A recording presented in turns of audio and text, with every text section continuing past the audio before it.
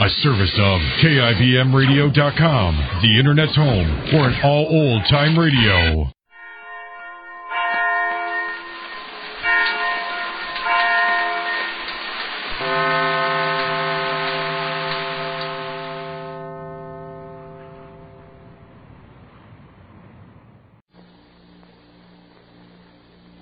Yes, it's the Goldbergs. Say, do you know I'm a fortune teller? You don't look like one. Oh, don't I now? Well, you just watch me. I simply gaze into this crystal ball and, what's this I see? What is it? Wait till I polish it. Let's see, I see a big red and white box with the name D-U-Z, Does. Well, what's Does? The crystal answers. Does is a new kind of granulated soap for all three kinds of wash. Dirty work shirts, grimy towels to your pretty rayon slitter. Oh, well, now listen. Are you really serious? Do you mean there's actually one granulated soap I can trust with my colored rayons and use for my dirty towels, too? You bet I'm serious. Why, Does everything in your wash. Does will show you how really white your towels and linens can be. Why, they'll simply sparkle. In fact, you won't see whiter washes on any clothesline in your neighborhood than Does gives you. My. Why, Does gets clothes whiter. Far whiter than any number of other soaps. But if it takes a lot of scrubbing, I'm not... Say, what do you think Does is? A sissy? Why, there's no hard scrubbing and no boiling either. Not even for those greasy work shirts. Honestly, no soap made gets clothes clean easier than Does. And yet you say this same Does is safe for my nicer colored rayon slips? Yes, it's far safer for those delicate colors than any other leading granulated wash day soap. Well... this Does must be a lot different from the soap I've been using. You bet it is. You can tell the difference in Does right from the start. How's that? Why, if you've been using any of the 4 other leading granulated laundry soaps in your machine, you'll find Does makes more suds even in hardest water. Suds that build up faster and last up to twice as long. Honestly, once you try Does, you'll see it's a really new kind of granulated soap. Not just a new improvement of an old soap. Just ask for Does today. And next wash day, let Does do everything. And now, the Goldbergs. Well, with considerable skill and dexterity, Molly's tracked down a clue which makes her believe that the men about her are planning a surprise. The surprise is going to be Oriane's marriage to Dr. Cater. And it seems that Jake and Cater are going to arrange the marriage without Molly's help, and even without Oriane's knowledge. But Oriane, thinking that everything's finished with Chris, has decided to leave Glastonbury. And Jake immediately called Dr. Cater to see what could be done. If Oriane leaves, why, the surprise can't be arranged. And right now, in Molly's bedroom, Rosie's standing at the window waiting for the arrival of the conspirators. Rosalie, please come away from the window, please. There's a little draft coming through the window crack. I have my warm bathrobe on, Ma. Nevertheless. All right. What are you looking for, Ma? My stockings. Hi, are you getting dressed? Uh-huh. Are you going to go downstairs when Dr. Cater comes, Ma? Maybe. I want to be prepared in case of... Car? Uh-huh. Dr. Cater? Oh, no, Ma. This is a good lesson for Papa, Ma. What do you mean? Well, Papa's learning that it's not so easy minding everybody else's business. That's what I do. That's what I do, mind everybody else's business. Well, there's nothing wrong with that, Ma, if you do. A car? Uh-huh. It's stopping? Uh-huh. Oh, mind who? Wait. Dr. Cater? Yes, it's Dr. Cater. Let me see. Uh-huh. Well, Dr. Cater, see ya. Uh-huh. My dress, Rosalie, quickly. Mama, darling, give them a chance to talk first, Ma, and give Papa a chance to tell Dr. Cater why he called them, and then let them worry a little, Ma. Let the 3 wise men put their heads together and see what they can do to keep the bride home for her wedding. That's good. But you just said 3 wise men. Uh-huh. And that's all I'm useful for your help, Ma. You just wait and see if they don't. Here he comes already. Papa? Yes, just wait 1 minute for that, Ma. They can invite you to the conference, Ma. See, that's Papa inviting me to the conference? My dress. No, who is it? Yes, come in. It's Oriane. Are you going to tell her, Ma? Not one word, Rosalie. You hear me? Not one word. No, Ma. So far, I wouldn't go to spoil the 3 wise men's plans. Not one word, Rosalie. No, Mama, Here's not by a mile. Come in. Come in, Oriane. I was just slipping on something. Is there anything wrong? I heard a call. No, Dr. Cade and his father came over to chat for a talk. You know the men these days, Oriane. Politics and conversations and talk about all-important world behaviorisms. You know, and this and that. They have to talk. They have to arrange the war, the air wardens and everything. And why don't you go downstairs a little bit, Oriane, and join the gentlemen? No, thank you. But, that's right. I forgot. Oriane has to be up so early. Did you decide what train you're taking, Oriane? The morning train leaves about 10 o'clock. Yes. 10:10, I think. A.M. You thought well of what you're doing, Oriane? Yes. Will you zip me up, dear? All right. Thank you very much. I'm all right? Yeah? All right. I'll be right up. Wait for me, Oriane. Please wait for me here in my room. You're not sleeping anyway. I suppose you're too excited. Please, Mrs. Goldberg, I don't want anyone coming up here to speak to me. Of course not. Of course not. And Rosalie. Don't worry, Ma. You hear me? And you go away from the door and close it, dear. I will, Ma. Close the door, Rosalie. Be careful, Ma. I am careful. Close the door. All right.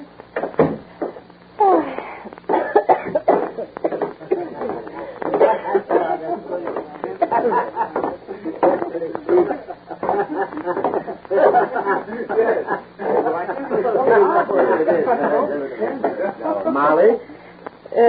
How do you do, gentlemen? How do you do?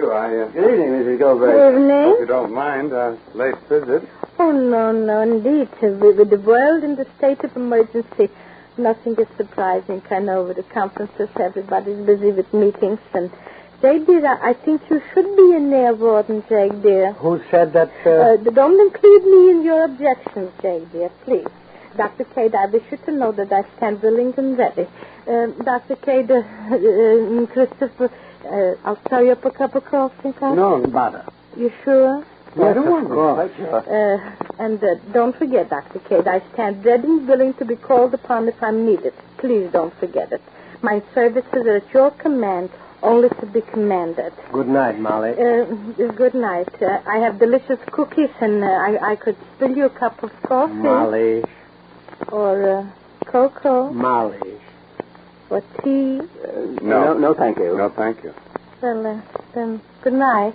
Good night. Good night. Good night. Good night.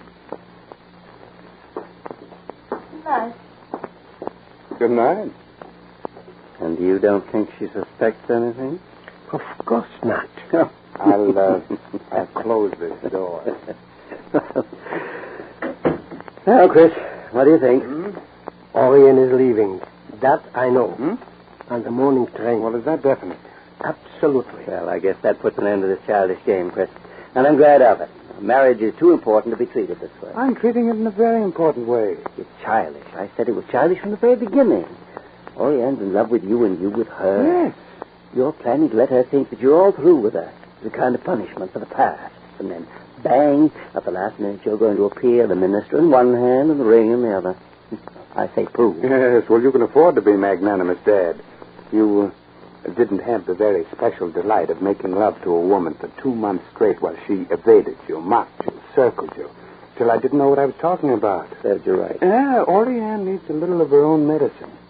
It's part of the premarital softening up process. Sorry. It keeps the wife in the right place. Exactly. I concur completely. You see, and Mr. Goldberg's an old married man. Yes, well, he won't be happy that he's kept this news from Mrs. Goldberg. I am happy. My wife, Dr. Cater, is a charming woman. But she has outmaneuvered me. This is good for her, too. Well, you see, Dad? I don't see a thing. But if you want to keep up the charade, well, go ahead. What are you going to do? Let Oriane go. Let her depart. But how? I've got a plan. Well, if you have a plan, that's excellent. You don't know how this whole thing tickles me. You know what? I wouldn't be surprised if Oriane refuses to marry you when you appear at the crucial moment. That proves you don't understand the situation. Well, all right. I don't understand the situation. What's the plan? It's very simple.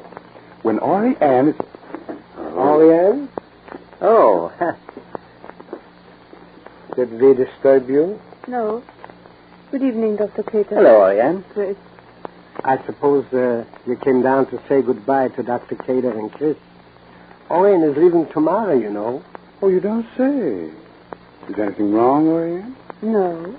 I just thought that it was time for me to start doing some of the things I'd always planned. Oh, that's right, Oriane. Most people procrastinate their opportunities away. That's an excellent idea. I'm very grateful to you, Dr. Cater, for your kindness. Oh, kindness. Yes. I felt you liked to help me. Wanted to help me. You did. Well, that's the way Dad and I always act, Oriane. I'm glad you enjoyed your stay here in Lassenbury. I hope you enjoy yours in the Army. I will. I hope that... Yes? I hope I haven't caused too much trouble to any of you. Oh, not at all. It was a very amusing experience. I learned a lot. And a psychologist is always grateful for the opportunity to learn about human nature. I hope you improved your stock of knowledge. I've got more than I need. Well, then, perhaps in the quiet years ahead, Oriane, you'll have time to chew it over and gain the last full measure of nourishment from it. Well? Yes? Goodbye. Goodbye, Oriane. I shall always think of you as a dear friend.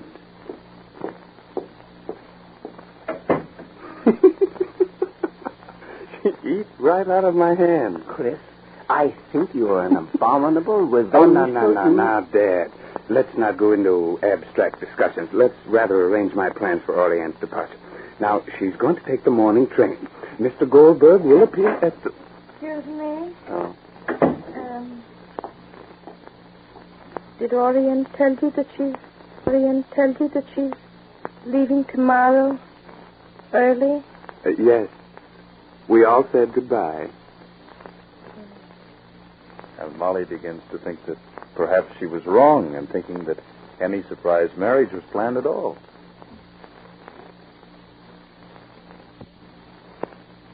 You know, a lot of you ladies have told me how disgusted you are with the halfway job old-fashioned soaps do for dishes. Yes, indeed. You say you get mighty tired of bar soaps because they don't have real speed, and those tough granulated soaps because they cheat you on safety for your hands. Well, don't you know those halfway soaps are out, way out, now that new Does is here? Yes, this new kind of granulated soap that does everything in your wash really has everything you want for dishes, too, from whirlwind speed to greater kindness to your hands. Just notice how wonderfully soft and smooth your hands feel after doing dishes with Does. It's the only leading granulated laundry soap that treats your hands with such extra gentleness. Yet, Does can't be beat for speedy dishwashing. It cuts even for speedy dishwashing. It cuts even for speedy dishwashing. It cuts even tough grease without any hard scouring. Why, you can tell by the suds how different Does is. So try it today. Does has everything for dishes. And be sure to listen to the next episode of The Goldbergs.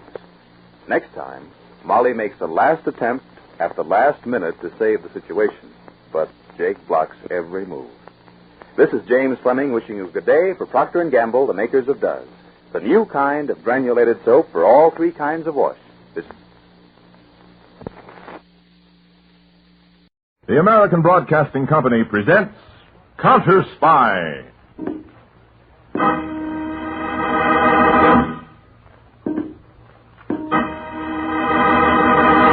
Washington calling David Harding, Counterspy.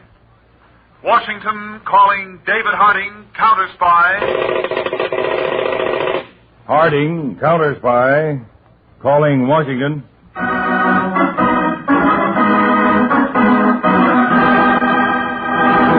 United States Counterspies, especially appointed to investigate and combat the enemies of our country, both at home and abroad.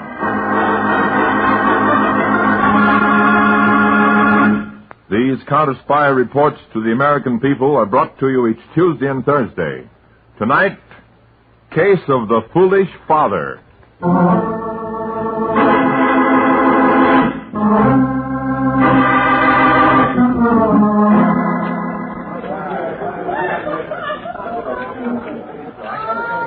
Here's your regular table, Mr. Baker. You please sit down. Yeah, sure, pal. I'll get some bread and rolls on this table. I haven't got all night. What's the good of my owning this joint if I can't get Mr. served? Baker, sure. Oh, why hasn't the floor show started yet? What goes on here, anyway? Take it easy, Lefty. It's only 10:30. Bobo, you know I got that date with Hickman. Pal, I'll get going. Will you go tell the band leader, tell Charlie to start the floor show? I want to see that new dame. Put her on first. Sure, Mr. Baker. Right away, Mr. Baker. Oh, people take all year to do the simplest thing. Your trouble is you're a hurriesome guy, Lefty. Take it easy. Like you, Bobo, you fat monkey. I got a lot of things to do in my life.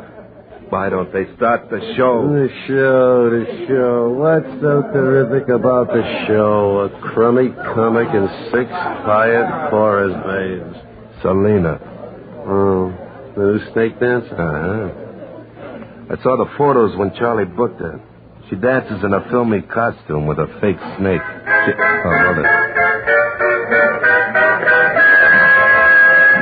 Thank you, and good evening, folks. Good evening. It's a privilege to welcome you to the Green Grotto, Liberty City's snappiest recreation center. Tonight, we've got a special treat for you, and here it is. That guy talks too long. The Dance of the Serpent Queen by Selena. Joe, the violet spotlight, please. Oompa, oompa, oompa, music.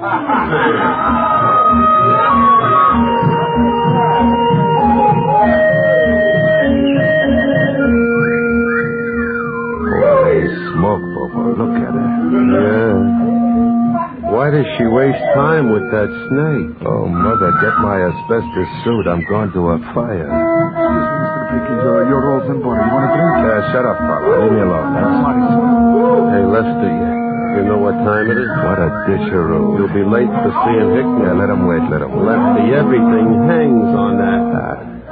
Look, Bobo, the minute she finishes, go back and tell her to wait for me in the dressing room. Don't let her leave, huh? Okay. I'll be back as soon as I finish with Hickman. Look at her, Bobo. I'll see you later.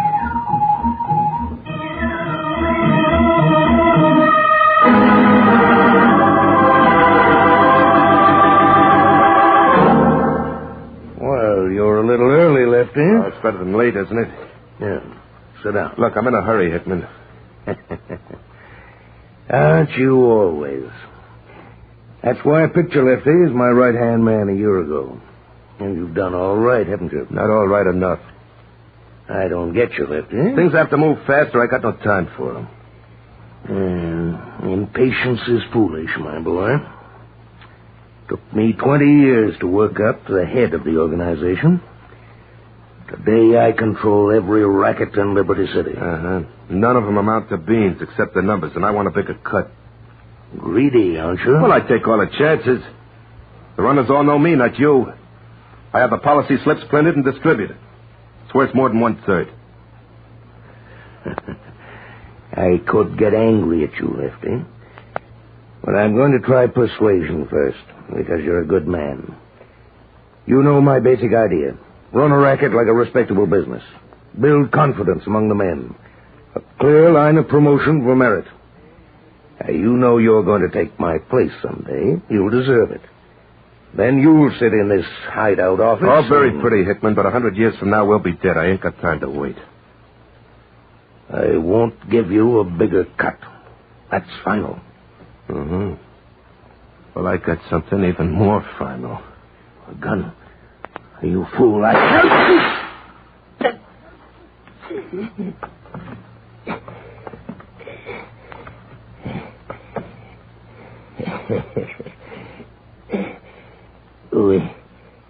We all end up in the grave, Lefty.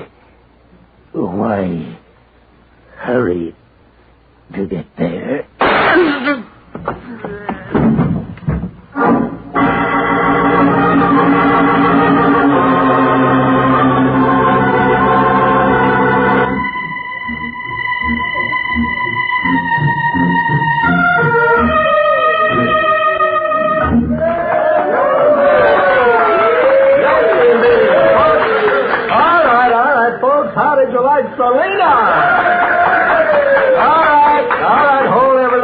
Selena will be back for the late show, midnight, with an even more daring dance. Hey, Paolo.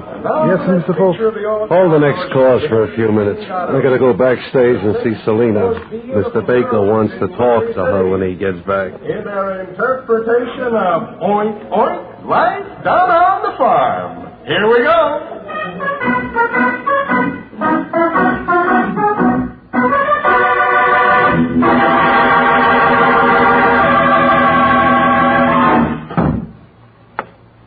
Hello, honey. I'm Lefty Baker. Yes, a funny little man named Bobo said you were coming. I own this joint, you know. Somebody has to own it. Why not you? You know, you're terrific. I'm supposed to be. Tomorrow morning, your name goes up in lights outside the club. Good. I'm going to have 2 dressing rooms made into one and fixed up to knock your eye out. Good. I'm going to double your salary. Good. In exchange, no guys around you but me. You move fast, don't you? I think fast, talk fast, and act fast. I hate molasses. If you don't chew, you order. Well, see if you can listen as fast as you do everything else. I'm turning you down cold. Oh, what's the matter? I like everything about the setup except... Except what? Come on. The biggest mistake a girl like me can make is take on guys like you. There's no security in it. All right, stop talking from left field. Tell me what else you want. You can have it. Marriage. I thought that'd cool you out. Well, it's been nice knowing you, Lefty. How long does it take to get married? You need licenses and things. Wait 2 weeks.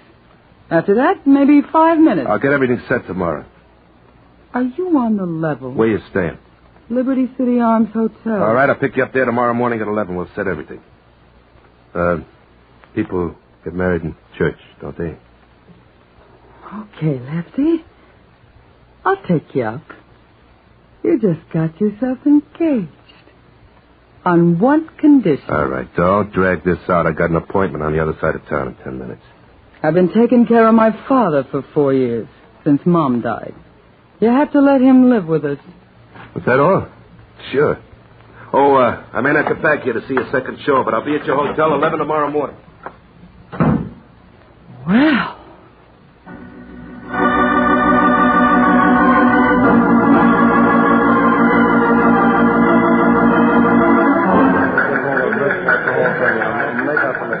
Attention, all Washington Counterspy personnel. This is David Harding's assistant, Harry Peters, speaking. Here's Mr. Harding. 8 days ago, C.J. Hickman, the crime boss of Liberty City, District 11, was found shot to death in his hideaway private office. According to the facts received here in Counterspy Central Analysis, no clues to his murder have been found, though we have our suspicions. First result of the murder is the accession to gang leadership of George Baker, known in the underworld as Hurry Up Lefty. Second result is a grand jury investigation of criminal corruption in Liberty City, and Counterspy aid has been officially requested by the City Council. From tonight on, my assistant Peters and I will be working out of temporary headquarters in Liberty City.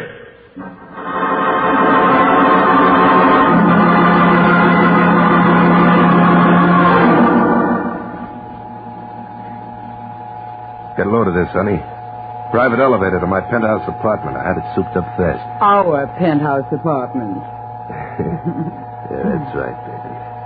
Well, we only been married 20 minutes. Let me catch my breath, What's the matter? Things too fast for you? Well, that's why I go for you, sweetheart. You're the fastest thing next to me I ever heard of. Huh? Top floor. Heaven. Like it? How many rooms? Oh, 5, 6, I forget. 3 baths, 2 terraces. Rooms all as big as this one? Oh, the kitchen's kind of small. Servant? Yeah, Bobo Falk, the little fat guy that's with me all the time. He's my right-hand man, personal stooge, and cook. Think you made a bum deal, sweetheart?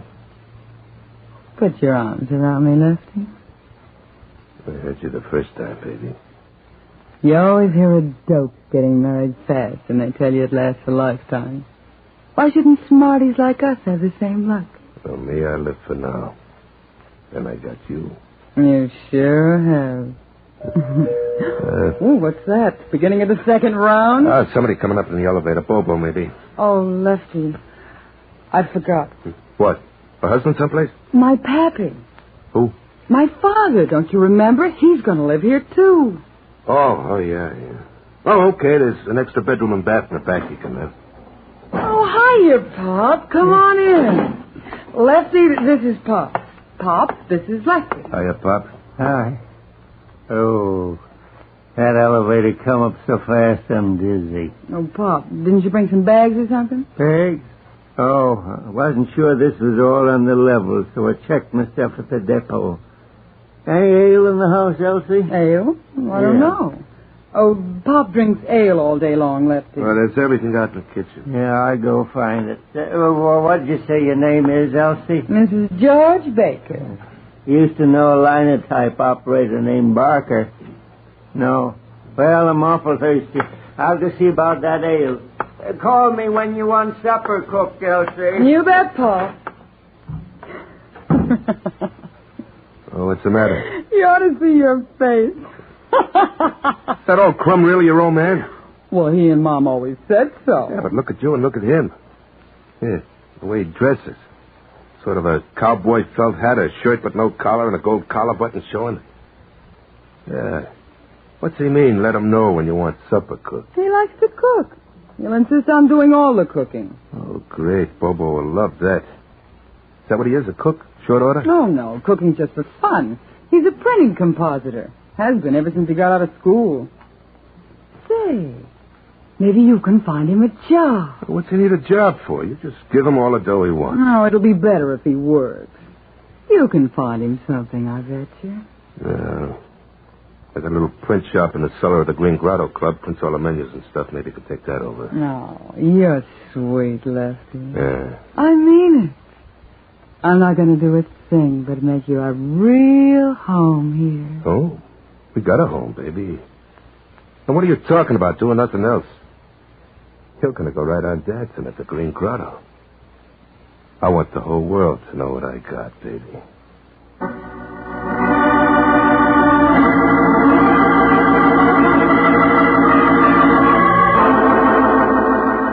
This Liberty City setup is trouble, Dave. They all are, Peters, at first. The worst is it looks easy. Here we've got a couple of hundred of the policy slips used by the racket, but no luck in tracing them. You heard yet from all the paper companies? Well, it narrowed down pretty fast to that jobber in Kansas City, Chief. He sold a carload lot of this paper 5 months ago to a printer in Independence, Missouri. Yeah. Now, that printer failed, and the paper was sold off at auction. No record of who bought it. Yeah, but the chances are these policy slips are printed somewhere here in Liberty City. Well, we've checked every printer, Dave, big and little. There are 27 all told, including the printing plant at the university outside the city. Not one has this particular typeface. Vogue Bold, isn't it? Mm-hmm. 8-point and 12-point.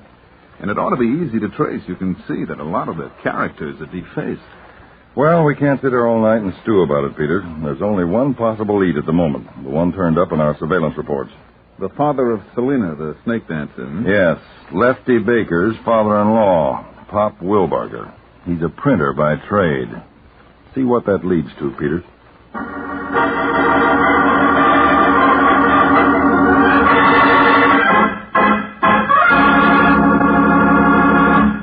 You're listening to the case of the foolish father on Counterspy. The American economic system has always preserved the basic freedoms of the individual. The freedom to work in the place of his choice, the freedom to bargain collectively, to contract his own affairs, to own property, start an enterprise, profit from his inventiveness and his investments. These freedoms are, in fact, basic to our economic system itself. Since 1910, we have more than doubled the output of each of us for every hour we work. In the same period, we have increased our supply of machine power 4.5 times. Since 1910, we have also increased our annual income. Yet in the same period, we have reduced our working time. Remember, our unrivaled production of goods and services goes hand in hand with the preservation of our basic freedoms. Our system may have its faults. We still have a lot to do to make it bring us all the things we want. But despite these faults, it has brought more benefits to more people than any other system. So at all times work to protect and to strengthen our American economic system. And now, back to Counterspy.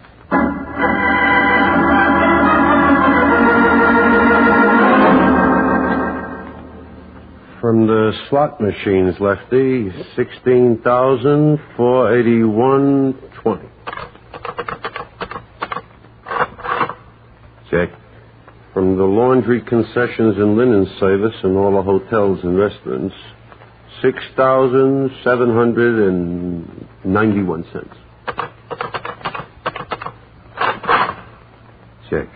Should be more. Those guys are slow. Yeah. Hey, ain't it time for us to go home? I'll eat upstairs in the club tonight, Bobo. You too. You got a fight with the missus already? No, only can't go home to eat no more. It's Pop. Oh. He cooks, you know. Yeah, I know. All right. He run me out of the kitchen practically. Yeah, he loves to cook, he says, and he cooks dinner every night. Only 3 times a week he cooks the same thing, and it gets me. The same thing? Yeah, shepherd's pie. For dessert? So skip dessert? Oh, shepherd's pie is no dessert. It's the main thing when you have it. It's got meat and vegetables and kind of a crust on top. Yeah? Hey, that could be good. Yeah, once a year maybe, but not 3 times a week. Yeah, I hope giving that old moocher a job running our printing plant down here to keep him out of the house, but no. Well, let's go up and get a steak, huh? Yeah. Oh, why don't you throw him out? I promised the baby. Come on, let's not hang around, Dennis. Just a second. Yeah. Hello, sweetie. Oh, baby, how are you? Sweetie, if you hurry, we can have something to eat together. Well, honey, I told you I can't stand any more of that I know. But Pop's not fixing dinner tonight. He's going out to meet a new pal of his. Huh? He's got a pal? Be glad, sweetie. How fast can you get here? You know me, baby.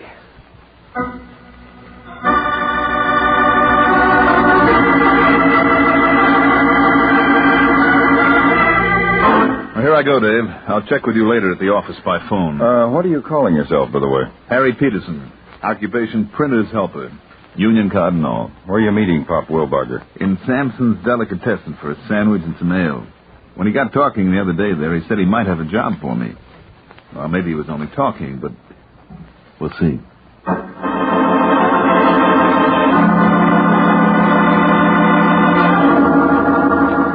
Well, Pops, nice little print shop you got here. Oh, not bad. Well, seeing as you've just hired me to help you, how about let's get going, Will you look at this? Oh, menu for the Green Grotto upstairs. Some prices, huh? This face type I'm talking about. Caslon, old style. Why, we used to use that on the Tacoma Star News when I was a boy. Yeah, it does look old-fashioned. I'm going to change it. To what? What other types you got here, Pop? Some fella's been running the shop. Pretty careless. I don't know what there is. Let's look. You bet. Some cases here. All handset stuff. Yeah. Looks like old monotype stuff. Cheltenham. Well, that's no good for smart menus, Pop. Cheltenham's corny. Yep. Well, let's keep looking. A lot of old stuff. Ought to be melded up. How you on hand something, Peterson? Ever do any? Plenty. I can handle a Ludlow, too. No linotype, though. My eyes, you know. I'm not so young anymore. Well, maybe you'll reset this menu if we can find a decent typeface. Hey, Pop. What? Here's a typeface that looks possible. What? It's Vogue Bold, 8-point and 12-point. It looks okay, huh, Pop? Vogue. In good shape, is it? No eyes, you know. No reason why it shouldn't be in good shape, is there? And say... Yeah? Back here in the dark. And there must be at least 2 tons of paper. Can we use that? Lefty, he owns all this. He said stick to the regular menu paper, the heavy stuff. Well, maybe so, Pop, but we want to do a real smart job for the nightclub, don't we? And Lefty will be happy when he sees it. So give me that menu copy and I'll go to work. These will be the most surprising menus Lefty ever saw.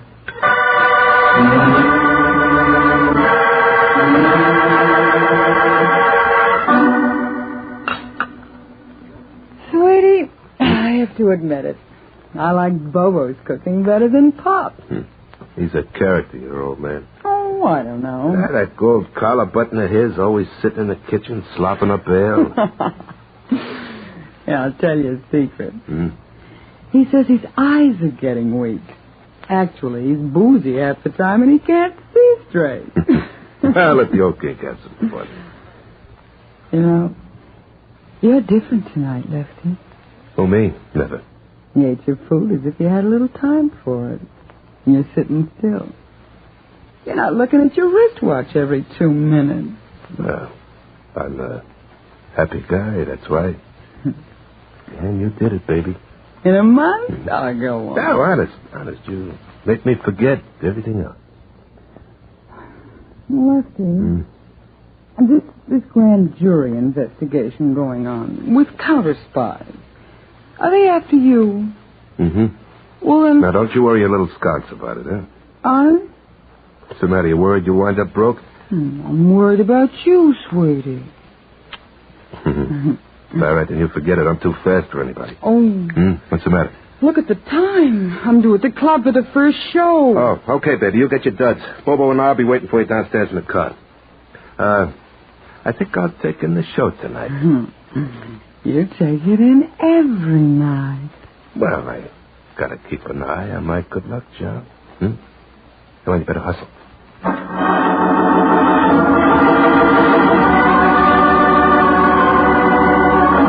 Dave. Hello, Dave. Yes, Peters, what's up? I can't explain now. I just ducked out of the print shop to a phone booth. Can you come to the Green Grotto for dinner? Of course. You expect something? I've taken a wild chance, and it may lead to a blow-off. Now, when you get there, keep your eyes on Lefty Baker, especially when he sees the newly printed menu.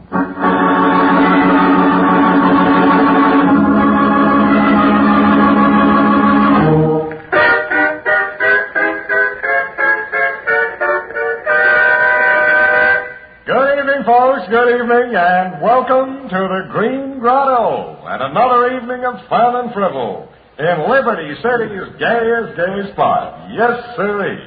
Well, we start off our all-star floor show with a little girl who's captured every heart in the city, the beautiful, exotic charmer in her dance of the Serpent Queen, Salida!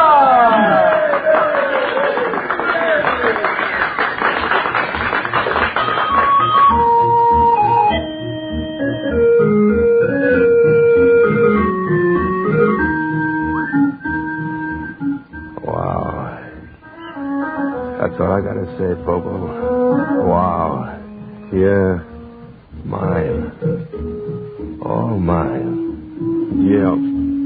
Oh, good evening, Mr. Baker. Dinner as usual? No hurry tonight, Paulo. Okay, Mr. Baker. I leave 2 menus with you. Okay, Paulo. Look at it, Bobo. It's murder. Plain murder. I'll say it is. Lefty. Look at this menu. That pipe down, will you? I'm not ready to order. Lefty, look at this menu. Yeah, so? So you like the paper it's printed on? Yeah, sure, it's the same. Hey. And how do you like the type it's printed with? Oh, but I love it. Well, come over the old sauce. Nothing has yet something better. Yeah, maybe he's down in a print shop. You go keep Selena company till I get back.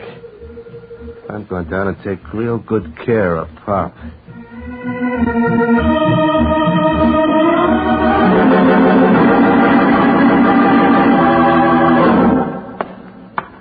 Hey, Pop. I brought back some more ale. That's the stuff. Sit down, boy. Nothing I like better than sitting around a print shop. Gassing.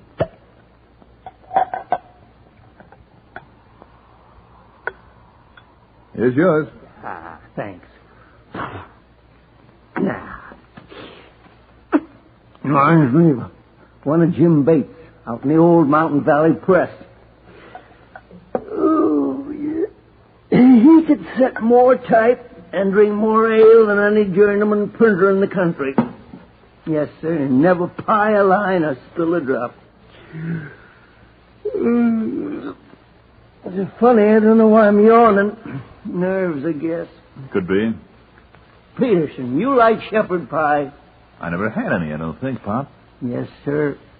He could drink more ale and set more type than any printer in the country. Jim Bates could. Has hunks of meat in it, and any kind of meat. What if he got lying around? Shepherd's pie. And he'd never pie a line, no, sir. Of course, potatoes and vegetables, anything that's lying around. Different every time, see? Only always the same. I'll make you some. It's more ale, Pop. Hey, Pop, did you print up these new... Who are you, Jack? Peterson's the name, Mr. Baker. Mr. Wilbarger's helper. Helper since when? Since tonight, Mr. Baker. Did we do anything wrong? Somebody did. I told this old goat not to touch anything in the shop but what he needed for menus and table cards. He used the wrong paper and the wrong type. Well, I know they're the same as the policy slips printed down there. Policy slips? What do you know about policy slips? Come on, spill it, wise guy. What's your right? I just wanted you and me to have a talk. We're having it with a gun in my hand, so talk fast. Well, like you say, Mr. Baker, I've got an angle. I want to tie up with a smart guy like you. You wouldn't want me unless I did something smart, so I can't Pop into hiring me. You're not smart after all, Peterson, because you did something that can wipe out my whole racket. That's why you and the old South here want to get it. Lefty. What? Selena, for the love of Mike. She got the whole story out of me, Lefty. What are you going to do to Pop? You were going to kill him, weren't you? Oh, gee, honey. Yes, he was, Selena. Lefty, you crummy crummy. Ah, honey, I took the old bum on because you asked me. That don't give him the right to louse up my whole racket.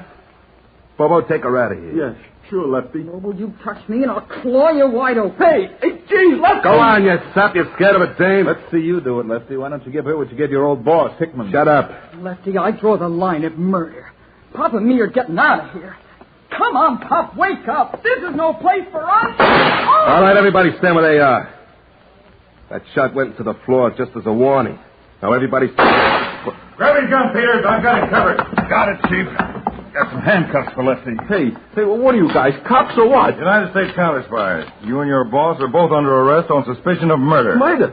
I didn't kill Hickman. He done it. Lefty done it. Shut up, you crummy heel. We'll take them all in, Peters. Hold everything, boys. Yes, miss, what is it? I had no part of Lefty's racket. I was just looking for a roof over me and Pop. And we had it for a while. All I want now is plenty of publicity. I think I'll look pretty good on page 1. It's a nice wife you got, Lefty. Drop dead. Come on, Pop. Hey, Pop. Ollie, hit the deck. Well, sir, anytime you want shepherd's pie. Look at me, doctor. Will you? My shoulder's bleeding. You bet, Lefty, a doctor and the penitentiary, the way you like everything, on the double.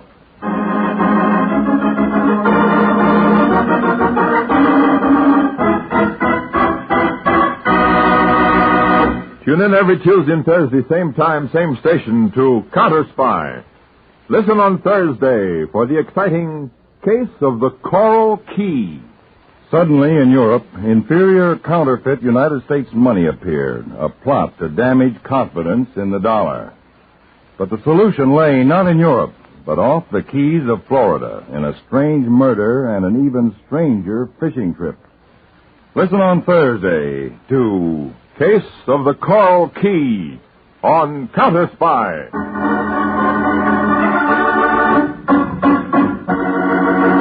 Tonight's Counterspy program originated in New York, was directed by Leonard L. Bass, dramatized by Paul Milton, and featured Don McLaughlin and Mandel Kramer.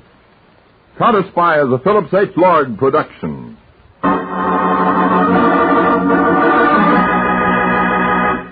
This is ABC, the American broadcast.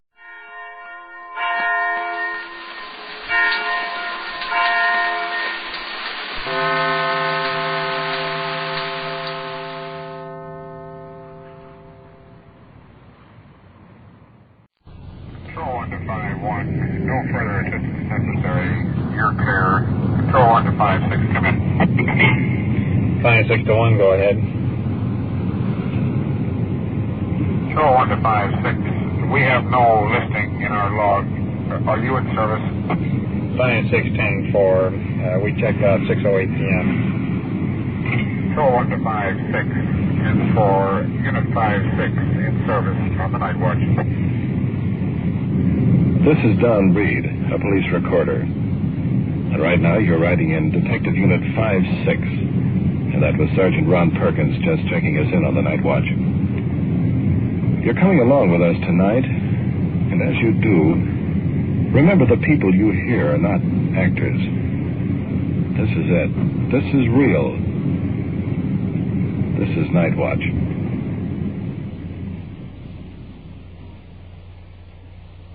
Night Watch, the actual on-the-scene report of your police force in action.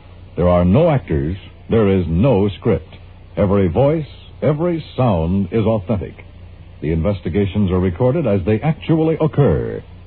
Night Watch, presented with the cooperation of the Police Department of Culver City, California, W.N. Hildebrand, Chief. And now we switch you to Detective Unit 5-6 on patrol somewhere in the field, and to police recorder Don Reed. We're southbound on Washington Boulevard, and just a moment ago, we passed a car that was going in the opposite direction. It was attempting to pick up a couple of young girls waiting at a bus stop. Matter of fact, we're going to flip a U-turn now. Check this out. Just waiting for a spot in the traffic. We've had a couple of serious cases here in the area involving men attempting to pick up women on the streets, so the police units in the area have been alerted. Now, in just a couple more moments, we should get a shot to make that U-turn. 1, 2, 3 more cars. There goes 1, 2, 3. Now we can go. The clear shot, heading back.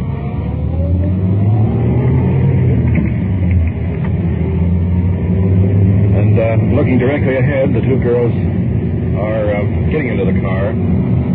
Sort of looks like a pickup. Anyway, we'll pull up alongside and make sure that everything's okay. At the moment, we're sort of slowed down now and caught in some more traffic here.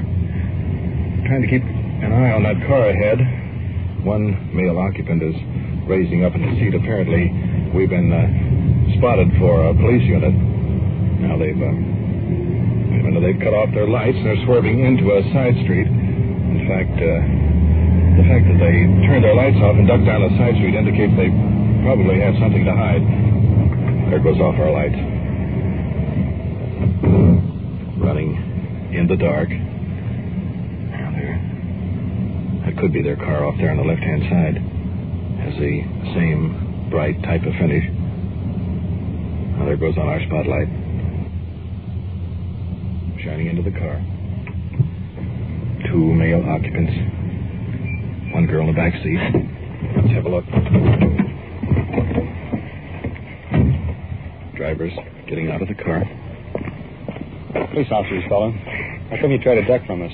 I didn't duck off when I spotted you. I ducked off the park here and talked for a little while. Real quick turn like that, leaving rubber? Well, I didn't see I was halfway past the street. And you knew you were the police, though? Oh, yeah, I knew you were the police when you first pulled up. I mean, I have nothing to be hide. How old are you? 17. 17. You didn't pick up for anything? About 2-3 years ago. For what? Crashing parties. And... What are the girls' names? I don't know. I don't remember their names. You want to draw the attention of a police officer fast, do just what you did. Well, I wasn't trying to draw the attentions of you. Let's not kid ourselves. Well, I mean, I didn't try and draw the attention. All right, what did you stop here for? To talk for a few minutes. Then you got a lot to learn. A lot. Moving over to our radio unit for a moment. 5-6-1, do you have a juvenile unit available?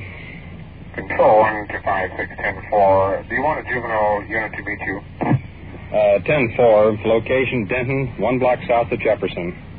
Control 1 to 5-6, stand by. 52J, meet unit 5-6.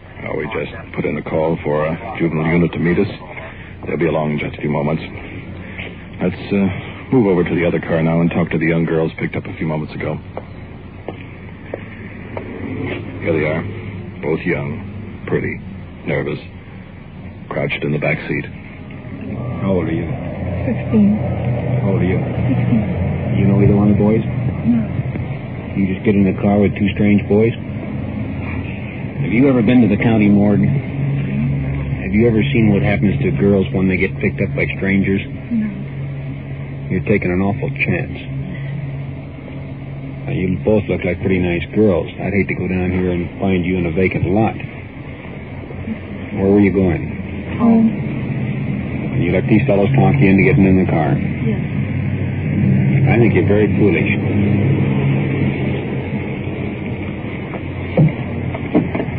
Let's talk to the second boy standing over here.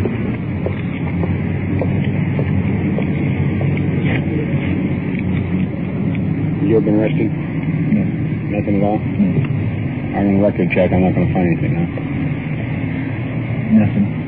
If I run a record check and find something, then you're going to jail. I ain't got no record. I'm just telling you, giving you fair warning.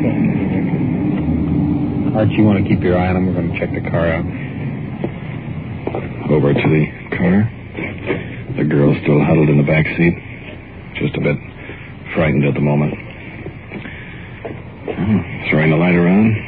There's an empty beer can, a couple of old coats, a pair of greasy gloves. Hey, check this. What Lead pipe about 18 inches long. There it is. One end. And very conveniently placed right next to the driver's seat. Let's go talk to him. Pretty dangerous weapon. With the car, I never just decided. What is it? You got me what it is. You carry it in a very handy position, right? This is what we consider a deadly weapon. Carrying of it is illegal. Oh, I mean, Jesus, it's just a bar. That's right, it's just a bar. You have no reason to carry it. It's nothing in no part of your car. That's right, I don't have no reason to carry it, but I mean, I had all sorts of stuff in the trunk. This is what you had in the trunk, and this is what you had right alongside the driver's seat. An iron bar makes a heck of a good deadly weapon. Two girls leaning out of the window, eyes glued on this piece of pipe. You ever been hit over the head with an iron bar? No. It's a good deadly weapon. Hurts. Whatever he wanted, if you didn't want to give it to him, well, he probably would have taken it by force. They're going to see if the juvenile car is having trouble finding us. Right. Well, how do you girls feel about it now? Scared? Cold? No. Do you always shake when you're not cold? No, just when I'm scared. There's nothing to be scared of now. The juvenile car just moved in here. Let's get over there. Jim, you want to take these fellows on in and run a record check on them? They check out okay while I make some FI cards.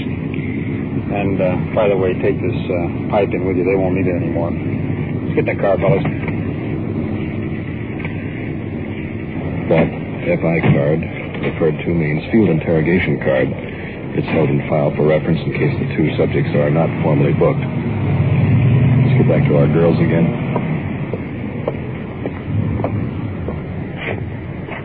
I suggest you girls get in the police car. We'll run you on home. Will you? Okay? Thanks a lot. All right?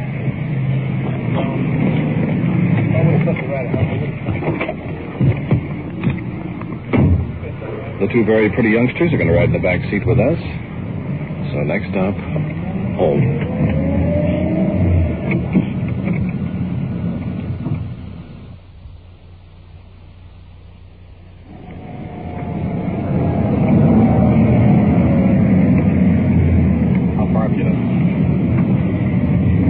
Where that light is there on the side of the street.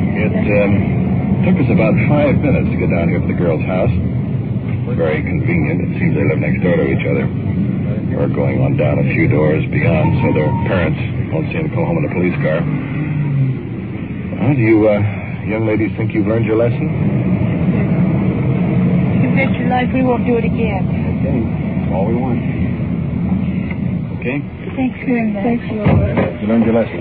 Yes, I know it. Here's my lesson. I'm so scared you're saying that. All right. Brian, thanks an awful lot. Okay. Thanks. I'll bet that's one experience these kids won't forget. Well, I hope not. Control 1 to motors 22 and 22 1024, no want on your suspect. Local for West LA. Unit 56, come in. 5-6, go ahead. Control 1 to 5-6. Attention, Sergeant Perkins. We have a subject here in the Detective Bureau who claims his wife may be insane. Request 1019 for investigation. 10-4, we'll roll right in.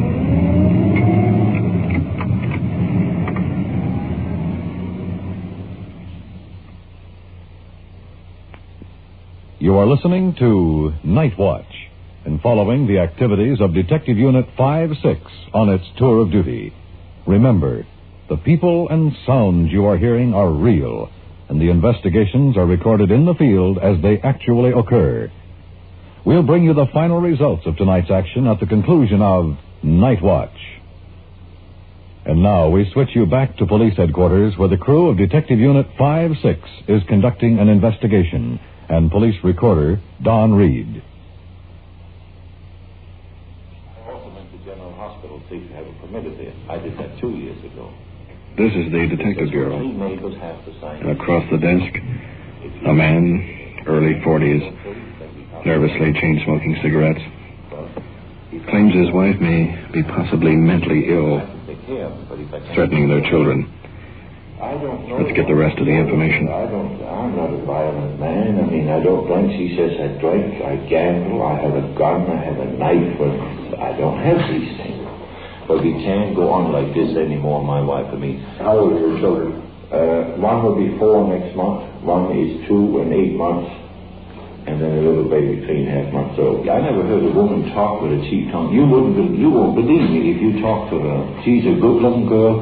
And then she could be the most dignified thing you've ever seen in your life. More dignified. I'm a nervous wreck. I don't know what I'm coming upon the past 2 or 3 years. Now, I had 2 jobs. I would be out as much as possible. She says, well, your job is home here, helping me with the kids. So I gave one up and I helped her with the kids, and I washed diapers. So she says, well, you're just washing the diapers to show off to the neighbors that you're a good man. I have 7 newspaper clippings where a woman her age have killed 2 or 3 children. Then it's too late to come and ask you for help. Now there is a chance to talk to people because someday she's going to do something violent. Maybe I aggravate her, I suppose. I'm an old slob, that she called me 1,000 times. And every time I give her the paycheck, she would go and buy $1 or $2 worth of toys. If it wasn't for the kid, well, I would say to the devil with her. She says, if you don't do what I tell you, I'll drop this baby. She held it like this, but I don't mind telling you, I fell on my knees because I got... I says, tell me what you want. You want this money? What do you want? What is it you want? She says, don't you be like that to me. And then she put the baby down. And whenever she hits, she always holds the baby on the hand. Now, for the protection of the children is really the main thing that I came into. Are you still in love with your wife? Yes, I'm afraid I am. How old is your wife? 30. 30. And I'm 44. In other words, you are still vitally interested in her welfare. Yes, despite the arguments in the background. I wouldn't be happy otherwise. You also are... I would never leave her without sending money because I wouldn't be happy with $2 in my pocket if I didn't send one to her. I see. Do you think that your wife is mentally unbalanced? That is a question that is mighty hard. I think she is at times. Have you ever discussed that with her at all? Yes, she says it's me that is insane. Have you ever asked her if she would be willing to talk to a psychiatrist or doctor? What did she say? She says I should go. I says I will go. I'll go first. And however, nobody would know what she is like. I couldn't describe it to you. You wouldn't believe it, how violent, how I don't know. Let's recap it just a little bit so that we know exactly what the story is. We're not interested in the past too much because it's a civil nature. We're interested right now in the welfare and safety of both you, your wife, and the children. Well, that's good. And we want to be sure that nothing happens to any one of you. So right now, as I understand it, your problem is that you had an argument with your wife tonight, and you left the house in order to prevent any... Well, she was in bed. She didn't get up. Right. She says, you go and sleep somewhere else. I says, okay, I will. But anyway, what I'm driving at, you did leave. Yeah. And she said she would call the police. That's why I came. Now, you thought it was best to come down and explain the situation to us because you feel that she's going to call us and possibly complain against you. Yeah. See, if I could sit down and talk to her, but you can't do that either. She would not sit down. Here's what I thought we would do. We will go down and talk to her. That's good. And she will give you a different story. We'll have a story.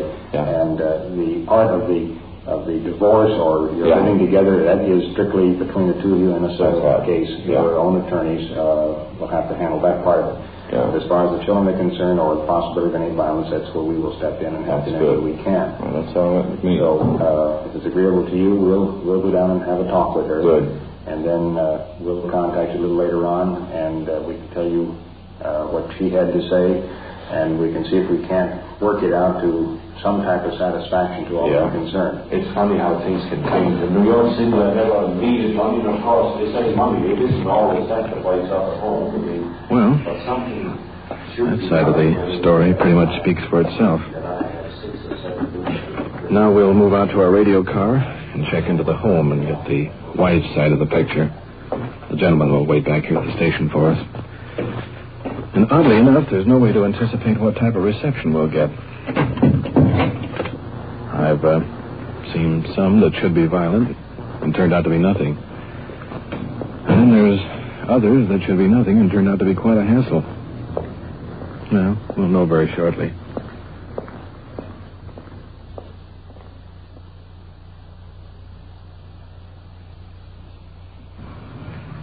Heading up the walk of the home. It's a small English-type cottage. Rose-covered fence along the side. Little dog following us, keeping at a safe distance. He's making an awful lot of noise for a little fella. Thank you. Open the door for you. Sure, that's okay. Come alone here, Phil. This is Don Reed and Officer Ward. Oh. Hey, girl. How are you? Come in, will you? Modestly furnished. A tiny baby asleep on the divan. Problems and troubles you're having here with your husband. Oh, I have quite a lot. Can you tell us what this is all about? We've talked to your husband, and now we'd like to talk to you. Well, frankly, we have always had trouble from the beginning of our marriage. And as one child after another came along, there's been more trouble. I frankly say I've never met anybody quite so mean as he has been to me and to the children. We'd like to ask a little bit about what happened. Your husband came to the station, and I understand that you'd had an argument. We had a terrible argument. I'm busy all day, and I haven't had a good night's sleep for many months. He's been doing this for night after night, and he gets up and makes a noise, and we all, my children are in the bedroom there, and just dance around here, and because I get mad too.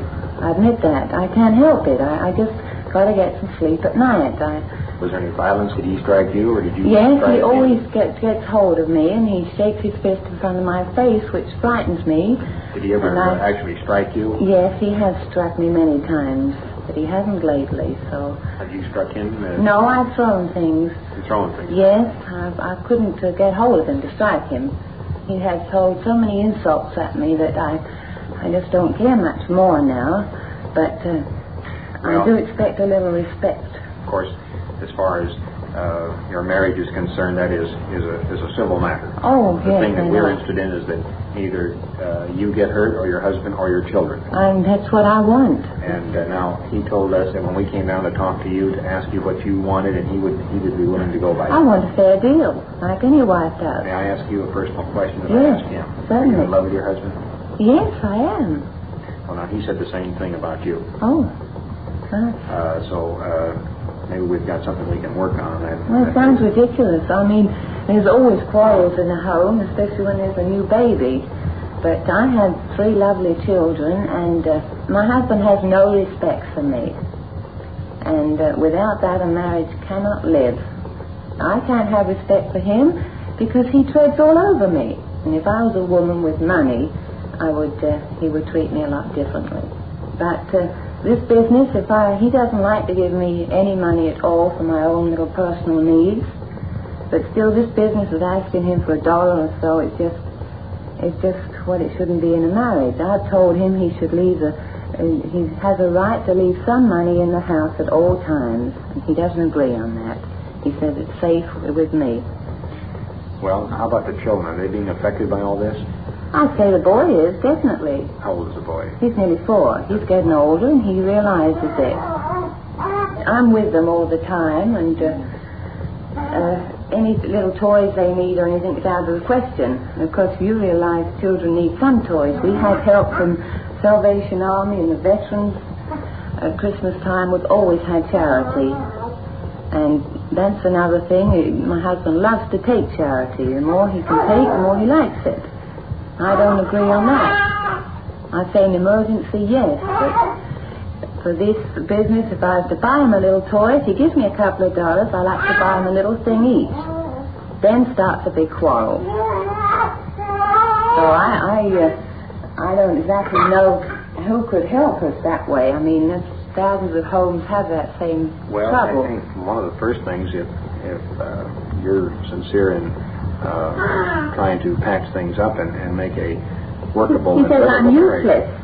Well, I'm useless because I don't have any money and I don't have a job. A woman can only do her best under certain circumstances. Are you willing for us to help you work this out? Wow, I would be very grateful for anybody who could. Husband's expressed the same opinion, and we thought possibly, although it's actually not a criminal matter, other than possibly the children are being affected, we certainly Well, are of course very... they will, and the older they get, the more affected to it they get. They're sensitive to atmospheres. I mean, it's not just the idea of having, you can ask me, it's probably thousands of women in this country. You ask, it's the idea of having $1 in your pocket, whether you spend it or not. And nobody likes to walk around without anything in their pocket. Is your husband working now? Yes, he doesn't earn very much. He's worked at job after job, I think, because for his age, he's in the 40s, it's rather awkward if a man doesn't have a steady career. I mean, it's just he can't seem to get into a really good job. You're not working, are you? No, I would gladly go to work, but I don't intend to work to keep him. Mm-hmm. Well, I'll tell you, I'd like to go back and talk to your husband. In the meantime, what we're most anxious is that you don't get hurt and that he isn't hurt and that the children aren't hurt. No, well, I think it's best if we keep on a state of politeness, of civility to each other. I can't stand it. I mean, and he can't. Nobody can stand constant bickering. Would you want him to come back and to the home tonight? I don't mind a bit. This is his home. He says nothing here is mine, but I say it equally belongs to both of us. Well, I'll tell you, we'll go up and talk to your husband and explain what you told us and see if we can't smooth relations a little bit. And then in the next few days, you care to come on down, both of you, and we'll talk the whole thing over. Well, that's very nice of you. This is an unexpected visit. Well, we're anxious to help you if we possibly can. That's why we came down to see you. Well, that's awfully nice. It's just the point, if a man is going to look down on a woman, there's nothing to work on there. Well, we'll see what we can do. Maybe we can the whole thing out. Right. Well, it's nice to talk to you, gentlemen. Thank you. And forgive me for not letting you in at once. That's perfectly all right. Good night. Good night.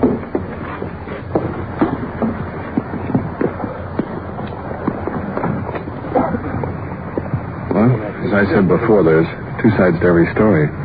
But I didn't realize how right I was. Let's get back to the station, see if we can get this squared away. Okay.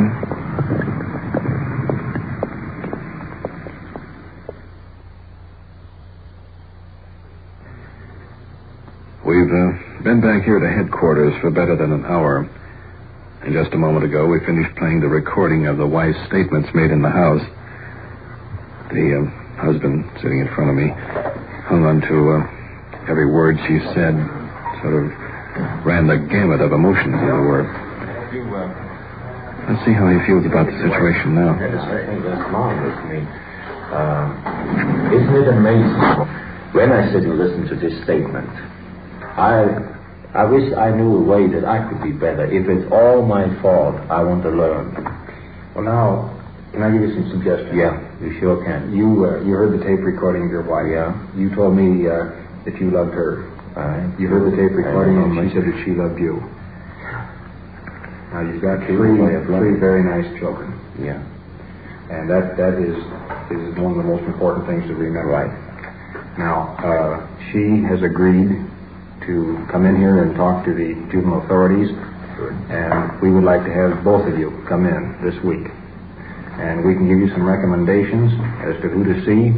Yeah. And possibly the fact that you both love each other, and you both are interested in your children, that this thing can work out. I think it can. Yeah. So, shall I? Now, she said that she would like to have you go home there tonight. Yeah. Well, I think you gentlemen ought to be blessed for that, because you have given your time where you didn't have to give it, and I certainly appreciate it, Sergeant Perkins, and you, Mr. Don Lee, because someday, I don't know if you'll ever get through anything like this, it really kills a man. What you have just heard is real. The investigation was recorded as it actually occurred. And now, back to Police Headquarters and Chief W.N. Hildebrand.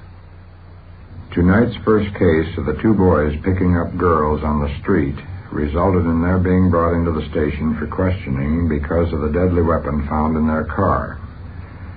Both boys were cited into juvenile hearing and placed on probation for a period of 6 months.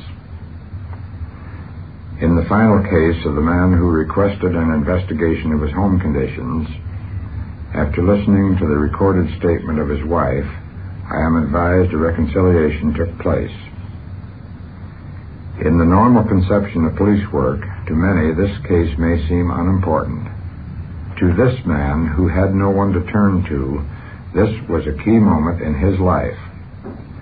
However, this type of police work, done by your law enforcement officers, is seldom related or publicized in the newspapers, like the long hours of stakeouts that fail to materialize, the miles of legwork for a single clue.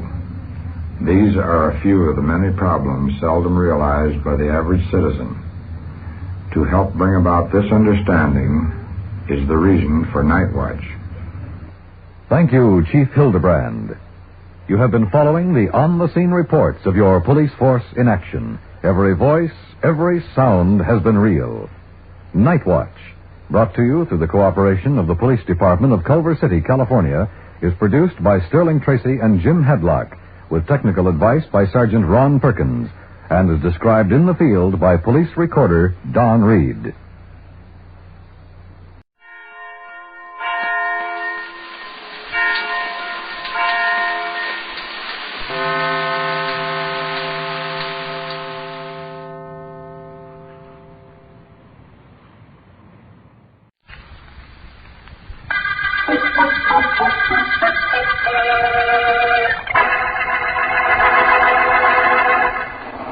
How much further, Markham? Not too far. It's around a bend in the road up ahead. That's the spot where Mr. Joyce's body was found, eh? That's right. Knocked in a ditch on the left side of the road.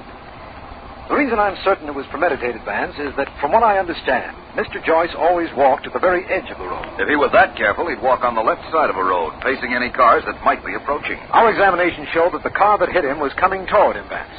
That's what bears out our theory. Sorry we're getting out here so late in the evening, but I couldn't reach you before. I was busy cleaning up another case. By the way, you realize, of course, Markham, that we're being followed. Oh, yes. Well, my turn to be surprised at you, my friend. I got a little tired of having you do that to me on every case we work on, Vance. You don't mind, do you? Not a bit. I promise to do it to you again on this one, too.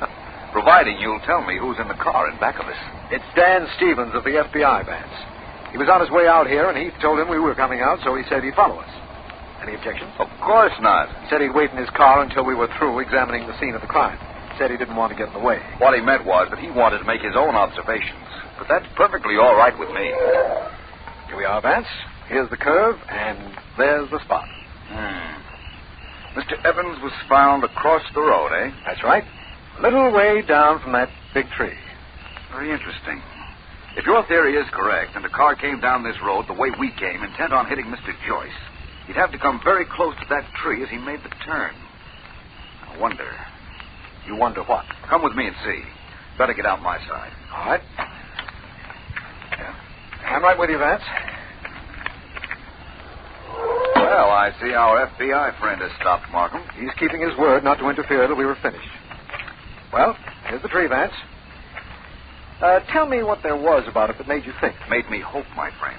Hope that perhaps the murder car grazed it. And took some paint off, you mean? Mm-hmm. That wouldn't do us much good. As soon as the driver noticed it, he'd have the scratch repainted. Oh, of course he would, but...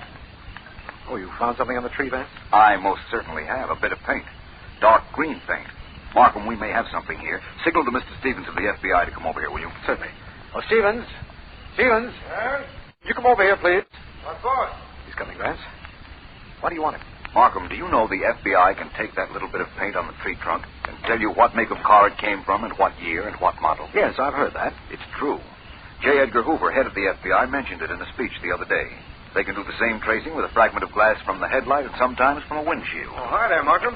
You yelled for me? Yes, I did, Stevens. I'd like you to know Philo Vance. The private investigator? My pleasure, Mr. Vance. Thank you. It's a privilege to meet a member of your great organization.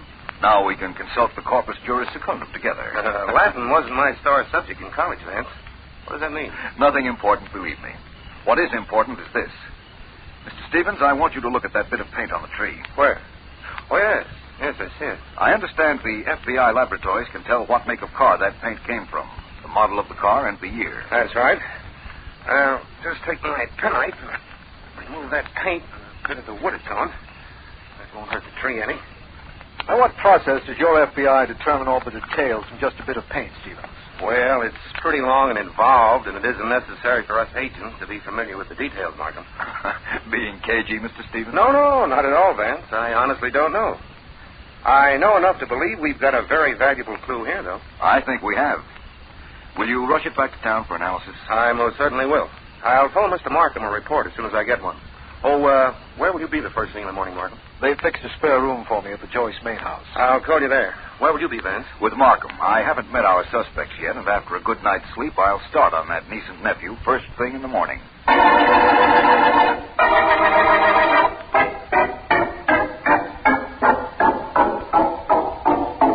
Well, Vance, this is the room they've given us, according to the butler. Shall we go in? Might as well, Markham. Just one moment, though. I want to fix the floor plan in my mind. All right. Now, James Evans, the dead man's nephew, has the room next to ours, right? Yes, and according to the well-informed butler, he's retired. Sally Evans, his sister, has the room down the hall, but she hasn't come home this... That came from that room. It must be the nephew, James Evans. Come on, Vance. Right. Mr. Evans, what's wrong? What's wrong in there? Wait, just a minute. Oh, Mr. Markham. Thank goodness it's you. This is Philo Vance. What happened to you, Evans? Nightmare? Nightmare? It sure wasn't any nightmare. Somebody climbed in the window and tried to smother me with my pillow. Whoever it was went out the window when I yelled for help. Vance, what are you looking for over there? Just looking out the window of Mr. Evans' room, Markham. Somebody did climb up here and apparently down again within the past few minutes. This leaf I picked up from the floor was only recently torn from the vine. Mr. Evans, I'll have the police double the guard around this house. You can go back to sleep. Oh, thank you. I guarantee you'll be safe from the man who just tried to smother you. Man, Markham. The attempt to smother Mr. Evans here wasn't made by a man. Is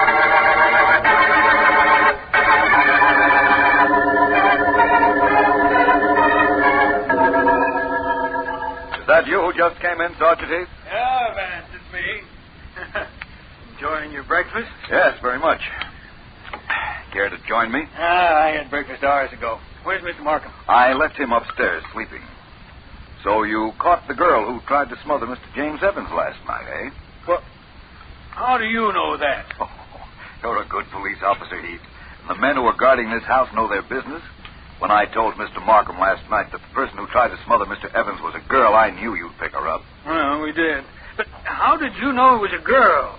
Even if you caught a look at a figure running from the house, it was too dark to see whether it was a man or a woman. That's true, but the figure climbed through the fence surrounding this house, Heath. The man would have climbed over it, inasmuch as it wasn't very high. That much I could see.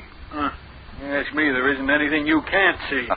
Anyhow, I got her outside. She's the murdered guy's niece. You want her in here? Yes, I'd like to talk to her while I'm waiting for Mr. Stevens of the FBI to phone in his report. Please, Heath. Okay. Hey, Murdoch, bring that Evans girl in here, huh? All right. You getting anywhere on this case, Vance? In distance, nowhere. In intensity, I'm doing very well, I think. Well, what is it you want with me? Miss Evans, I believe I'm Philo Vance. I'm delighted. Well, the words are right, but the tone is wrong. Heath, do you mind? No, Vance, I'll leave you to Yell if you want something. Right, thank you. Miss Evans, why did you try to smother your brother last night? Excuse me, please. I'd better take that. Philo Vance speaking. Vance, Stevens of the FBI. I got a laboratory check of that paint from the tree. Comes from a 1942 Plymouth. Probably a convertible. Well, that's excellent, Mr. Stevens. Thank you very much. Do me one more favor, will you? Well, sure, Vance. What? The dead man had a brother, the only individual in this case who benefits from the will. Meet me at his office in an hour, will you? It's in the Wilcox building. I'll be there. See you later, Vance. Goodbye. Goodbye. Now, Miss Evans, as I remember it, I had asked you why you tried to smother your brother last night. Did it because I loved my Uncle Simon. Am I to see the connection between my question and your answer? Of course. My brother killed Uncle Simon, so I wanted to kill him. So your brother killed your uncle, eh? Yes. Can you prove that? No, I just know it, that's all. Well, that, I'm afraid, isn't enough. Miss Evans, what kind of car do you own? I have a convertible. Plymouth, 1942. Yes. How did you know? That was the car that ran down and killed your uncle, Miss Evans. Right now, I have a clue I want to run down. And then I'll be back to you.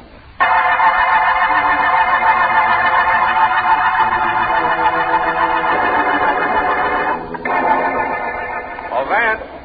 Vance. Hello there, Mr. Stevens. I've been waiting for you. I got here as soon as I could. So, old man Joyce's office is in this building, eh? On the ground floor. While I was waiting for you, I was looking around. Take a look at this car parked at the curb. 1942 Plymouth. Convertible. With the initials BJ on it. That could mean Bernard Joyce, the dead man's brother. Well, let's go in and find out. Right. Mr. Stevens, in the event that Bernard Joyce, who was the partner of the dead man, was stealing from Simon Joyce, could you tell from looking at the books? No, but we have expert accountants over at the FBI. That's what I imagined. After you, sir. Thank you. Why do you ask about the books? Because everything points to the brother as Simon Joyce's killer. Oh. The entire business now goes to him. The car parked outside, which we now know was the same make and model as the murder car, is his. And it would be a plus motive if Bernard Joyce had been stealing from the firm. Well, we'll find out. Joyce and Joyce. Architectural consultants. This is the office, eh? Let's go in, Mr. Stevens. Well, what do you two want? What do you want? Excuse us, please, Mr. Joyce. My name is Vance. I'm a private investigator. This is Mr. Stevens of the FBI. Don't care who you are, who he is either. I'm a sick man. Hand me that water pitcher. Time to take one of my pills. I'll pour it for you. That's enough. That's enough. What are you trying to do? Give me enough water to drown me? I'm sick enough as it is. Mr. Joyce, where were you when your brother was murdered? He wasn't murdered. He was out walking. He was hit by a car. It was an accident. Very well. The accident occurred early on Tuesday morning, about 8:30 a.m. Where were you at the time? 8:30 Tuesday? I don't know. I was driving around somewhere, I imagine. No place definite. Wanted to pick up my nephew, James. A fine boy, James. Only he wasn't home. His sister's a devil. He's a fine boy. Now, be quiet now, both of you. This is a business I'm trying to run. Hello? Hello, this is District Attorney Markham. Is Philo Vance there? Oh, Vance? That's my name, sir. Yeah, he's here. Wait a minute. Who are you? Is there an extension I can use, Mr. Joyce, where I won't be overheard? What's the matter? Afraid I'll hear you? Yes. Now, go in that office there and close the door. Thank you. Stevens. Don't worry, Vance. I'll see that Mr. Joyce hangs up the minute you pick up that phone. Thank you. I won't be long, gentlemen. Take your time, Vance, old man. Right. Markham? Hello, Vance. What was that sound? Somebody listening in? That was Mr. Joyce hanging up the phone in the next room. What's bothering you, Markham? Vance, I'm completely restless about this case. Nothing's happening. I was wondering if you'd found out anything. I think so, Markham. For instance, I know who killed Simon Joyce, and I know why he was killed. But unfortunately, I can't prove a case against our murderer yet.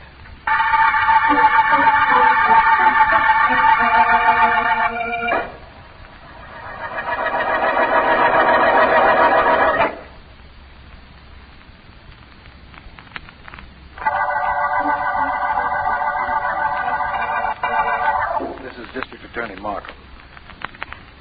The Mistle-Toe Murder case began with the finding of the body of Rich Simon Joyce, victim of a hit-and-run driver on Mistle-Toe Road. Philo Vance is working on the case, as is an FBI representative named Stevens, called in by James Evans, a nephew, whose sister, Sally Evans, later tried to smother him. The dead man's fortune went to his brother and business partner, Bernard Joyce, from whose office Philo Vance just told me he knew who had killed Simon Joyce but couldn't prove it. Our men watching the Joyce home report that Sally Evans and her brother are in the living room. So, you tried to kill me, did you? Tried to smother me while I slept. I tried once, and I'll try again. Only this time I'll do it. Look, you little hellion, I'll teach you not Come to... one step nearer to me, and I'll let you have it with this lance. You don't scare me. The place is full of policemen. You wouldn't dare. Oh, wouldn't I? Try to see.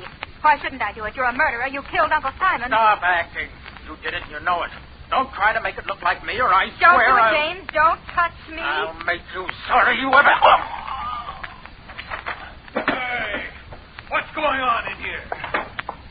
What does it look like, Sergeant Heath? Looks like I hit my brother with this lance, doesn't it? Yeah.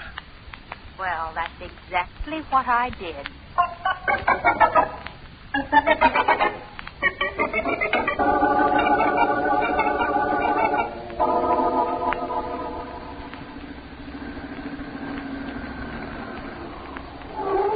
Vance, is that you in that car? Yes, it's I, Markham.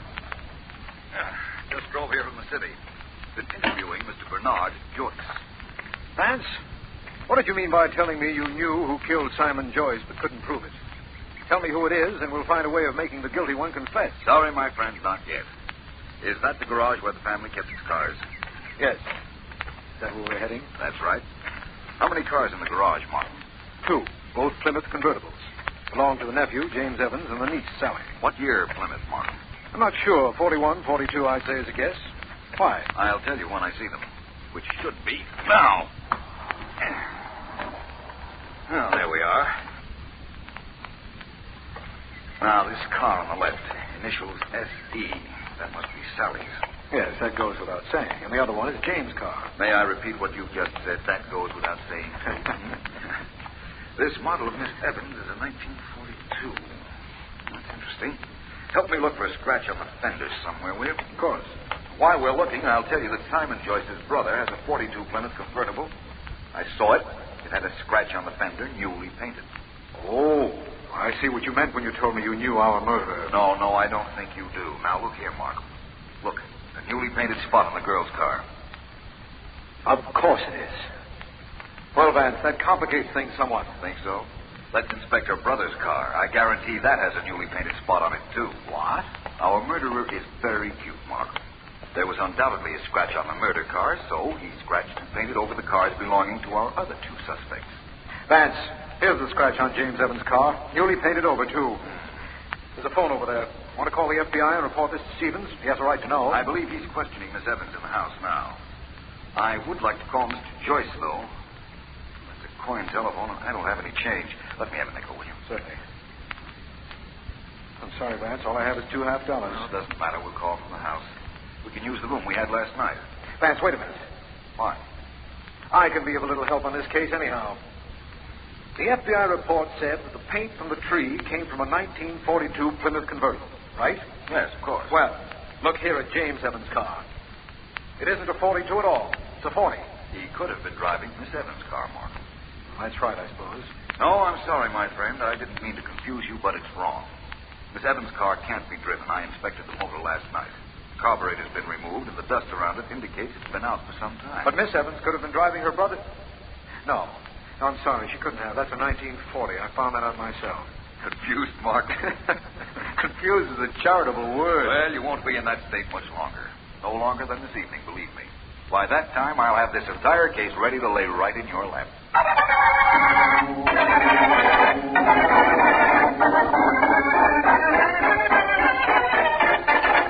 Any more questions, Mr. Stevens? Because if you have any, you'll get the same answers. I don't know. I don't know. All right, Miss Evans. I'm through with you, I imagine. Where's your brother? He left here for town about an hour ago. He'll be back for dinner. I hope you don't intend to leave the house. He can go and I can't. I wasn't able to see him to tell him that he couldn't leave. Now, I'm going upstairs to chat with Vance and Markham. I hope you'll... just go, please. I'll take it. Hello? Stevens speaking. Stevens, this is James Evans. Yeah? I'm calling in to report. I intend to remain here in town, and I won't be back at the house till morning. I'm sorry, Mr. Evans, but I'll have to ask you to come back. Come back? Yes, I have something very important to discuss with you. Very important. Oh, really? Well, when do you want me to come back, then? At once. Okay, I'll drive back, but it'll take an hour. Goodbye. Bye. Your brother's on his way back. For my part, he can stay away forever. Look, Mr. Stevens, I know he killed Uncle Simon. I can't prove it, but I know it. I assure you, Miss Evans, I'll investigate him thoroughly. And I'm sure Mr. Markham, Philo Vance, and Sergeant Heath will do the same. You might be interested in knowing that we do have a very definite clue. It seems that the car that killed your uncle... Help! Help, Mr. Markham! Vance, help! They're coming down, Miss Evans. What happened here? What happened, Miss... How did this happen, Miss Evans? Stephen. I don't know. I was talking to him, and a shot came from the window, and he fell right here. Right in front of me. How is he, Markham? He's dead. Bullet got him in the heart. My brother was in town. He just called up, and Mr. Stevens told him to come back. And then Mr. Stevens came over here to talk to me, and then there was a shot. No. Take it easy, Miss Evans. You won't be under this strain much longer. Philo Vance has promised to name your uncle's murderer. There's no question that whoever killed him killed Stevens. We'll have him in custody by this evening. Right, Vance? That's correct. First, I want to pay another visit to the garage and then to the police laboratory. Come with me, please, Markham. Mr.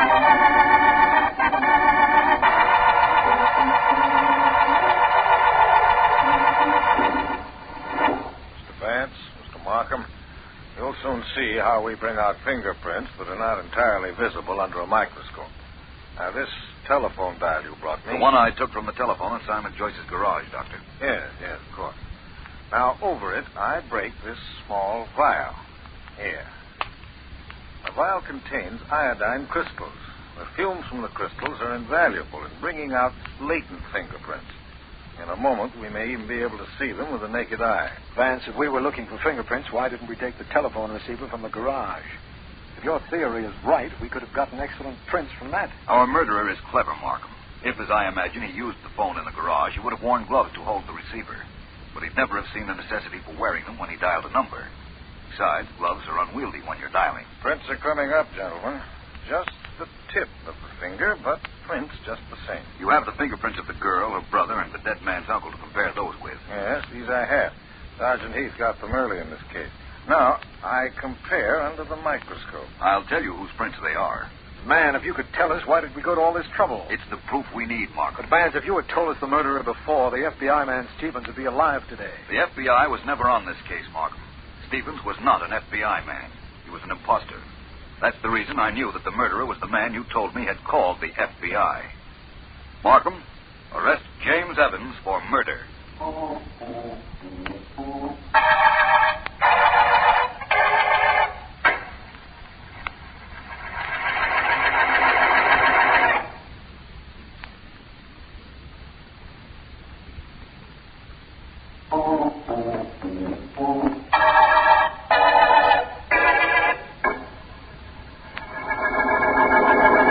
My nephew, James. My favorite nephew. I find it hard to believe. Please, Mr. Vance, the water pitcher. Certainly, Mr. Joyce. Mr. Joyce, it was because James was your favorite that he killed your brother. He knew the entire state would go to you, that you were sick, and that you would eventually pass on and leave everything to him. A poor, misguided boy. He thought he was very clever, didn't he, Vance? In a way, he was, Markham. That business of calling in the FBI was very cute. We've never had that happen before. Vance, how did you know that Stevens wasn't an FBI man? And that as a consequence, James Evans never called the Federal Bureau. That was my lead to him almost from the beginning, Markham. In the first place, according to the FBI manual, a federal investigator must either be a lawyer, a linguist, a scientist, or an accountant. Early in the case, I mentioned a very well-known law book, Corpus Juris Secundum. It's in every lawyer's office. And Stevens had never heard of it. That's what he said. And he didn't know that the Latin words meant second body of the law. Therefore, he wasn't a linguist. When we were on the way to visit Mr. Bernard Joyce here, Stevens told me that if there was a discrepancy in the books, he couldn't find it. He'd have to take it to the FBI offices. Proving he wasn't an accountant. Exactly. And when he couldn't explain the process by which the paint from the murder car was checked and analyzed, I knew he wasn't a scientist. Well, if he wasn't a lawyer, an accountant, a linguist, or a scientist, he couldn't have been an FBI man. Simple. That's true, of course. But, Vance, what made you think to take the dial from the garage telephone? If my logic was correct up to there, it was James who killed Stevens. He had called Stevens on the phone a moment before, saying he was in town. Yet a moment later, Stevens was shot.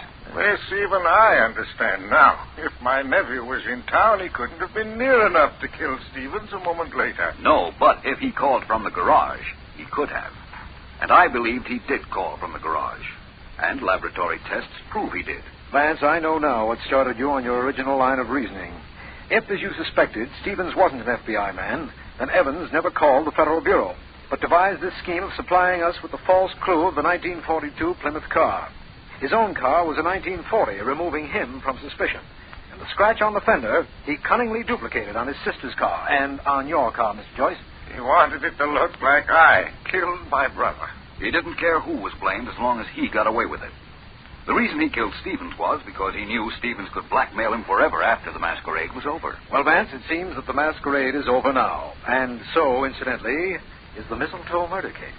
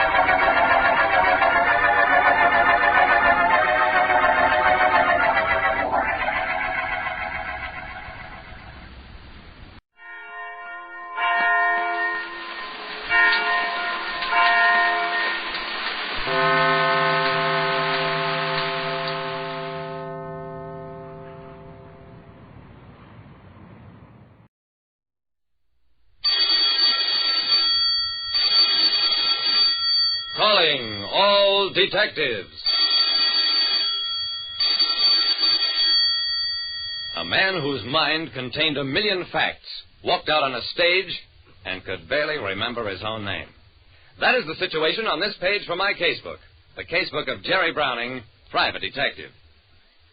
People lose all sorts of things, and when they do, a private detective like me, Jerry Browning, sometimes gets the case. There's something about the way people in show business carry themselves that identifies them every time. That's how I knew the man who entered my office was showfolk even before he handed me his card. I glanced at it, then, "Sit down, Mr. Mysto. You're a magician, eh?" I, Mysto, a magician? Certainly not. I, Mr. Browning, am a memory marvel. My brain is the repository of 1,000,000 interesting facts. Ask me anything, anything. I grinned. Okay. What's the population of Nome, Alaska? Mysto wrinkled his brow. Nome, Alaska? Childishly simple, but I don't know the answer. I stared at him. Well, how about this one, then? What's the area of Texas? The area of Texas is... I'm afraid I don't know. Mr. Browning, I can't remember anything. With my memory gone, my living is gone. You're a detective. Help me find my memory. When Mr. Mysto, the memory marvel, lost his memory, he asked me to help him find it again. I was driving Mysto back to the Casablanca Club, where he was the headliner of the floor show. My memory deserted me as I went on for the second show last night. I just blanked out, Mr. Browning. I pretended to be sick, got off somehow, but I don't know what I'll do tonight. If this gets out, I'm finished, washed up. What's your real name? Where do you come from? George Peabody, Erie, Pennsylvania. Why? Just a test to see whether you had a complete amnesia, but you haven't. I shook my head. I understand. Well, I'll do what I can.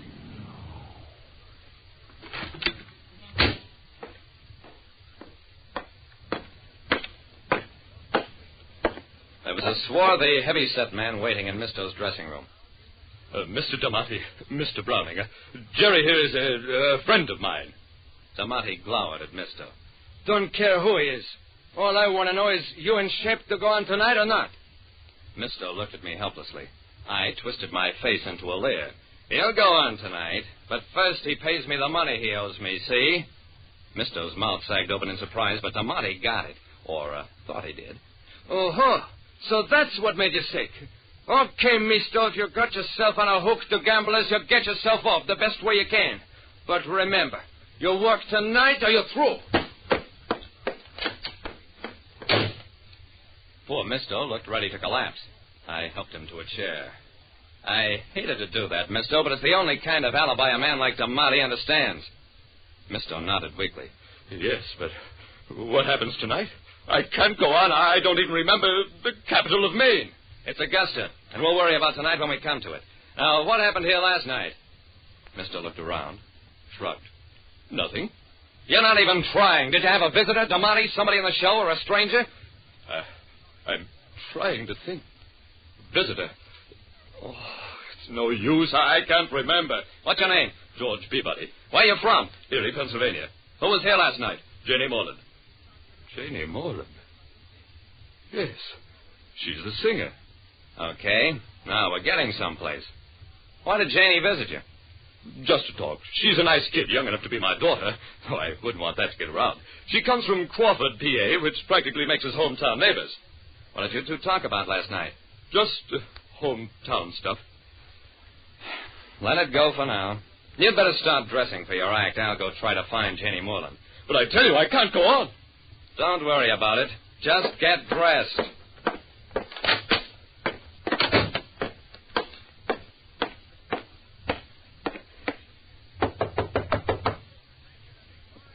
Nobody answered my knock at Janie's dressing room. I tried the doorknob, was just about to go in when... Just a minute, Bob. Where do you think you're going? I turned to face Damati. Well, I wanted to talk to Miss Morland. Figured she could give me a line on this Welsher Mysto. Now, look, pal. If Mysto owes your dog, get it, but don't bother the rest of my people. Anyway, you won't find Jenny. She quit last night, walked out. Walked out or was carried out? I don't care whose mob you're tied up with. Get out of here and stay out. I got it, but not out. Instead, I went back to Mysto's dressing room, opened the door. Mysto, I apologize in advance for what I'm going to do.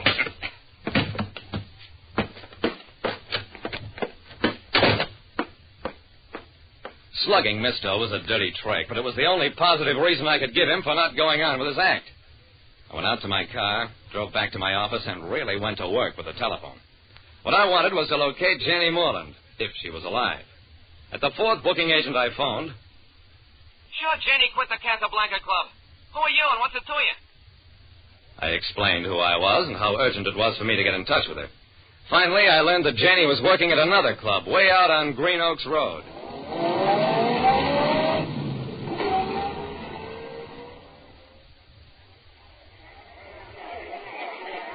I had a long talk with Janie after she'd finished the first show. Then I got back into my car, drove to the hotel where Mysto told me he was staying. I found Mysto in bed, nursing the biggest shiner I'd ever seen. Oh, you didn't restore my memory, and you almost killed me. Relax, Mysto, your memory will come back. And as for that wallop, I didn't know it at the time, but you had it coming. I pulled up a chair, sat down at his bedside.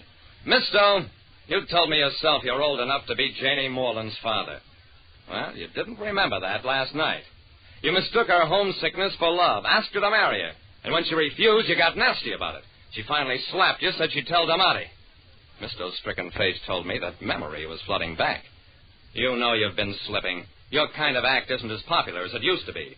If you got fired for bothering a performer, you'd be washed up. But Janie knew that, too. She's a trooper, so she said nothing. Just walked out on the show. Now, what's the area of Texas? 267,339 square miles. Okay. Your memory block is cured. You owe me $250 and Janie Morland a formal apology. In writing.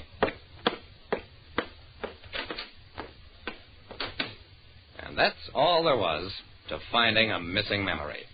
Like I said, if you search your mind for the things you've forgotten, you'll generally find, if you find at all, that they're the things you're ashamed to remember.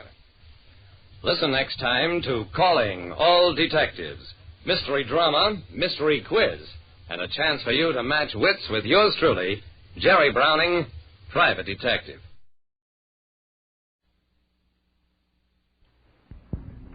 Get this and get it straight. Crime is a sucker's road. And those who travel it wind up in the gut of the prison of the grave. There's no other end. But they never learn. From the pen of Raymond Chandler, outstanding author of crime fiction, comes his most famous character in The Adventures of Philip Marlowe.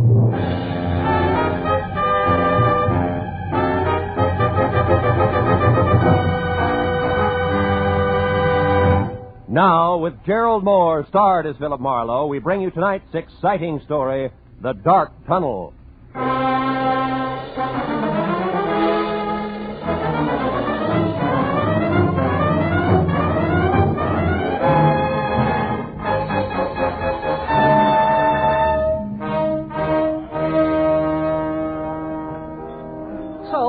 Being hitched 1 month, Marlowe, 30 days, where am I? I don't know. Where are you? Out in the cold, and with enough unpaid bills, Marlowe, to choke an elephant. Fur coat, hats, shoes, dresses, the works.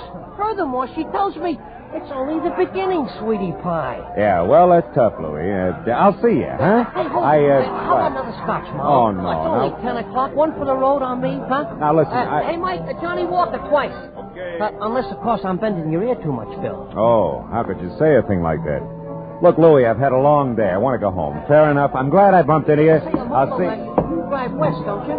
Yeah. Would you mind dropping me off, huh? No, Louie, it'll be a pleasure. Swell. Skip the drinks, Mike. Make up your mind, will you? Well, like I was saying, Phil, first it's her mother moving in on us, then it's both of them drinking my special stuff like it was water, then these clothes I already mentioned. So I asked myself, what'll it be next, Louie? What do I get for an answer? All right, Louie, what do you get? Divorce, my only out. You get my point, huh, Marlowe? Yeah, I get you. My car's around here in the alley, Louie. Check. Well, now, divorce is something a guy wants to think about. Thinking guy, that is. And you know, Marlowe... Hey, wait a minute. That's a cute little exhibition, huh? Hey, quite a scrap. Scrap nothing. It's a few inches short of murder and closing fast. You better break it up, Louie. Hey, Heavy. Yeah? Kind of a hot night for this, isn't it? What do you want, Sonny? I'd like to hold your coat. Seems to be cramping your style. He's in one piece. Why, you lousy long nose. Don't worry, I am. How do we go on, Muscles? All right, mister. Right now he's all yours, if you can bring him to. So long, hero. Hey, Marlowe, this kid's pleated all right. Yeah, come on, give me a hand, Louie. We'll get him out of here. No. Okay, fella. Come on. Up we go. Up on your feet. Oh, thanks, mister. All right. You live near here? A couple of blocks away. The DeWitt Arms Hotel on Western near Sunset. Ooh. Take it easy. Put your arm over my shoulder. We'll get you there. Thanks. Come on, Louie. Over to my car, huh? Yeah, sure, Marlowe. But maybe I better skip the lift, huh? I mean, my problem, the discussion we were having, we better postpone it for a while, huh? I know what you mean, Louie. Yeah, it'll keep. All right, kid, come on. Let's go.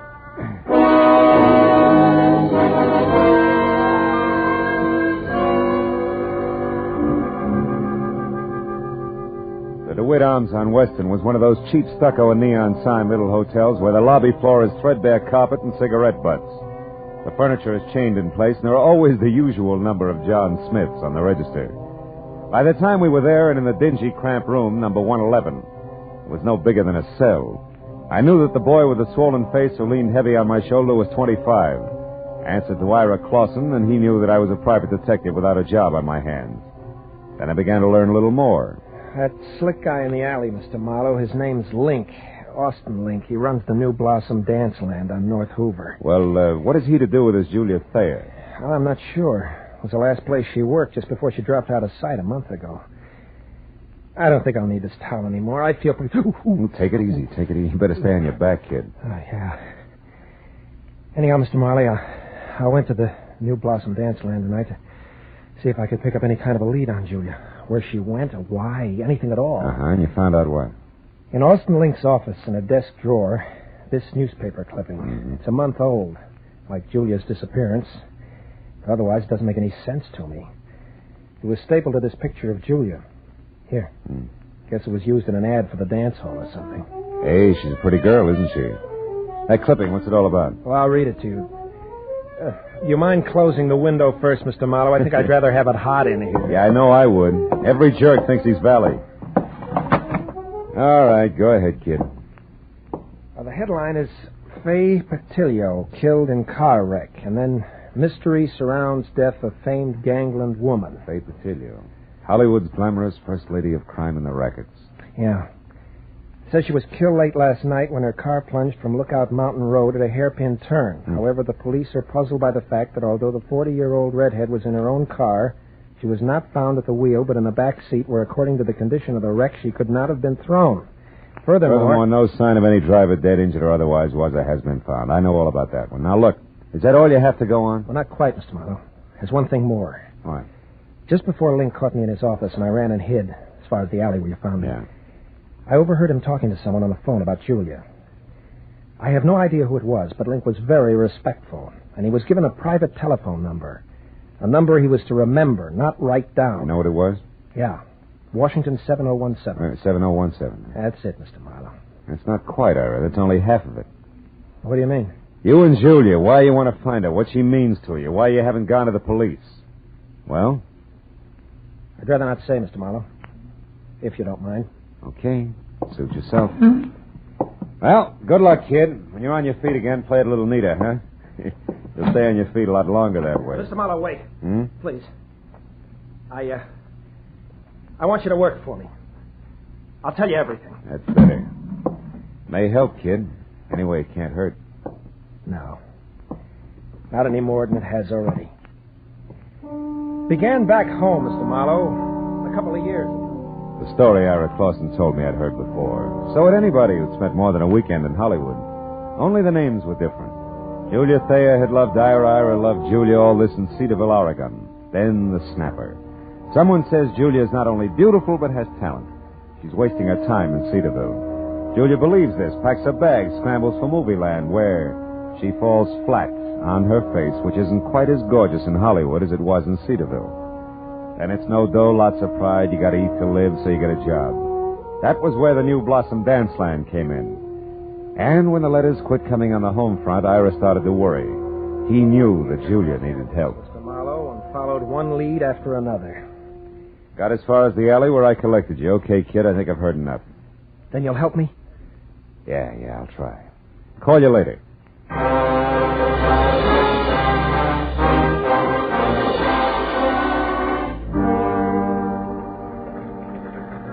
So, your problem's a phone number, huh, Marlowe? Washington, what was it? 7017. Hey, Callahan, that's a handy book. Newspapers need handy books, Marlowe. People clam up too much these days. I blame the movies myself. Hey, no such animal. It could be a new number, or didn't I mention that? You didn't? All right. We'll try the supplements. Get one from the phone company every month like a bill. Let's see. Wallace, Washington, 5,000, 6, 7, 7,000. Yep, here it is. 7017. Good. Address 1622 Ramona Boulevard, which would be East L.A. and Industrial. Listings Southern Cities Warehouse. Ring a bell? A cannon. Southern Cities Warehouse is just one of the interest of L.A.'s answer to whatever became of the big bootleggers. I mean Joe Stapp, a very smooth, very nasty man. Yeah, this I've heard. Now tell me, Callahan, does he also happen to own the New Blossom Dance Land over on North Hoover? He does? Now you tell me, Phil. There's a story I could use here? Oh, no story. Uh-huh. You know, Marlowe, it's just like I said. People clam up. Too much these days. Yes, all right. Good night, Callahan.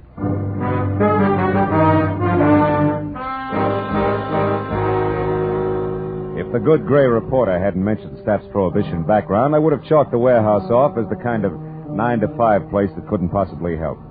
But on the hunch that Stapp might live in a lush penthouse atop a stockpile a la Chicago 1929 style, I pointed my car for East L.A. and the Southern Cities Warehouse.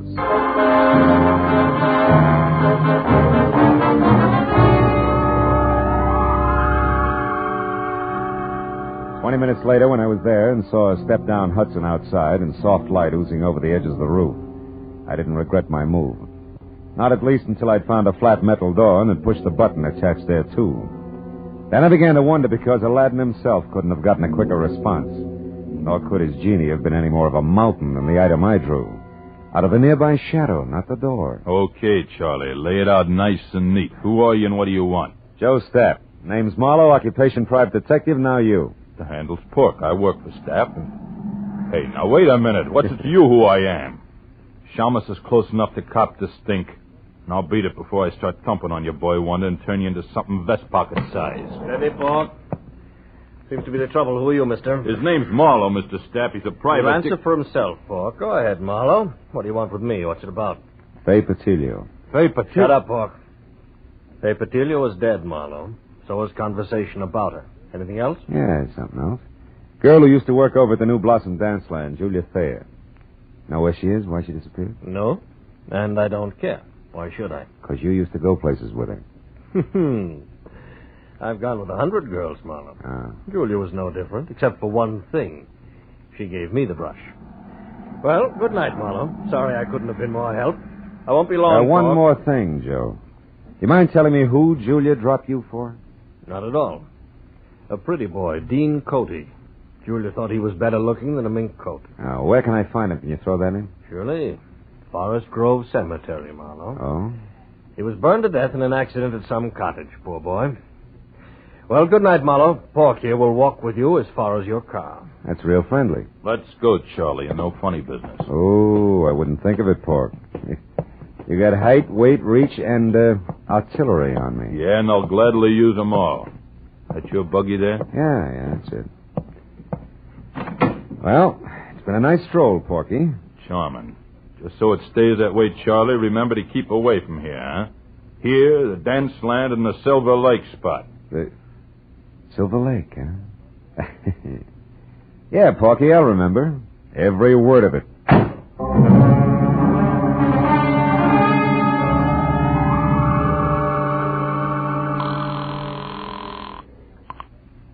City desk. Callahan, go ahead. Marlowe again, Callahan. Now, listen, on Joe Stapp, does the Silver Lake spot mean anything to you? It does. Yeah? It's on the north end of Silver Lake Road, Marlowe, overlooks the reservoir. Stapp built it as a nightclub, mountain lodge style, about, 10 years ago. Uh-huh. When it didn't go, he converted it into a private home. Or I should say, a cozy place to take the cuties for that one drink. I know what you mean. Good night, Callahan.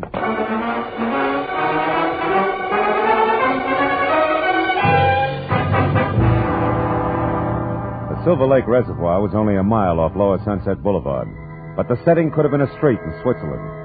The lodge Callahan told me about stood out among the neat little chalets that skirted the water's edge like a Sherman tank in Toyland.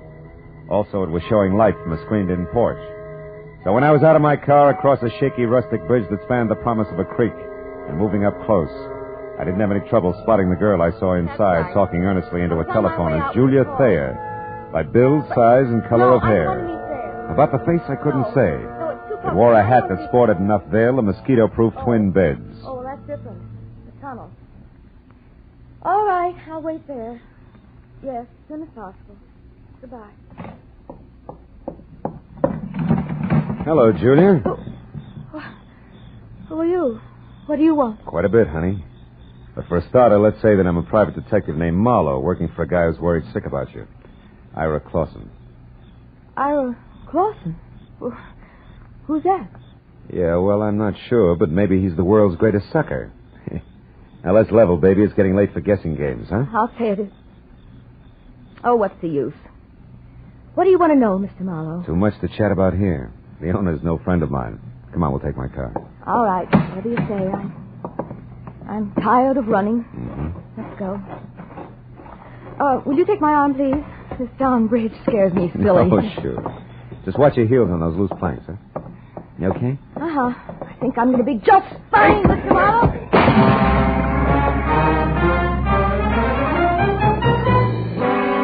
It was all the lead she needed because by the time I'd crawled out of the inch-deep, inch-wide river and was back up on the road, Julia Thayer was in her car away fast as far as Sunset Boulevard. So I went to the phone back in the lodge and got through to my client at the Witt Arms Hotel and brought him up to date in a hurry, including the latest question mark. The tunnel? Well, of course I've heard of it, Mr. Marlowe. Matter of fact, I've been there. Why? Well, it's where Julia's heading right now. Now, what's the location of it, Ira? Ira! I'm still here, Mr. Marlowe. Yeah. Hey, you sound real different. I don't get it. What's up? Very personal business, Mr. Marlowe. You see, I'm Ira Cody, not Clausen. Dean Cody's... Brother, Mr. Marlowe. Brother who's out to get the girl responsible for his burning to death. Julia Thayer, the cheap scum. So Marlowe played Patsy. Arlegon, the boy-girl pitch. You made it all up. Every bit of it. Mr. Marlowe, before I needed your help. Now I don't anymore. Get lost.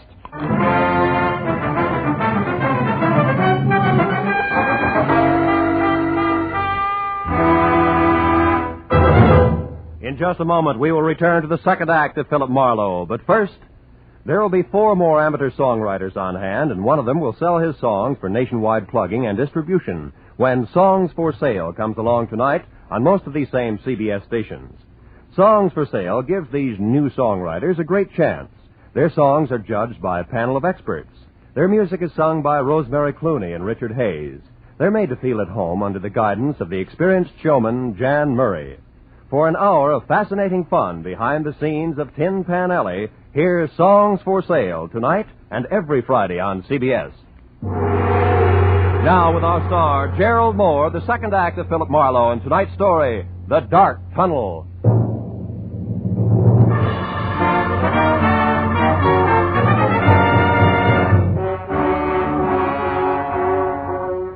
I stood there for a minute after Ira Cody hung up and tried to figure my next move, while the phone in my hand quietly buzzed sucker. A pair of haywire lives was scheduled for a smash-up, and I'd let myself get mixed up right in the middle.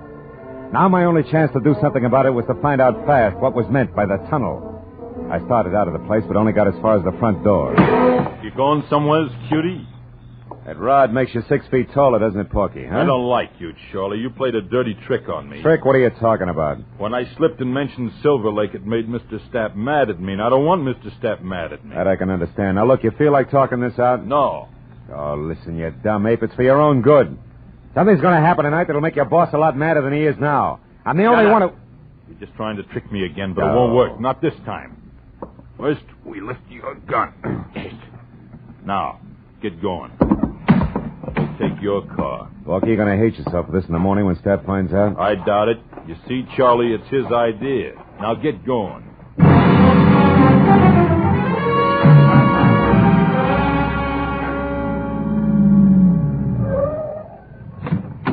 Over there, Marlowe, the big door. I don't suppose Stapp would bother to tell you why he wanted to see me, would he, Porky, huh? No. That's none of my business. Yet. What do you mean by yet?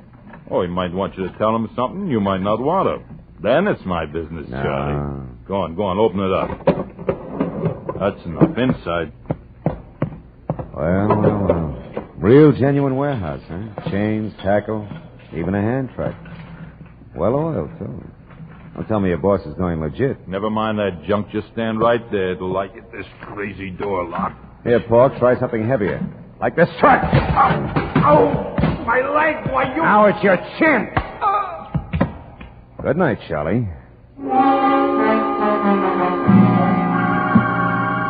I fished my own gun out of Pork's pocket, tossed his .45 off in a dark corner, and rolled the Hulk himself out of sight behind a stack of crates. Then I went over to an elevator in the corner. On the way into the warehouse, the light I'd seen earlier from the roof was still there, so I decided to try the penthouse. I walked quietly down a thick carpeted hall to the only door. When I knocked, it was with the barrel of my .38. Come in. Well, hello, Marlowe. I've been waiting for you. A gun? Hey, how come... Pork? Pork! Save it, Joe. Oh, that dumb cluck. Yeah, big wheel like Joe Stapp ought to afford better help. Now, I'm holding the gun, so I'll ask the questions. What and where is the tunnel? A tunnel is a hole, Marlowe, usually in the ground. Deliver, Joe. It's got a lot to do with your girlfriend, Julia. Julia? Oh, that's a hot one. I went to all this trouble to haul you in here for the same reason. Then I'll put down the gun and let's talk. It makes me nervous. I'm not interested in your nerves. I'm interested in your talk. All right. Now, you've got a long nose, Marlowe, and poking it around, you might find out enough to get real curious and call in the cops. That I can't afford. Uh-huh. So I'm going to level with you, tell you what you want to know, just so you'll lay off. Got a deal? I'll let you know. All right. You wanted to know about Julia. Yeah. Nothing like Julia Thayer ever happened in my life before. Most beautiful thing I ever saw. Sweet and soft, made me ashamed of myself. Somehow I don't hear violins. Marlowe, I'd have done anything Julia asked me to. And all she ever asked of me was to give her up. For Dean Cody? Yeah, Dean Cody. Young physique. It wasn't all wasteland like this. A handsome face instead of a boiled lobster like mine is. She was crazy about him, fascinated, and I didn't blame her. Until I found out he had the morals of a rattlesnake. Keep talking. Cody was rotten, Marlowe. Dirty, clear through. Cheating on Julia every time she turned around. I couldn't stand it. I tried to tell her. Only made her hate you, huh? Look, Stapp, so far this is no better than a serial and torrid romances. The point. I'm getting to it, Marlowe. One night I thought I could convince her, because Cody had a date with Faye Patillo. I don't have to tell you, she was the lowest thing in town. They were going to a spot up on Lookout Mountain, so I told Julia. She went up there and waited. They showed, all right. Both loaded. She saw him take that dive off that hairpin turn. When she got down to him, they were both dead. Wait a minute. You told me Dean Cody was burned in the cottage. Sure. That's what I'm still telling you. Julia was so far gone over that louse, she pulled his body out of that wreck, hauled it all the way down to that cottage at Malibu, and then set fire to the place. So the world would never know he's going with a tramp like Faye Patillo, huh? Yes. How'd you like to have that kind of loyalty on your side, Marlowe, huh? Anyway, after Cody was gone... Cody's young brother's in town, Stapp. He thinks Julia's responsible for Dean's death, and he's going to kill her. What? They're scheduled to meet at that tunnel I asked you about. Now, where is it? Stapp, I asked you. I heard you. Tunnel's an old abandoned underpass in back of the New Blossom. But we're not going there, Marlowe. We're going to sit tight and let it play as is. Are you nuts? Not anymore. Julia was out of her head that night. Something went wrong when she started that fire. She got caught in it herself, Marlowe. You mean she was burned? Yeah. Her face. It's bad. She'll never be right again, no matter how much plastic surgery. Yeah, but there's no reason to let her be murdered. That's a matter of definition. You see, Julia's still in love with the memory of Dean Cody, Marlowe, so we'll just forget it and let it play itself out. We'll forget nothing. I got the gun, Stapp. But you're going to drop it, aren't you? Otherwise, I'll have to drop you. Oh, fine. I remember you, Austin Link, Knuckles, in an alley. Drop it. That's right, Nosy. What's the word, Joe? Get him out of here, Link. Get him out of my sight. I don't care where you go. Come on, Slick. Let's go. Just sit on him for a few hours. We'll talk it over then.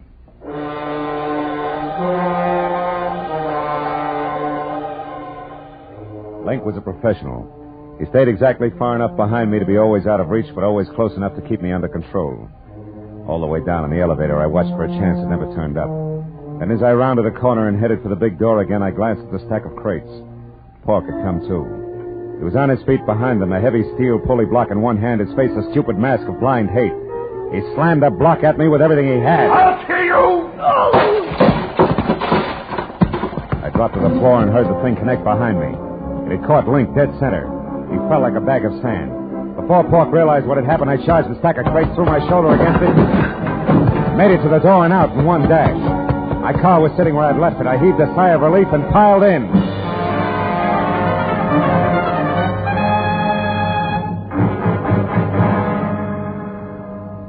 10 minutes later, I pulled up at the New Blossom dance land. It was just closing. I ran along the side of the building to the back where a yellow light above the rear door cast an out-of-place halo over... Oh, no. Hey, you! What are you doing back here? This is for employees only. Yeah, well, I'm employed. Listen, do you know where the tunnel is? The which? I can see what you mean. The tunnel. It's an old underpass. There's an entrance to it back here someplace. Oh, that, sure. See the light over there? Yeah. And that little cement house? Yeah. Well, that's it. Steps lead down inside. But why? Nobody ever uses that anymore. Well, I tell you, I got a date in there with a couple of screwballs. Oh, well, you'll be right at home. Good night, dearie. A baker's dozen steps led down into the thick darkness littered with newspapers, weeds, and wine bottles, all long dead. As I eased down inside, I heard voices, low and tense, amplified by the rolling, hollow echo in the tunnel. At least I'd made it in time. When I got to the bottom, I could see the two of them silhouetted against the dim glow at the far end. I pressed my back against the wall, thought about my empty shoulder holster, and moved toward them. And you killed him, didn't you? You're making a mistake, Ira. A terrible mistake. No, you killed him, all right. You and that beautiful face of yours that he couldn't resist. Why are you hiding it behind a veil? You used to be so proud of it. You killed Dean just the same as if you'd shot him. But you're not getting away with it, Julia.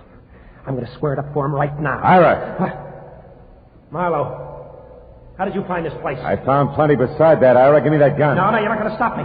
Even if you shoot, I'll kill her first. I don't have a gun, Ira, but I got facts. Before you shoot anybody, you better listen. Julia wasn't responsible for Dean's death. He was. Everything she's done since then has been to protect what little good there was left of his crummy reputation. You're a liar. I can prove it. Dean went bad, Ira, all bad. He was a low, double-crossing cheat. You're lying. The night he died, he was two-timing Julia. But in spite of that, she risked everything to move his body from a smashed-up car. But nobody would ever find out what really happened to him. It's true, Ira. Stop it! You liars, both of you. I won't let you say things like that about my brother. You don't care if he's dead, Julia. You'll do all right. You've got the kind of beauty all the men go for. And you, Marlowe... Shut up, you crazy punk. Stay back. Admit you're a liar, Marlowe. Admit it or I'll kill you. I swear I'll kill you along with Julia. You'll be doing me a favor. You haven't seen my face lately, have you, Ira? I never want to see it. I think you better, kid. Got a match, Marlowe? Sure. Here. Look, Ira. You can't be Julia. I was burned, Ira. It happened to me when I tried to hide the kind of rotten trash that Dean had been mixed up with. And the only reason she did it was because she loved him, maybe more than you did. Now, come on, kid, let's have that gun. You don't want to kill anybody. No. I don't want to kill anybody. Julia, I'm sorry. Ira! Let him go, Julia. The hard part's over now. He'll be all right. I'll look in on him after a while just to be sure. But, what about you, huh? What about me? I'll be okay, Marlowe. After I've done some thinking. This shock, I think it's what I needed. Goodbye. It's a dark tunnel, honey. Think you can find your way out alone? Yeah? Yeah, I'll find a way out alone. One of these days.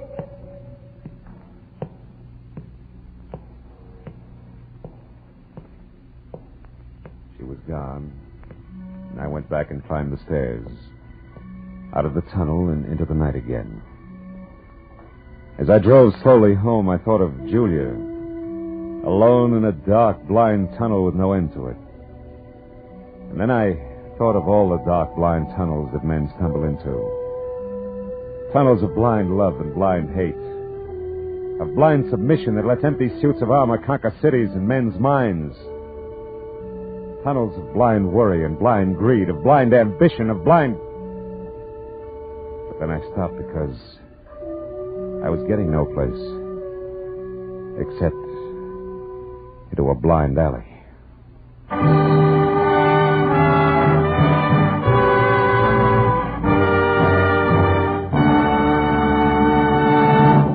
The Adventures of Philip Marlowe, bringing you Raymond Chandler's most famous character, star Gerald Moore, are produced and directed by Richard Sanville and written for radio by Robert Mitchell and Gene Levitt. Featured in the cast were Lorene Tuttle, Bob Sweeney, Paul Dubov, David Ellis, Barney Phillips, and Larry Dobkin. The special music is composed and conducted by Richard Arant. Be sure and be with us again next week when Philip Marlowe says... This time, Greed in a green suede dress, a diehard from Dixie and a cuckoo coin collector, added up to violent death for two, and all over $50 in Confederate money.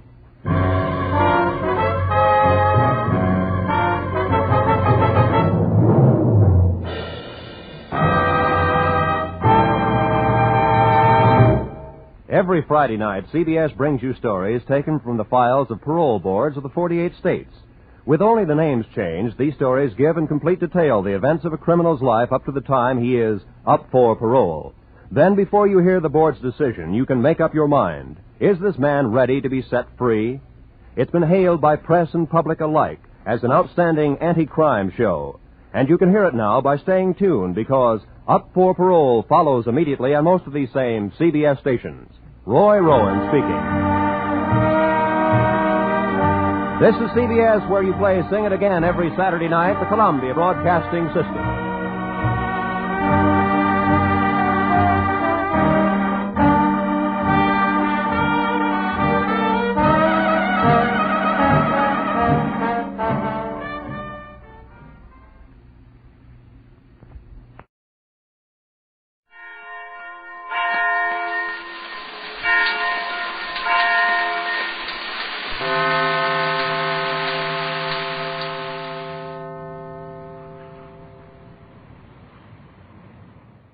The American Broadcasting Company presents Counterspy.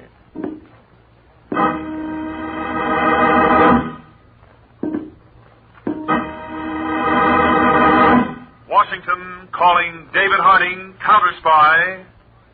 Washington calling David Harding, Counterspy. Harding, Counterspy. Calling Washington.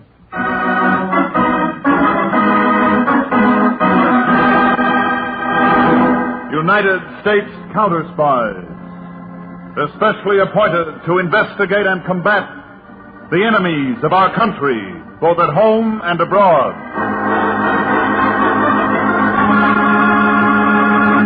These Counterspy reports to the American people are brought to you each Tuesday and Thursday. Tonight, Case of the Foolish Father.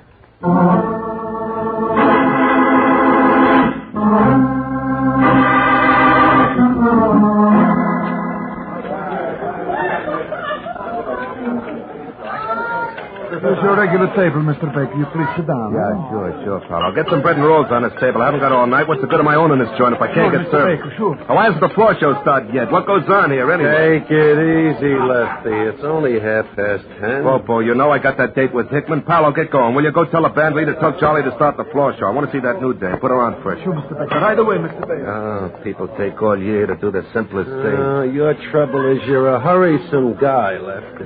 Take it easy. Like you, Bobo, you fat monkey, I got a lot of things to do in my life.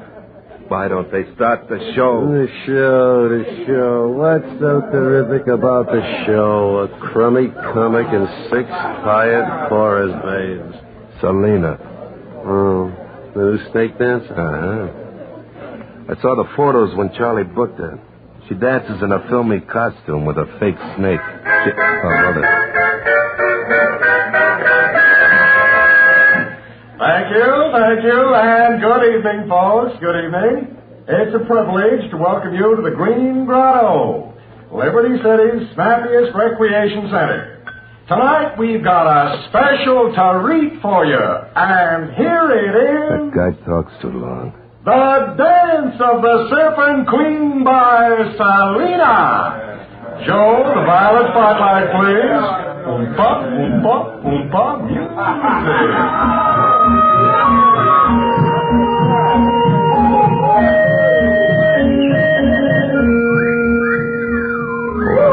Smoke, Bobo. Look at her. Yeah. Why does she waste time with that snake? Oh, Mother, get my asbestos suit. I'm going to a fire. Excuse me, Mr. Baker. Your rolls and butter. You want a drink? Shut up, Papa. Leave me alone. Hey, Lefty, you know what time it is? What a disheroo. You'll be late for seeing Hickman. Yeah, let him wait. Lefty, everything hangs on that. Look, Bobo, the minute she finishes, go back and tell her to wait for me in the dressing room. Don't let her leave, huh? Okay. I'll be back as soon as I finish with Hickman. Look at her, Bobo. I'll see you later.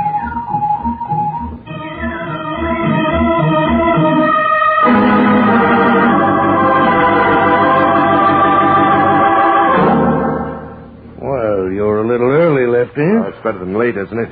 Yeah. Sit down. Look, I'm in a hurry, Hickman. Aren't you always?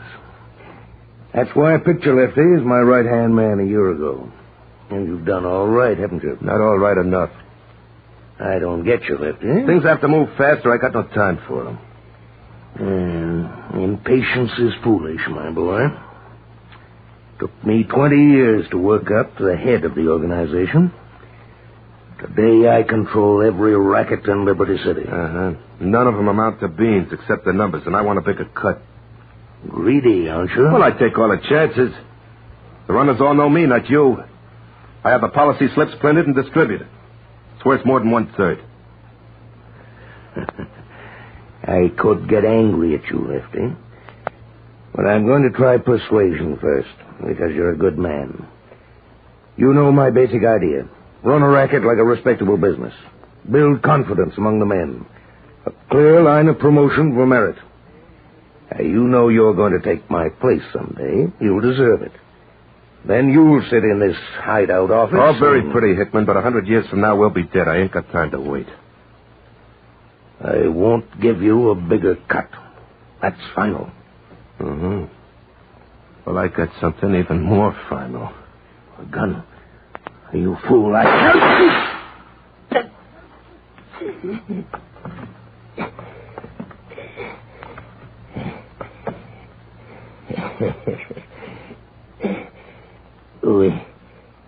We all end up in the grave, Lefty.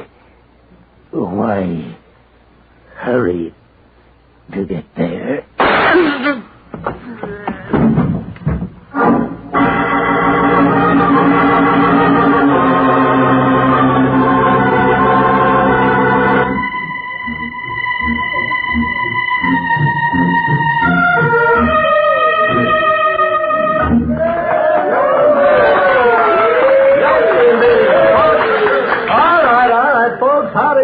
Selena!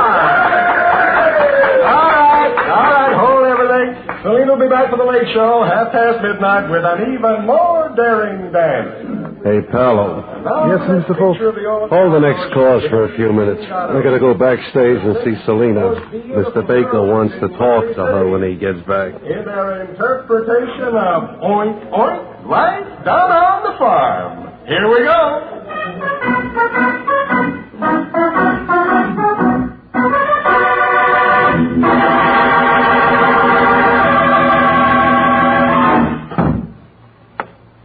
Hello, honey. I'm Lefty Baker. Yes, a funny little man named Bobo said you were coming. I own this joint, you know. Somebody has to own it. Why not you? You know, you're terrific. I'm supposed to be. Tomorrow morning, your name goes up in lights outside the club. Good. I'm going to have 2 dressing rooms made into one and fixed up to knock your eye out. Good. I'm going to double your salary. Good. In exchange, no guys around you but me. You move fast, don't you? I think fast, talk fast, and act fast. I hate molasses. If you don't do, you order. Well, see if you can listen as fast as you do everything else. I'm turning you down cold. Oh, what's the matter? I like everything about the setup except... Except what? Come on. The biggest mistake a girl like me can make is take on guys like you. There's no security in it. All right, stop talking from left field. Tell me what else you want. You can have it. Marriage. I thought that'd cool you out. Well, it's been nice knowing you, Lefty. How long does it take to get married? You need licenses and things. Wait 2 weeks. After that, maybe 5 minutes. I'll get everything set tomorrow. Are you on the level? Where you staying? Liberty City Arms Hotel. All right, I'll pick you up there tomorrow morning at 11. We'll set everything. People get married in church, don't they? Okay, Lefty. I'll take you up. You just got yourself engaged. On one condition. All right, don't drag this out. I got an appointment on the other side of town in 10 minutes. I've been taking care of my father for 4 years, since Mom died. You have to let him live with us. Was that all? Sure. Oh, I may not get back here to see a second show, but I'll be at your hotel 11 tomorrow morning. Well...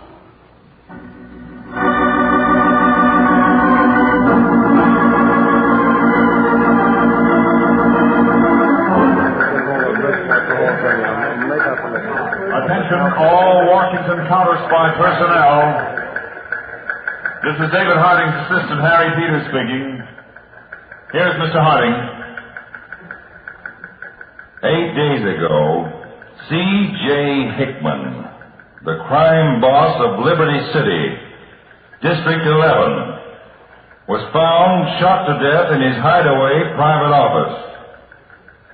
According to the facts received here in Counterspy Central Analysis, no clues to his murder have been found, though we have our suspicions. First result of the murder is the accession to gang leadership of George Baker, known in the underworld as Hurry Up Lefty. Second result is a grand jury investigation of criminal corruption in Liberty City, and Counterspy aid has been officially requested by the City Council. From tonight on, my assistant Peters and I will be working out of temporary headquarters in Liberty City.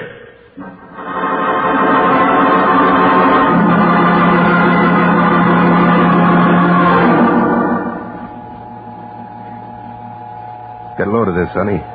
Private elevator to my penthouse apartment. I had it souped up fast. Our penthouse apartment. Yeah, that's right, baby. Well, we only been married 20 minutes. Let me catch my breath, eh? That thing's too fast for you? That's why I go for you, sweetheart. You're the fastest thing next to me I ever heard of. Well, top floor. Heaven. Like it? How many rooms? Oh, 5, 6, I forget. 3 baths, 2 terraces. Rooms all as big as this one? Oh, the kitchen's kind of small. Servant? Yeah, Bobo Falk, the little fat guy that's with me all the time. He's my right-hand man, personal stooge, and cook. Think you made a bum deal, sweetheart? Put your arms around me, Lefty. I heard you the first time, baby. You always hear a dope getting married fast, and they tell you it lasts a lifetime. Why shouldn't smarties like us have the same luck? Well, me, I live for now. Then I got you. You sure have. Ooh, what's that? Beginning of the second round? Somebody coming up in the elevator. Bobo, maybe. Oh, Lefty. I forgot. What? A husband someplace? My pappy. Who? My father, don't you remember? He's going to live here, too. Oh, yeah. Oh, okay, there's an extra bedroom and bath in the back you can live. Oh, hiya, Pop. Come on in. Lefty, this is Pop. Pop, this is Lefty. Hiya, Pop. Hi. Oh, that elevator come up so fast I'm dizzy. Oh, Pop, didn't you bring some bags or something? Bags? Oh, I wasn't sure this was all on the level, so I checked my stuff at the depot. Any ale in the house, Elsie? Ale? I don't know. Oh, Pop drinks ale all day long, Lefty. Well, there's everything out in the kitchen. Yeah, I'll go find it. What'd you say your name is, Elsie? Mrs. George Baker. Used to know a linotype operator named Barker. No. Well, I'm awful thirsty. I'll just see about that ale. Call me when you want supper cooked, Elsie. You bet, Pop. Oh, what's the matter? You ought to see your face. Is that old Crumb really your old man? Well, he and Mom always said so. Yeah, but look at you and look at him. Yeah, the way he dresses. Sort of a cowboy felt hat, a shirt but no collar, and a gold collar button showing. Yeah. What's he mean, let him know when you want supper cooked? He likes to cook. He'll insist on doing all the cooking. Oh, great. Bobo will love that. Is that what he is, a cook? Short order? No. Cooking's just for fun. He's a printing compositor. Has been ever since he got out of school. Say, maybe you can find him a job. What's he need a job for? You just give him all the dough he wants. No, it'll be better if he works. You can find him something, I bet you. Yeah. I got a little print shop in the cellar of the Green Grotto Club. Prints all the menus and stuff. Maybe you could take that over. Oh, you're sweet, Lefty. Yeah. I mean it. I'm not going to do a thing but make you a real home here. Oh? We got a home, baby. And what are you talking about, doing nothing else? You're going to go right on dancing at the Green Grotto. I want the whole world to know what I got, baby.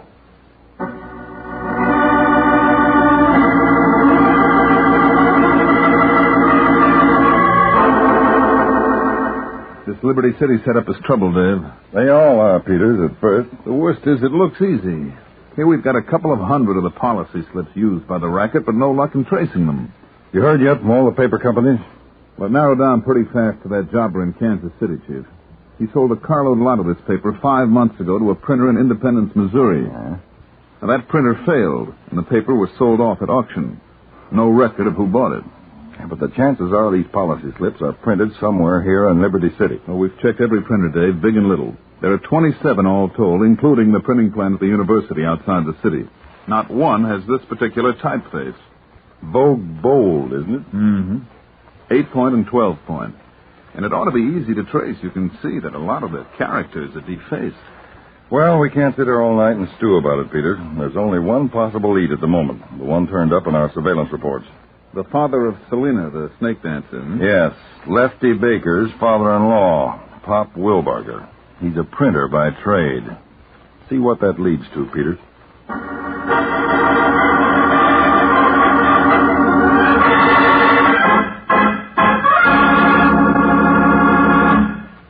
You're listening to the case of the foolish father on Counterspy.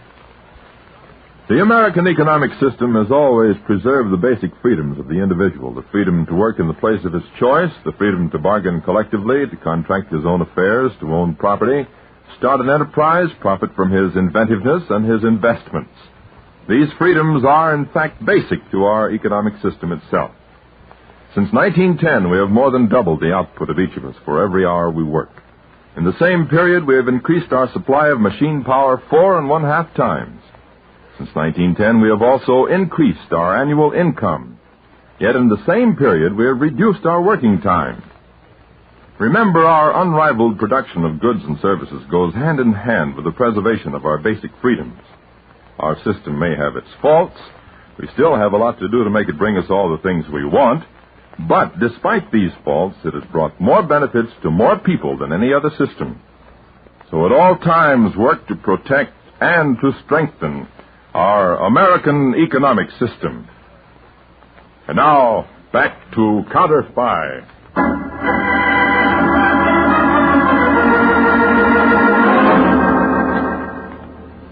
From the slot machines, Lefty, 16,481.20.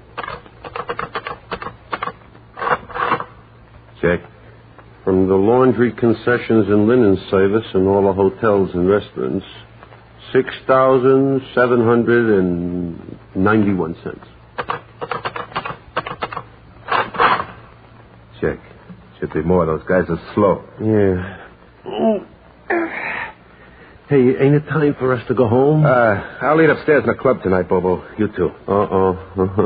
You got a fight with the missus already? No, only can't go home to eat no more.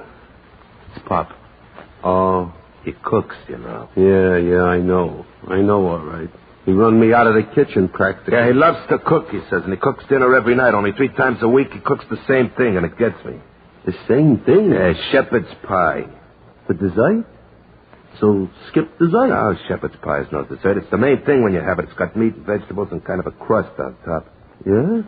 Hey, that could be good. Yeah, once a year maybe, but not 3 times a week. Yeah, I hope giving that old moocher a job running our printing plant down here to keep him out of the house, but no. Well, let's go up and get a steak, huh? Yeah. Oh, why don't you throw him out? I promised the baby. Come on, let's not hang around then. Just a second. Yeah. Hello, sweetie. Oh, baby. How are you? Sweetie, if you hurry, we can have something to eat together. Well, honey, I told you I can't stand any more of that I know. But Pop's not fixing dinner tonight. He's going out to meet a new pal of his. Huh? He's got a pal? Be glad, sweetie. How fast can you get here? You know me, baby.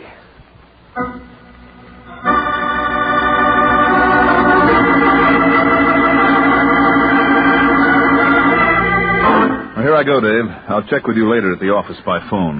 What are you calling yourself, by the way? Harry Peterson. Occupation printer's helper. Union card and all. Where are you meeting, Pop Wilbarger? In Samson's Delicatessen for a sandwich and some ale. When he got talking the other day there, he said he might have a job for me. Well, maybe he was only talking, but we'll see.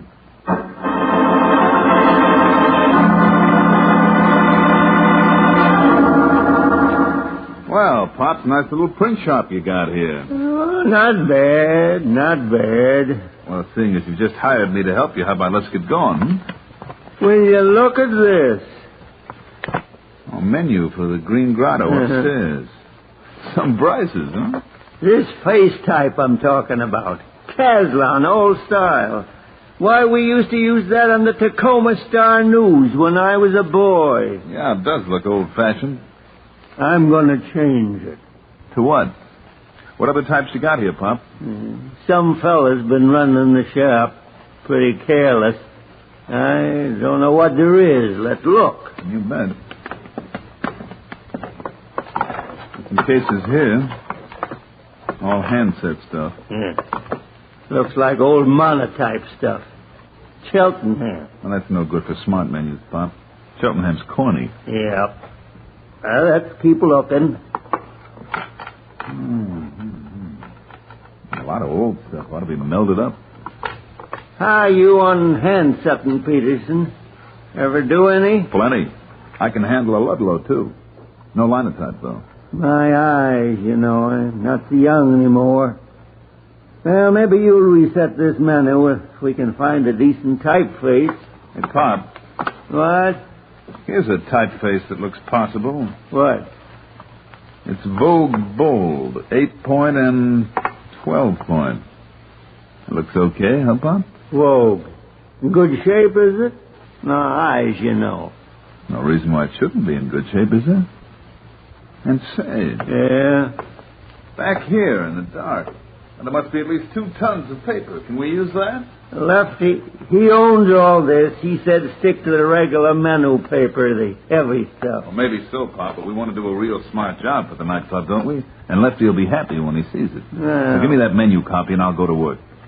These will be the most surprising menus Lefty ever saw.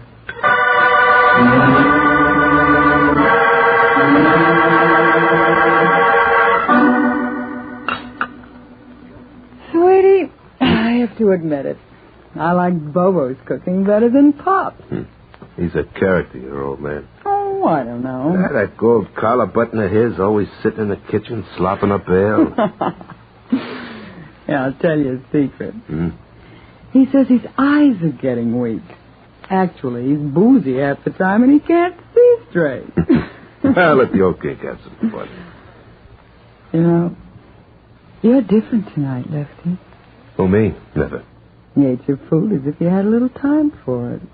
And you're sitting still. You're not looking at your wristwatch every 2 minutes. Well, I'm a happy guy, that's why. And you did it, baby. In a month? I'll go on. No, honest, you make me forget everything else. Lefty, this grand jury investigation going on with Counterspy. Are they after you? Well, then... Now, don't you worry your little sconce about it, huh? What's the matter? You worried you wind up broke? I'm worried about you, sweetie. All right, then you forget it. I'm too fast for anybody. Oh. What's the matter? Look at the time. I'm due at the club for the first show. Oh, okay, baby. You get your duds. Bobo and I'll be waiting for you downstairs in the car. I think I'll take in the show tonight. You take it in every night. Well, I gotta keep an eye on my good luck, John. Come on, you better hustle.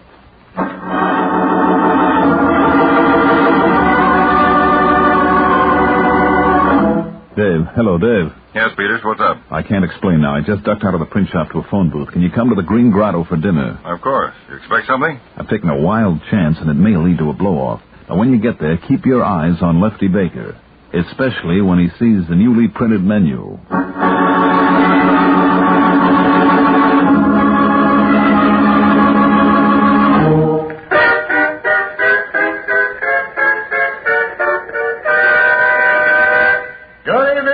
Good evening, and welcome to the Green Grotto, and another evening of fun and frivol in Liberty City's gay spot. Yes, sirree. Well, we start off our all-star floor show with a little girl who's captured every heart in the city, the beautiful, exotic charmer in her dance of the Serpent Queen, Salina!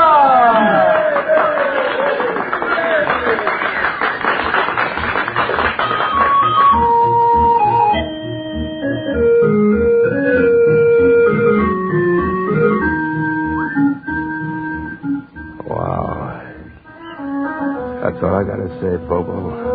Wow. Yeah. Mine. All mine. Yeah. How could it be, Mr. Baker? Dinner as usual? No hurry tonight, Paulo. Okay, Mr. Baker. I leave 2 menus with you. Okay, Paulo. Look at it, Bobo. It's murder. Plain murder. I'll say it is. Lefty. Look at this menu. That pipe down, will you? I'm not ready to order. Lefty, look at this menu. Yeah, so you like the paper it's printed on? Yeah, sure, it's the same. Hey. And how do you like the type it's printed with? Oh, for the love of it. Well, come over the old sauce. Nothing has yet something better. Maybe he's down in a print shop. You go keep Selena company till I get back. I'm going down and take real good care of Pop.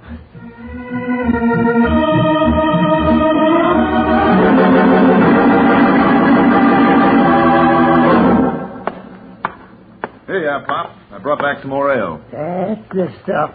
Sit down, boy. Nothing I like better than sitting around a print shop. Gassing.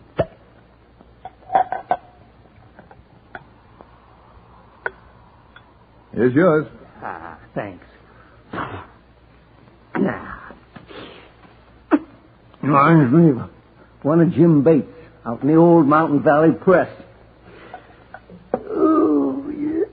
He could set more type and drink more ale than any journeyman printer in the country. Yes, sir, and never pie a line or spill a drop. It's funny, I don't know why I'm yawning. Nerves, I guess. Could be. Peterson, you like shepherd pie? I never had any, I don't think, Pop. Yes, sir. He could drink more ale and set more type than any printer in the country. Jim Bates could. Has hunks of meat in it, and any kind of meat. What if he got lying around? Shepherd's pie. And he'd never pie a line, no, sir. Of course, potatoes and vegetables, anything that's lying around. Different every time, see? Only always the same. I'll make you some. Here's more ale, Pop. Hey, Pop, did you print up these new... Who are you, Jack? Peterson's the name, Mr. Baker.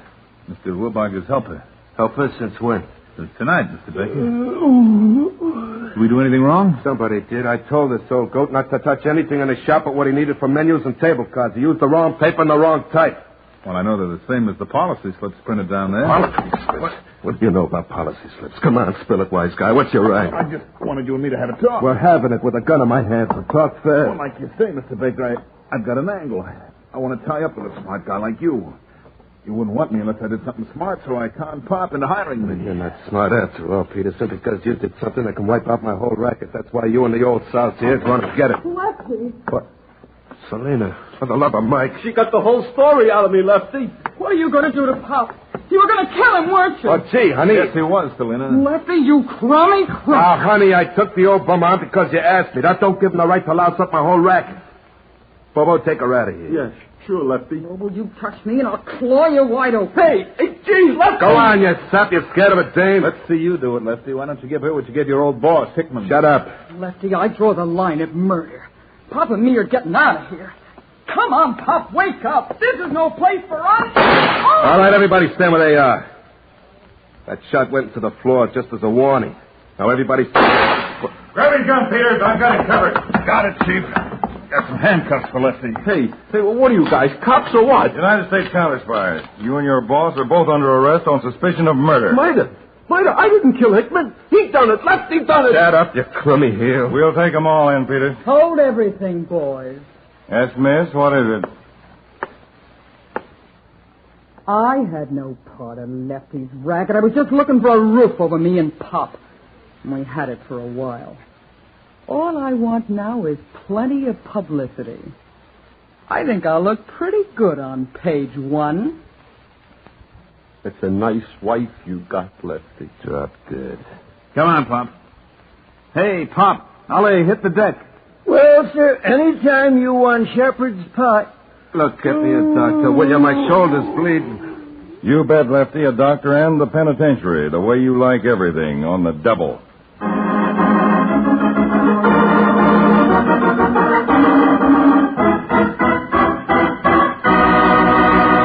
Tune in every Tuesday and Thursday, same time, same station, to Counterspy. Listen on Thursday for the exciting case of the Coral Key. Suddenly in Europe, inferior counterfeit United States money appeared, a plot to damage confidence in the dollar. But the solution lay not in Europe, but off the Keys of Florida, in a strange murder and an even stranger fishing trip. Listen on Thursday to Case of the Coral Key on Counterspy.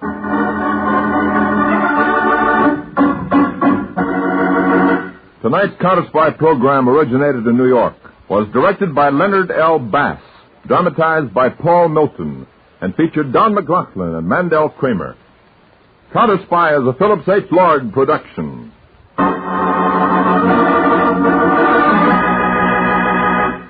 This is ABC, the American broadcast.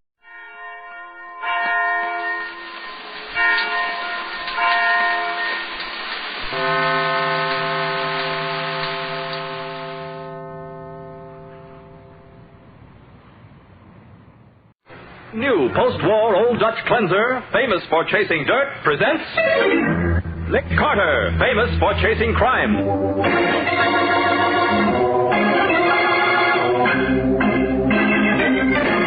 Each week at this time, two great names are joined as new post-war Old Dutch cleanser brings you one of the most resourceful and daring characters in all detective fiction, Nick Carter, Master Detective.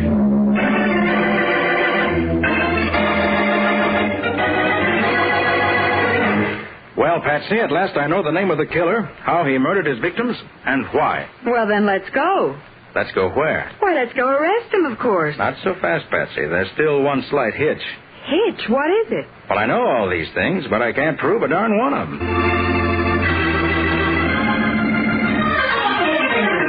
And now, the case of the Salesman of Death.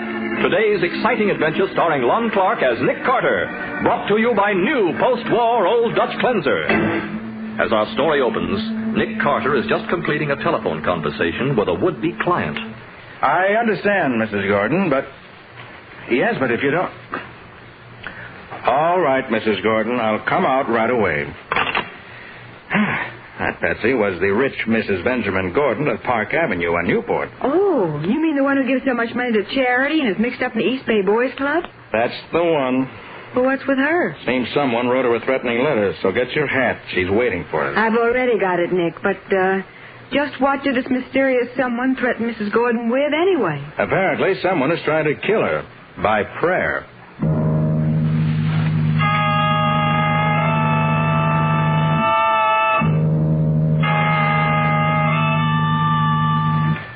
Almighty powers too great for the mind of mortal to know. I pray you, grant the boon of death to the woman, Mrs. Benjamin Gordon.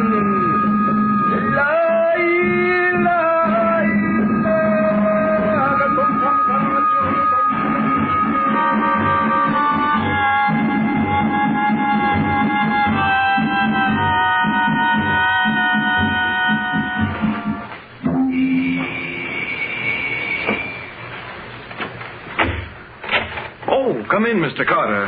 Mrs. Gordon is expecting you. Thank you. I'm Albert Farmer, Mrs. Gordon's secretary. And this is Miss Bowen, my assistant. Oh, how do you do, Miss Bowen? How do you do? In here, please. Sorry, I dropped my cane. Oh, I got it. Thank you. I turned my ankle last week, and I'm still clumsy with this cane. Get it through the store, please. Thank you. Mrs. Gordon, here's Mr. Carter and his assistant, Miss Bowen. How do you do, Mrs. Gordon? How do you do? How do you do? See, Andy, I told you you'd still be alive and kicking when Mr. Carter got here. Be quiet, Blake. This is my nephew, Blake Gordon, Mr. Carter. He's lazy and impertinent. Pay no attention to him. Now, Andy, you know Mr. Carter will suspect me instantly. I'm the only one who has any reason to want you dead. I'm the only one who inherits anything, except those charities of yours. That's enough, Blake. Well, Mr. Carter, you certainly took your time. I could have been dead before you got here. The time seemed longer because you're so upset, Mrs. Gordon. Of course I'm upset. Now, over the phone, you mentioned a letter. Yes, that horrid letter. Give it to him, Albert. Here it is, Mr. Carter. Thank you. Cheap envelope. Addressed in a typewriter, huh? But it has a return address. People who write threatening letters don't usually give their addresses. No, they don't. Temple of Thought, 5138 2nd Avenue. That's the worst slum district in the city. What in the world is the Temple of Thought? Don't know. Now, let's see what the letter says. Dear Mrs. Gordon, I'm happy to inform you that the boon of death has been requested for you. Oh. I've begun to pray for your release from life in accordance with the ancient ritual. I advise you to put your affairs in order so that you may enter into the peace of eternity with a free mind. Signed, Rama, High Priest of the Temple of Thought. Well, I've seen threatening letters before, but this certainly beats them all. I feel sure it's from a crank. Don't you agree, Mr. Carter? Not necessarily, Mr. Farmer. Though it certainly is worded curiously. My theory is that Williams, the chauffeur, is behind this, Andy.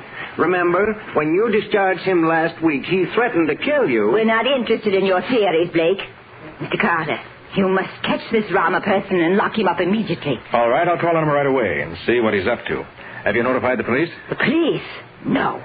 Relying entirely on you. Albert. Yes, Mrs. Gordon. Go upstairs and make sure there are no prowlers lurking about. Certainly, Mrs. Gordon. And I'm going up and lock myself in my room until this Rama person is dealt with. I don't think you're in any real danger, Mrs. Gordon. But, well, it can't do any harm to take precautions. All clear, Mrs. Gordon. Then I'm going upstairs. Blake, you will see Mr. Carter and Miss Bowman to the door. Righto, Andy. I hope you can ease the old girl's mind. You see, her bark is worse than her bite. Why, she's giving away... Miss Gordon! What happened? She's falling downstairs. Oh! She fell all the way to the foot of the stairs. Oh, she isn't moving, Nick. What is it? What's happened to Mrs. Gordon? She fell down the stairs. Miss Carter, is she... Sorry, Mr. Gordon. But your aunt is dead.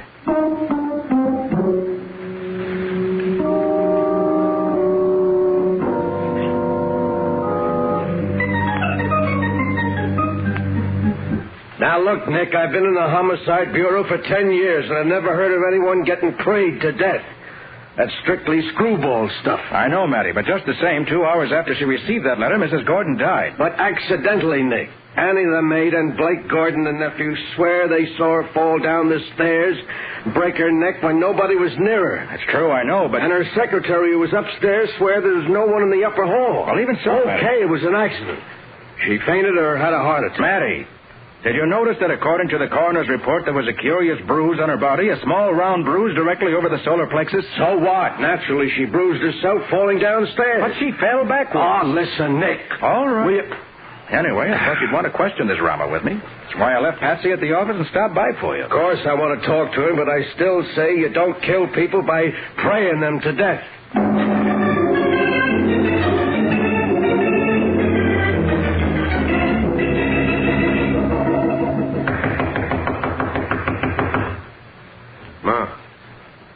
No answer.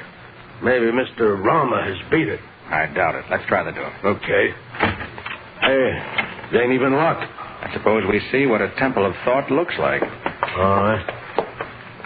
Oh, brother. What a joint. You can say that again. An old loft all fixed up with red velvet curtains and funny-looking idols. Somebody certainly likes Oriental incense. You wish to see Rama, high priest of the Temple of Thought? Hey, where did you come from? From behind the curtains. I was meditating and could not answer your knock. You Rama? I am Rama, and you are the police. What, You have come to question me about the death of Mrs. Benjamin Gordon. Hey, how do you know she's dead? Ain't been announced yet? The spirits arranged for me to be informed. It was I who killed her. Oh, you're admitting it, huh? I am not admitting it. I am stating it. Then you're confessing to murder. Now you're being ridiculous. It is not yet a crime to pray for someone to die. Got us there, Matty. No. I thank you for realizing the obvious. We're not here to charge you with murder. We want information. Rama has no secret. Then suppose you explain what you're up to, and fast. I am an Oriental mystic. It happens I know a rare and ancient Eastern prayer that frequently brings death within a very short time. You mean you're in the business of selling death? Yes, but quite legally. Well, of all the... There are many people who desire someone's death. Sure, but... They come to me and pay what I can. I provide the death prayer. I make no guarantee, but if death does not occur within 1 year, I refund the money. It is a simple business transaction. Just how many times have you been successful to date? More than you will believe. I will give the names of 6 persons who I have provided with death. You may check them for yourself. You're darn right we will. Suppose you tell us who it was that ordered Mrs. Gordon's death. I do not know. What do you mean you don't know? The order came by mail with $500 bills enclosed. 500? The note was composed of words clipped from newspapers and simply asked me to pray for the death of Mrs. Gordon. Uh-huh. So you prayed and she died? Yes. So the transaction is closed. Boy, you ought to be... Pardon me. Hello? Yes, this is Rama speaking. Thank you. I was sure you would be satisfied. I understand. Goodbye. Hey, who was that? That gentleman was the client who ordered Mrs. Gordon's death. What? He said that he is highly pleased with my services and is sending me an order for a second death prayer tomorrow.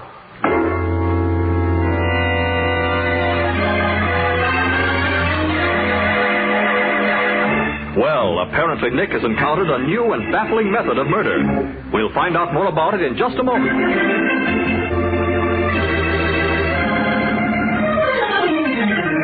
Now, back to the case of the Salesman of Death.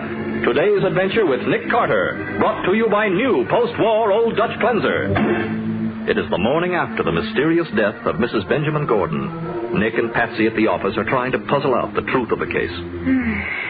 Nick, could Rammer have had anything to do with Mrs. Gordon's death? Or was it just one of those horrible coincidences that she fell down the stairs? The answer is no to both questions, Patsy. Well, do you suppose Mrs. Gordon's nephew and that maid Annie are lying when they say they saw her fall down the stairs and that nobody was anywhere near her? Well, could be.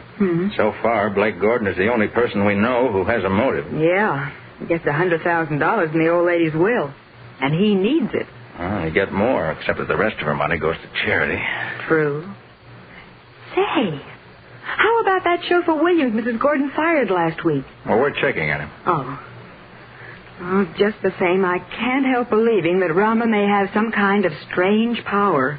Yes, on the face of it, Rama's powers are very convincing.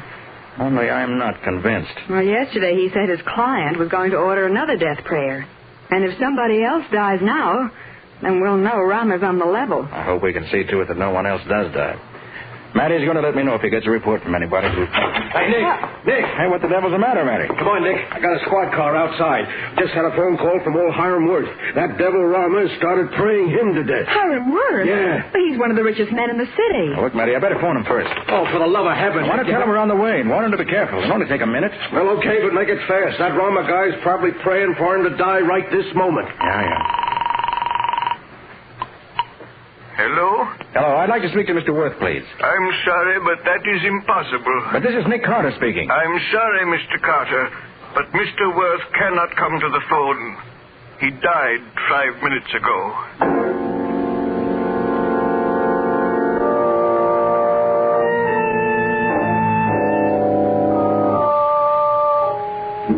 Look, Gibbs, you say that after Mr. Worth read that letter from the High Priest Rama, he phoned Sergeant Matheson and then stayed in his library with you on guard outside. That right? Yes, sir. And no one came near him? No, sir, not a soul. Mr. Worth was very much upset at reading about the death of Mrs. Gordon, and he was taking no chances. Did he know Mrs. Gordon? Oh, yes, sir. The two of them founded the East Bay Boys Club. Mr. Worth was chairman of the Board of Governors, and Mrs. Gordon was treasurer. I see. In fact, they had an appointment to meet only today to look into its affairs. They were very disturbed about something. Yeah, well, that's got nothing to do with the fact that they got killed. Now, let's... Not so fast, Matty. What? This East Bay Boys Club seems to be a link between Worth and Mrs. Gordon. The only genuine link we've found. Oh, sure, but... And then as much as their deaths must be tied together somehow, maybe it's through this boys' club. I don't see how they could be, Nick. Well, neither do I yet. But, Gibbs. Yes, sir. You didn't leave the house for a single minute. Just long enough to slip outdoors and mail a letter for Mr. Worth. But I wasn't gone more than a minute or so. What was the letter you mailed? Why, this morning, along with the letter from this Rama person, Mr. Worth also received a letter from a Mr. Smith in Raleigh, North Carolina, offering to sell him a rare early American glass bowl at a very good price. Mr. Worth was very keen on early American glassware. So I've heard. Go on, please. Well, he'd been searching for just such a bowl for years. In fact, only last month he wrote Mrs. Gordon, who also collects glassware, asking her to sell him the bowl she owns.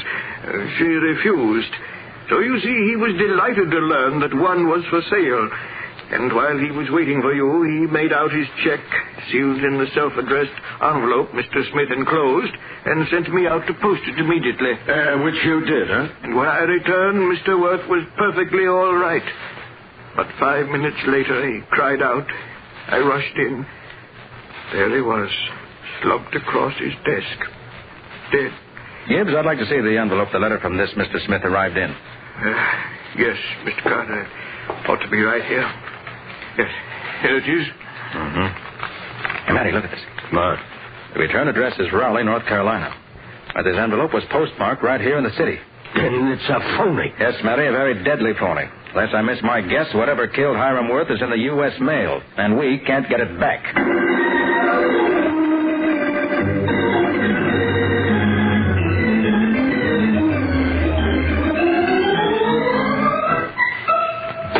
Hi, Betsy. Well, you look pleased with yourself. I am. Last time, making some progress. Oh, such as what? Discovered that the finances of the Bay Boys Club are in bad shape. Really? Yes, ma'am. And my guess about Hiram Worth's death has been proved correct. Huh? He was killed by poison mucilage on the flap of that letter he sealed just before he died. But, Nick, how did you get hold of that letter? Fortunately, Hiram Worth was a very methodical man. Uh-huh. He put his return address on the envelope when he sealed it. Oh, so when the post office couldn't deliver it back to the fake address written on it, it came right back here. Right. And an analysis showed that there was enough poison in the mucilage and the flap to kill 3 men. Yeah, but who sent the letter, Nick? Rama? I'd guess the man who hired Rama didn't trust Rama's powers any more than I do, and decided to help them out a little. Uh-huh. Have you any idea who he is? Logically, only one person could have done it. Oh, but logic isn't proof. No, it isn't. I haven't any proof yet. And that means we'll have to make him trap himself. Trap himself? How? I have a plan in mind. Pretty elaborate, but if it works, we'll be able to wash the whole case up tonight. Oh, that'll be swell. And as our first step, Patsy, we're going to call on Mr. High Priest Rama.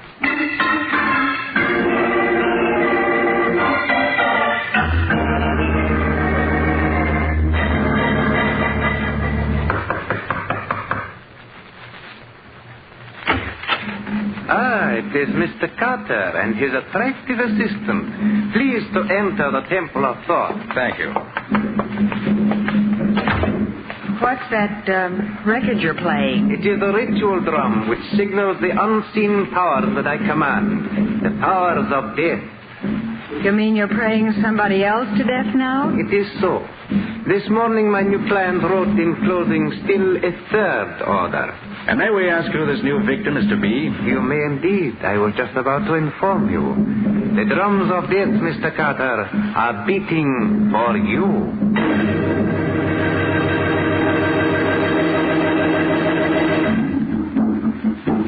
So now Nick himself is to be prayed to death. And when the high priest Rama begins his strange spell, something fatal always happens. We'll find out how Nick evades the deadly fate that has already overtaken at least 2 victims in just a minute.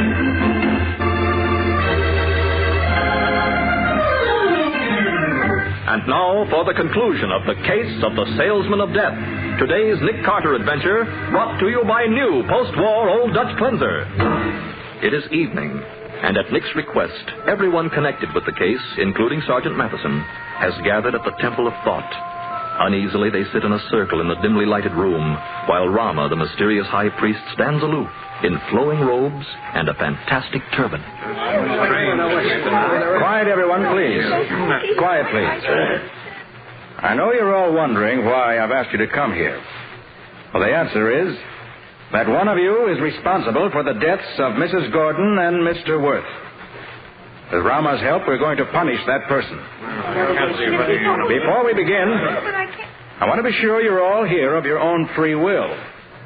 First, Mrs. Gordon's nephew, Blake Gordon. Right on, Miss Carter. I haven't been so intrigued in years. Mrs. Gordon's maid, Annie. I said I'd come, and I'm here. But I don't like this place. It scares me. We won't be long, Annie. Oh. Albert Farmer, Mrs. Gordon's secretary. I'm here voluntarily, Mr. Carter. Glad to help out if I can. Ann Gibbs, Mr. Worth's valet. I'm here because you asked me, Mr. Carter. I don't like it, but if it will help avenge Mr. Worth's death, I'll stay. And last, Williams, Mrs. Gordon's former chauffeur. Sure, I'm here, my own free will. I shut off my mouth when the old lady fired me, but I never touched the old battle axe. I'm here to see I ain't framed. Then we can get going. One person here tonight used the strange and mysterious powers of Rama to bring death to 2 people. It's only simple justice that we should use Rama's mystic powers to bring punishment to that person, who, it seems, cannot be touched by the law. Hey, look, Nick. Wait a minute. Silence, please. Rama, Rama is at your service. Begin the prayer of punishment for the one who paid you to bring death to Mrs. Gordon and Mr. Worth. Rama will invoke the ancient ordeal by fire, used for 10 times 10,000 years to make the guilty known to his fellows. Slowly the blood in the guilty one's veins will come to a boil. He will feel his skin on fire. Heat will envelop him. And if he does not speak, he will die screaming in madness. You can't be serious about this, Mr. Carter. Really, no, that sounds absurd. Hey, Nick, for the love of Mike. Silence, please, everyone. I'm perfectly serious, as the guilty person will discover when the incantation begins to work. Rama, begin. Almighty powers beyond the knowing of mere mortals, your servant calls down the ordeal by fire upon the one who has willed the deaths of others. I begin the first drum of the fire ritual.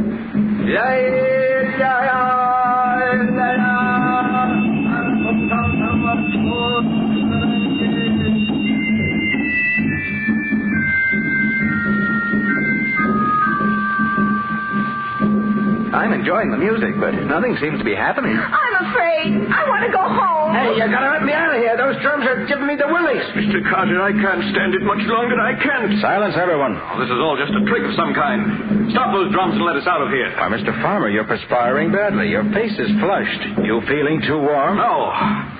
No, of course not. You're trying some kind of trick, and I've had enough. Stop those drums, I say. Rama, stop the drums. Turn on the lights. Rama hears and obeys, but the spell cannot be stopped. Mr. Farmer, your face is streaming with perspiration. Your skin is as red as fire.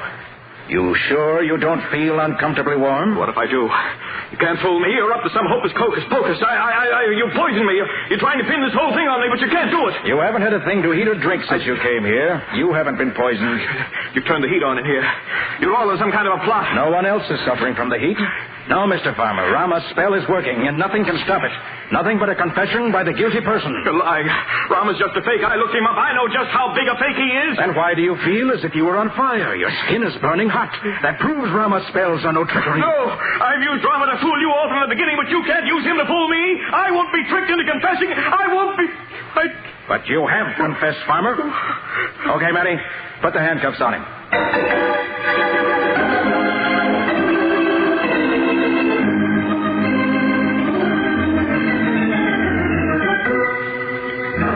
Now listen, Nick, I want a few facts out of you. And so do I. Facts? Well, you both heard Albert Farmer's confession after he realized he'd given himself away, and you know how he killed Mrs. Gordon. Yeah, sure. He hid behind the draperies at the head of the stairs, and when she got within a couple of steps to the top, he jabbed the end of his cane against her solar plexus as hard as he could. She fell head over heels down the stairs and broke her neck. Uh-huh. And she was in such a position that her nephew and maid who were downstairs couldn't see the cane. That's what made it look like an accident. Okay, that's that. And you already know how Farmer killed Worth with the poisoned envelope. Then you also know the motive behind both murders. Well, sure. Albert said they were going to investigate the affairs of the East Bay Boys Club. Yeah, but what did he have to do with the boys' club? Well, think for a minute. Mrs. Gordon was treasurer of the charity. Okay, but... Now, would a woman as old as Mrs. Gordon do the actual work herself? Why, of course not. She'd give the job to someone else. And the natural person for her to pick would be her secretary. Then Albert handled all the money she and Worth contributed. Right. Yeah. And he managed to steal about $30,000, as I discovered by checking the books. Yeah, but Nick, why were you so sure Albert was guilty? Because of that fake letter to Mr. Worth. It had to be sent by someone who knew Worth wanted a bowl such as the one described in the letter.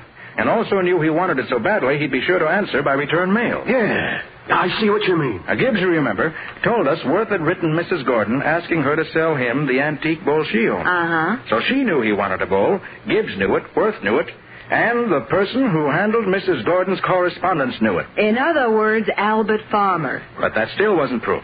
That's why I had to use an elaborate psychological third degree on Albert in order to trick him into confessing. He used Rama to confuse us, so I used Rama to confuse him. Well, Nick, does Rama really have any supernatural powers? Of course not. Albert was simply using him for camouflage. Rama's just a clever faker who thought up this death prayer racket about a year ago. But if Rama's a fake, what happened to Albert there tonight? That, Patsy, was psychology, not magic. Psychology? Sure. Albert Farmer came to the Temple of Thought feeling he could bluff his way through anything that happened. But fear finally caught up with him. You mean that even though he knew Rama was a phony, he started to think all that incantation baloney might work? Maybe. In any case, Farmer began to feel trapped. He got uneasy, nervous, his blood pressure went up. And then when you started to give him the business... Then the heat was really on. He couldn't take it any longer. Broke out in a cold sweat and then made a slip. After that, getting a confession out of him was duck soup. Nick, I got to hand it to you. You sure figured out a new way of turning the heat on a killer.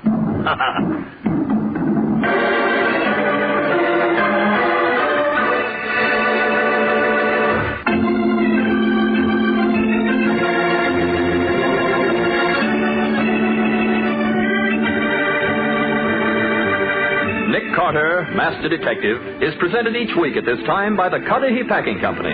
It is produced and directed by Jock McGregor and is copyrighted by Street & Smith Publications, Incorporated. Charlotte Manson is featured as Patsy. Ed Latimer plays Matty. Today's script was written by Robert J. Arthur.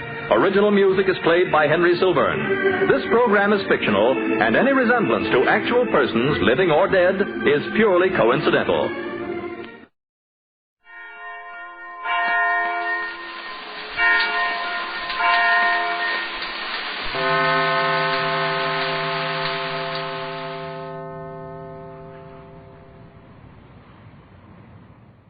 Transcribed, Frank Lovejoy in I.E.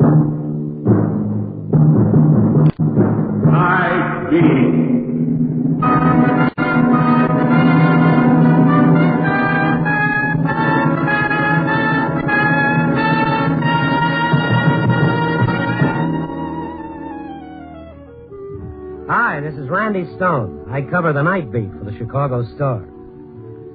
You know, in the long story of human relations, conflict between brothers is no new item. It goes all the way back to Cain and Abel.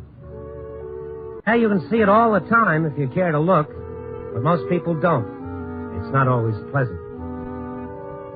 Anyway, I want to tell you a story about two brothers. They were jockeys, and when they started knocking up against each other, coming down the stretch in a drive for the wire, all mixed up with a ton of horseflesh and a mess of pounding hooves, well, somebody should have run up the red flag of danger. It all goes back to yesterday morning. I was sitting in front of my typewriter trying to get a story to fit into place. It was close to 5 a.m., and the clock on the wall was sticking its tongue out at me. I just about decided to turn in what I had and let it go when I felt someone move up to my desk. Hi, Randy. It was Ben Clark, a jockey fellow I'd known on and off for years and a pretty good friend. Well, Ben, you old son of a gun, how are you? Pretty good, Randy. Good to see you. Where'd you pop out of all of a sudden? Well, a meet's opening this afternoon. I was on my way out to the track for a little morning workout. Saw the light on up here. Wondered if it was you. Well, I'm glad you came up. Sit down. Thanks. Cup of cold coffee? I keep it around for special friends. Oh, no thanks, Randy. I haven't got much time. Gonna have to shove in a minute. How's the wife? Oh, Stella's swell. We just got in from California a couple of days ago. Been riding out there. Yeah, I know. I've been keeping tabs on you through sports. Randy. What's the matter, Ben? You look kind of beat. Tired, I guess, that's all. Randy, you seen Keeney? Your brother? No. Yeah, he's in Chi, too. I thought you might have bumped into him. No, last I heard of him, he was riding apprentice down at Gulfstream. Yeah. Well, he's going to ride here. Got in a couple of days ago, the boys tell me. All fired up. Ready to ride against me to prove he's better than I am or something. You two still at it, huh? Why don't you two kiss and make up? Be better all the way around. No, I don't know. We don't speak the same language, I guess. Kid's sore. Figures I was trying to hold him down when I wouldn't give him permission to ride before he was 18. I was his guardian. It's a laugh, isn't it? Yeah. I couldn't let him ride. You know that. He was like a maniac on a horse. He'd get out there and he didn't care what happened, what he did, as long as he won. He's going to get himself killed, you know that. Couldn't let him ride for his own good. Well, he's old enough to call his own shots now, Ben. I wouldn't worry about it. No. Well, it looks to me he waited till I signed to ride here, and then he wangled himself some mounts so he could go against me. Just hope he's got a little more sense now, that's all. Just hope he's settled down some since I saw him last. Oh, sure he has, Ben. He was just a kid then. Riding was a game to him. Winning was fun. Now it's a business to him. He doesn't want to break his neck any more than the next fellow. Yeah. Oh, look, Randy, give us a ring at the hotel tonight, will you? Stella'd love to see you. Maybe we can take in dinner? Sure, that'd be swell. Say, wait a minute. You going out to the track now? Yeah. Why don't I come along? You mind? No, not at all. Come on. Maybe that's what I need, a little fresh air. That's my trouble, too much indoor living.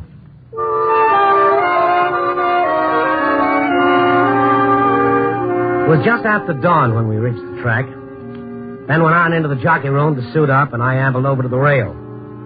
There it was, the dawn patrol, watching the horses in their early morning blowouts. Trainers, owners, exercise and stable boys, and handicappers. Each of them with a stopwatch in his hand or in his head.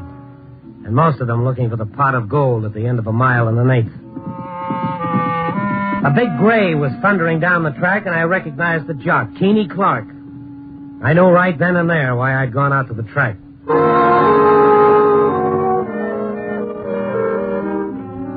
After Keene finished his workout, I caught up with him, heading for the jockey room. Hey, Keene! Keene! Huh? Just a minute. Oh, Randy Stone, hi. Hi. I saw you on that gray. You look good. Thanks. What you doing out? They got you in sports now? Oh, no. Nothing like that. I want to talk to you. Me? Yeah. Come on, let's sit down over there. Yeah, all right. How you been, Keene? You did pretty well down at Gulfstream. Yeah, I did okay. Okay? Leading apprentice, that's better than okay, isn't it? It's all right. Yeah, sit down. Yeah. Well, what is it, Randy? Well... Go on, I'm listening. You know, you're looking at a guy who's just about ready to put his foot into something he'd do better to keep it out of. Go ahead, shoot. I talked to Ben a little earlier. Oh. He's kind of worried. He is, huh? About you. Me? What's he worried about me for? Well, I told him it was silly, but you know Ben, sometimes he's a little old woman. I hadn't noticed. Well, he's worried about the way you ride. He's afraid you're going to bust yourself up or something. You know, I think it'd be pretty nice if you went up to see him. I'll see you around, Randy. Now, Keene, wait a minute. You got things mixed up, Randy. Ben's not worried about me. Not one bit, no. What do you mean? He's worried about himself, like he's always been. That's what I mean. He's worried I'll become something and beat him out of some headlines. Ben? He's worried about two guys with the same name. He's worried he'll have to share the glory. He's been stepping on me all my life. He wants me down. He wants to be up. I don't like that. And I'll tell you something else. Oh, now ease off. He's scared. Yeah, Ben's scared. Deep down in him, he's scared because he's getting old for a jock and soft. And it eats him because he thinks I'm better than he is. And he's right. Mm-hmm. Okay, you run down now? Just a pause for a station break. Well, I think you got it wrong, Keene. You do, huh? Okay, I got it wrong. You got it right? You got all the facts? Well, no. You know everything that's gone on between us? No, I don't. Okay, you gave yourself an answer. Now, listen, Randy. Ben's business is Ben's and mine is mine. Yeah, and neither of them is mine. Yeah, I know. Okay, Keene, you told me. I'll see you around.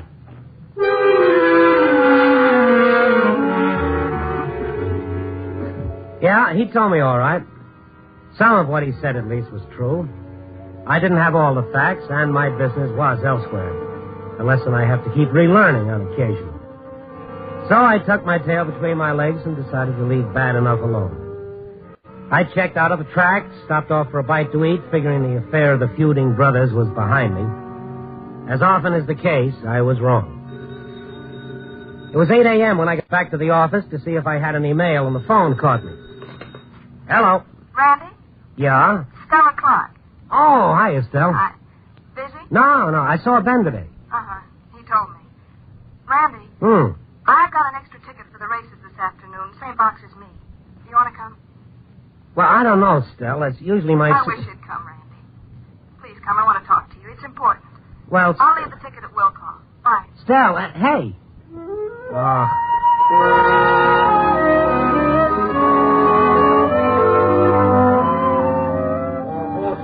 Reach the post in 5 minutes. I'd gone on home, caught a few hours of sleep, and made the track just before the first race. I shoved my way through the crowd over to the boxes, and I saw her. Blonde, a little heavier than before. She was sitting there nervously fingering her program, then she looked around. Randy, I was beginning to wonder if you'd come. I'm sorry, Estelle. Made it as soon as I could. Here, come on, sit down. Yeah.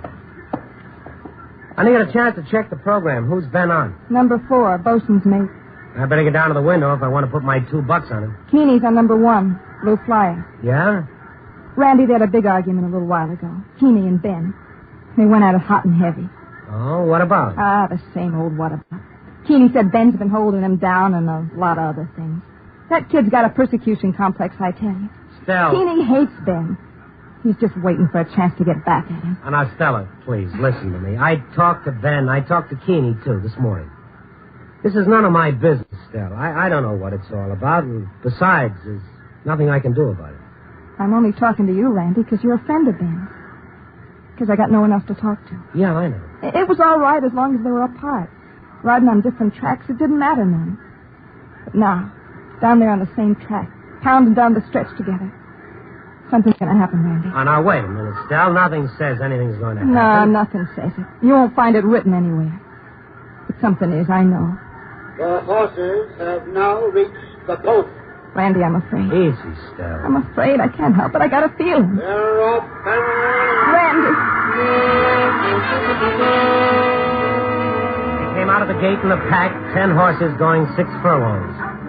They began to string out on the backstretch, Canapé in front by a neck, Ben's horse, Bosun's Mate, second by a length over Pedro D. And Keeney's horse, Blue Flyer, was well back. They held their way pretty much coming around the far turn with Keeney's horse picking up ground.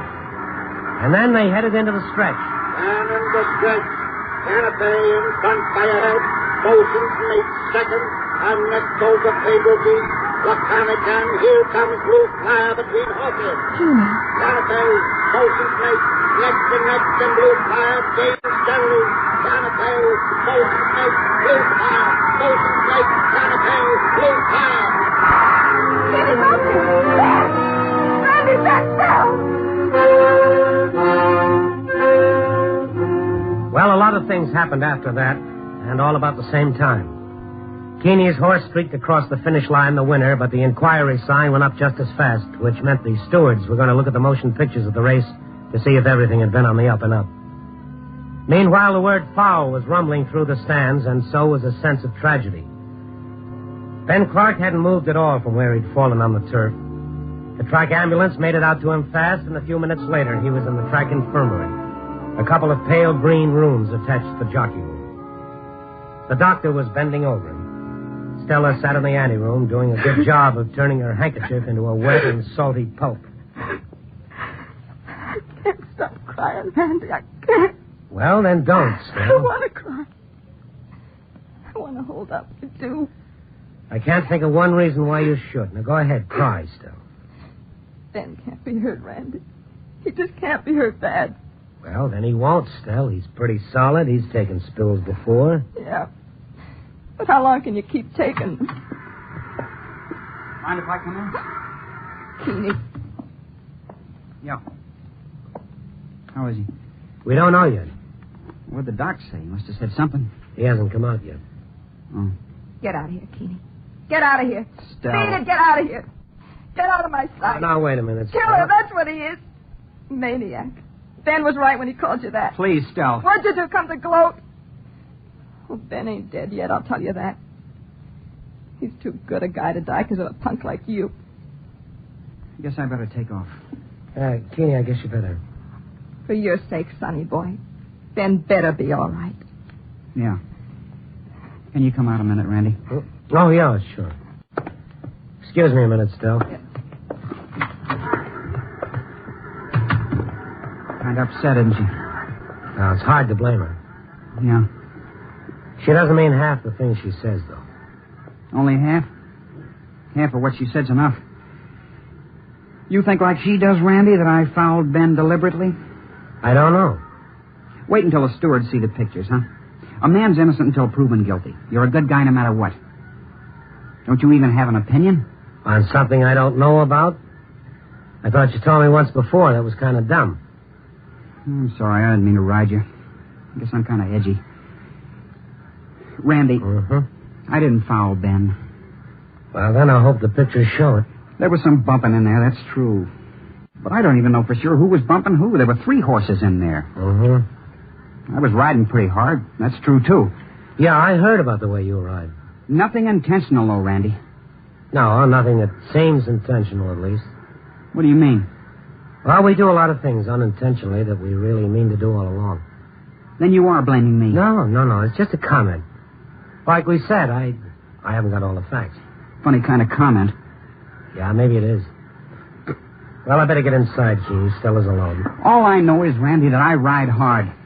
Rough, I guess. Yeah, I'm a cowboy on a horse, like they say. When I get in there, I drive with all that's in me, and I don't think too much. That's because I want to win and keep on winning.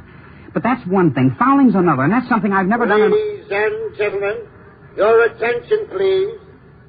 The inquiry signs come down. The stewards have viewed the motion pictures of the first race, and the results are now official.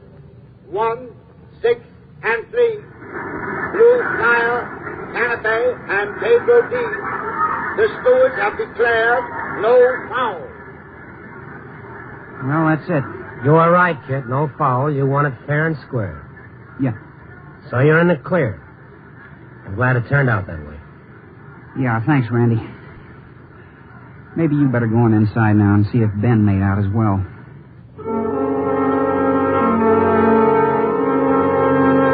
I went back on into the infirmary. The doctor was there, and Stella had her head buried on his shoulder. At first, I couldn't tell whether her crying was from sorrow or relief.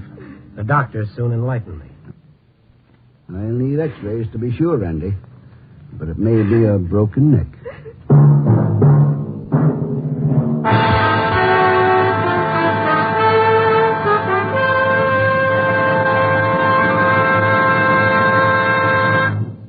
NBC is bringing you Night Beat, starring Frank Lovejoy as Randy Stone. For millions of Americans, tonight marks the beginning of a 3-day holiday. A large percentage of these people will be out on the highways driving to vacation spots, and it is to these people that this message is directed. Actually, we don't like to be grim at times such as these when a holiday is in the offing. Unfortunately, it is sometimes necessary. The National Safety Council estimates that 310 persons will be killed in traffic accidents during the next 3 days. 310 people will die on our highways. Now, the council hopes that the estimate is high. When you drive this weekend, please be careful. Be alert. Drive only at the safe speed limit, even though it is many miles less than the legal limit. Be courteous and careful. Help reduce the number of traffic deaths on this holiday weekend by practicing the golden rule when you drive. Don't chisel in traffic, or you may be only a statistic on Monday. The life you save may be your own.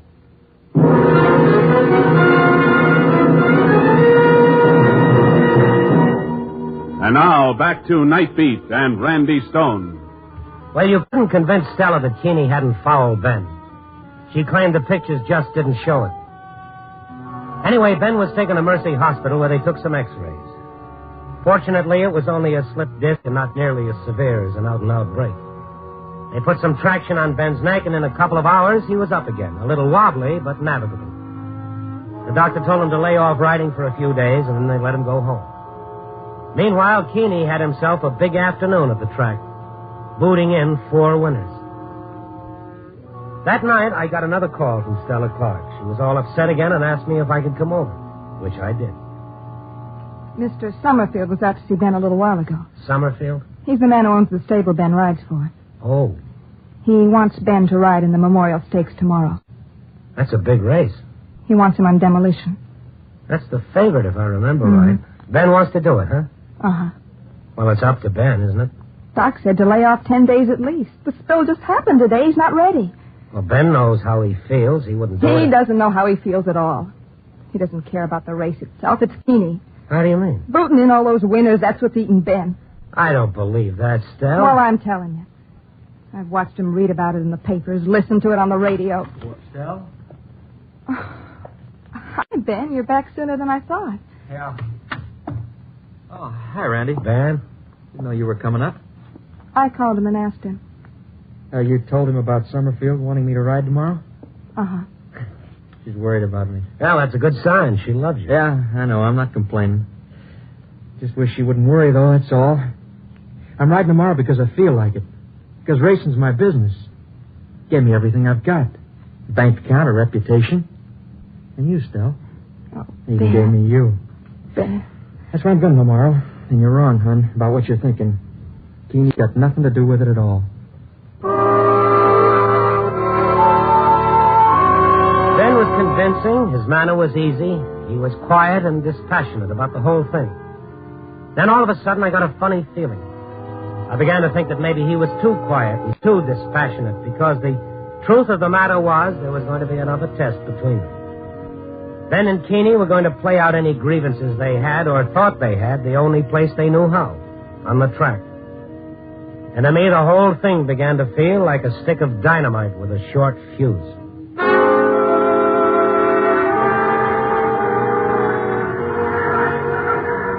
The 7th race, the Memorial Stakes, 1 mile and a 16th for 4-year-olds and up.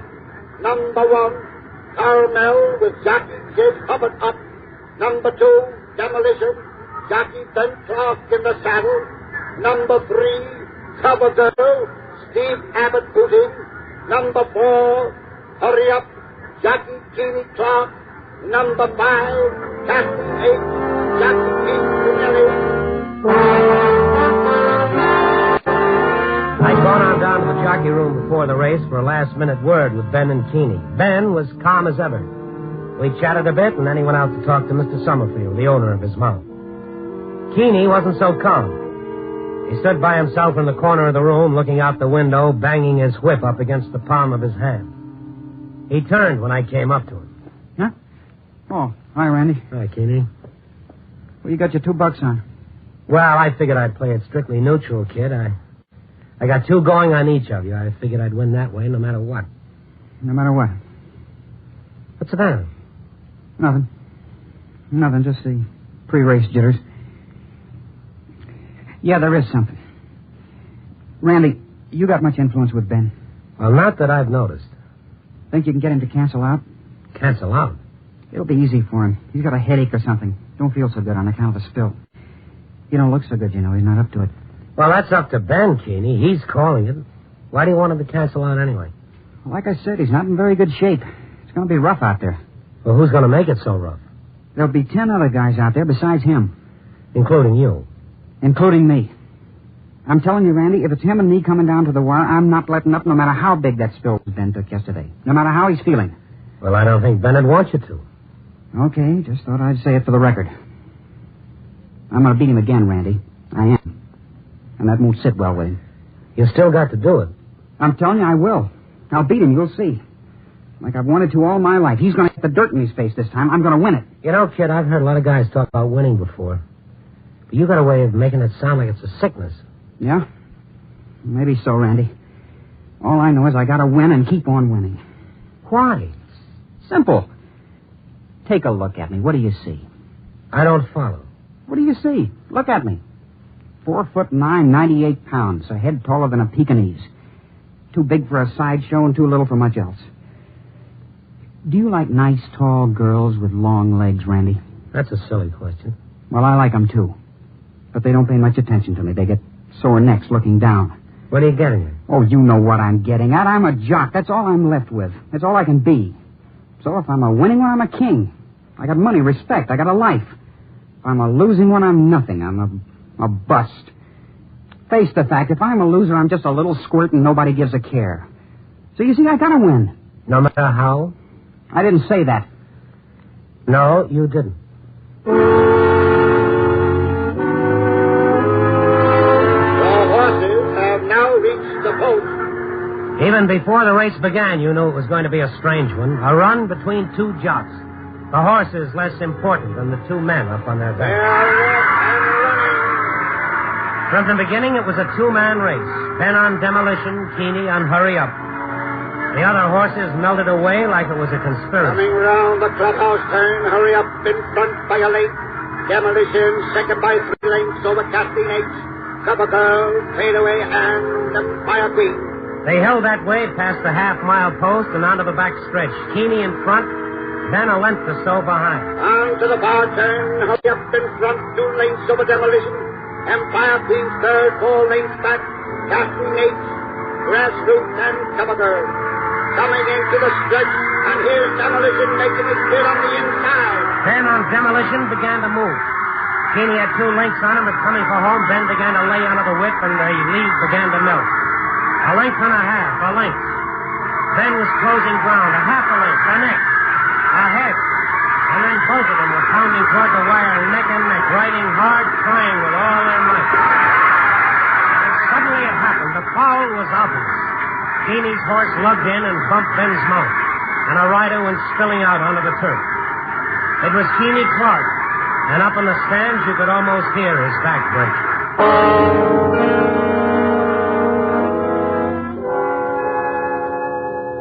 5 minutes, Randy. No more. All right, Doctor. That's you, Randy? Yeah, it's me, kid. I'm a mess, ain't I? Doc says I'll be laid up for months. Yeah, I know. Take some of the steam out of me, huh? Doc says maybe no more riding, ever. No, he's wrong there. If I say I ride again, I ride again. I believe you. What's with Ben? I don't know. I haven't seen him. The stewards, they had a lot to say, I'll bet. No, not much. They saw the pictures of the race. Your horse lugged in badly, bumped Ben's. That gave him the race, cleared him of the blame. They figured you'd fouled him to keep him from pulling on ahead and winning. They did, huh? Randy, I'm going to tell you something. I want you to believe me. It's not going to be easy. Go on. I didn't foul Ben. My horse lugged in. It bumped Ben's mount. I know that. But I didn't foul him. Honest to Pete, I don't know what really happened out there at all. Ben. Hi, Keeney.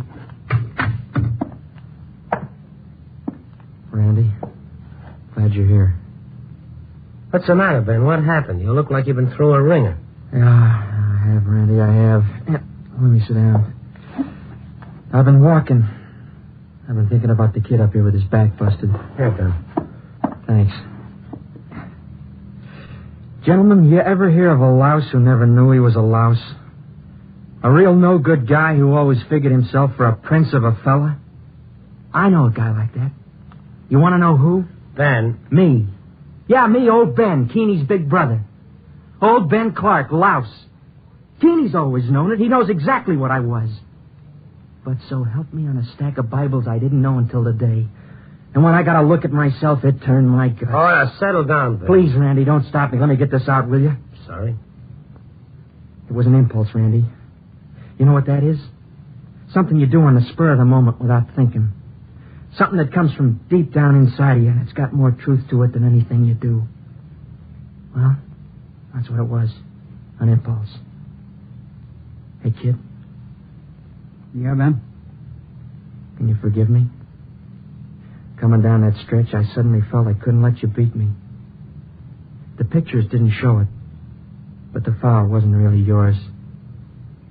I stuck my whip in your horse's eye.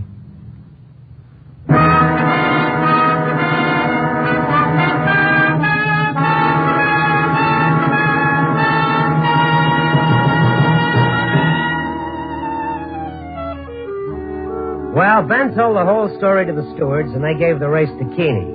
Not that it mattered much anymore. What's going to happen now between the no longer feuding brothers? Well, I don't know for sure. Ben's given up riding. He's going to try his hand at training. I like to think in the not-too-distant future, Ben will saddle himself a fine animal, Keeney will get in the irons and boot him home a big stakes winner. But win or lose, Keeney and Ben bear out something I've always believed. You don't have to win to be a winner. In our book, it's how you run the race that counts. And remember, just because you didn't come in first doesn't necessarily mean you lost. Copy point.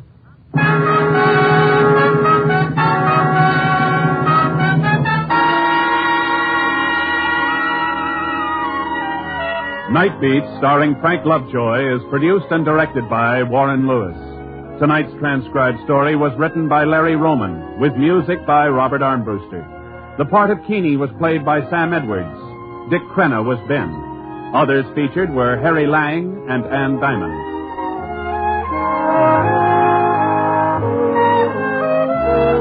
Listen next week at this time and every week as Randy Stone searches through the city for the strange stories waiting for him in the darkness.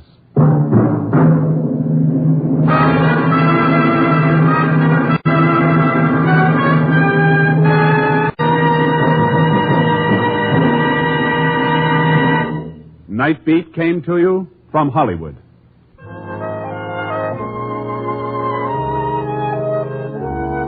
3 chimes mean good times on NBC. Friday evening, The Roy Rogers Show brings you an exciting half hour of Western music and adventure. The short story presents 3 Pair of Heels by Neil Bell. Short story is your invitation to a half hour of great dramatic entertainment. Consult your local newspaper for broadcast time and join us Friday for Roy Rogers and Short Story. 2 great shows on NBC.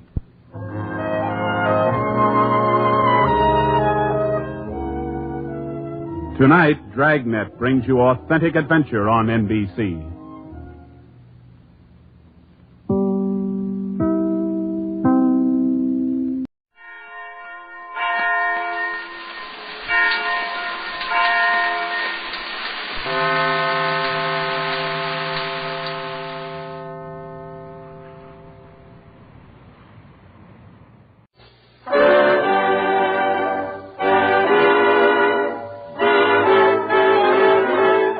The makers of Camel cigarettes present Dick Powell as Richard Diamond, Private Detective.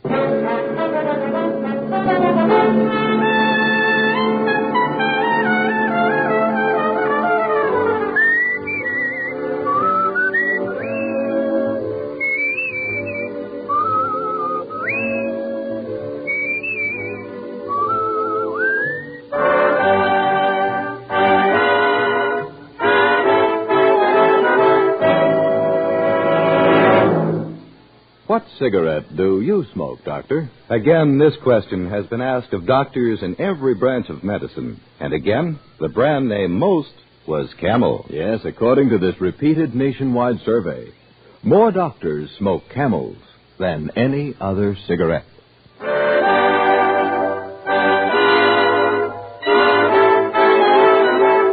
Here, transcribed, is Richard Diamond, Private Detective, starring Dick Powell.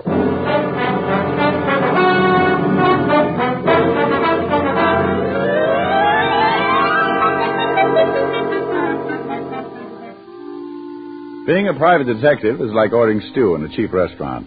You never know what you're getting until it's too late. It was that way the other morning. I was sitting in my office practicing curtain speeches to my creditors when she came in. She was wearing a casual item that must have caused a sharp dip at the mink population.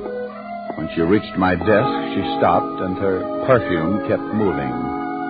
She probably noticed the glassy look reaching my eyes because she said, "Does my perfume bother you, Mr. Diamond?" "Well, no, not at all.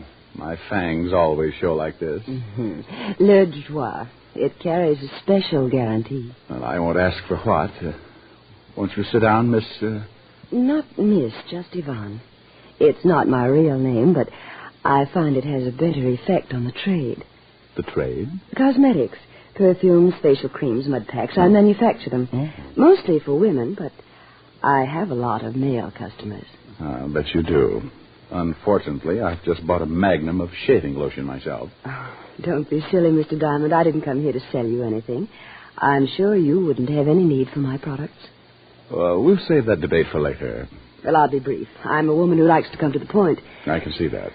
How would a $200 fee sound to you? Like a mirage, but beautiful. Here you are.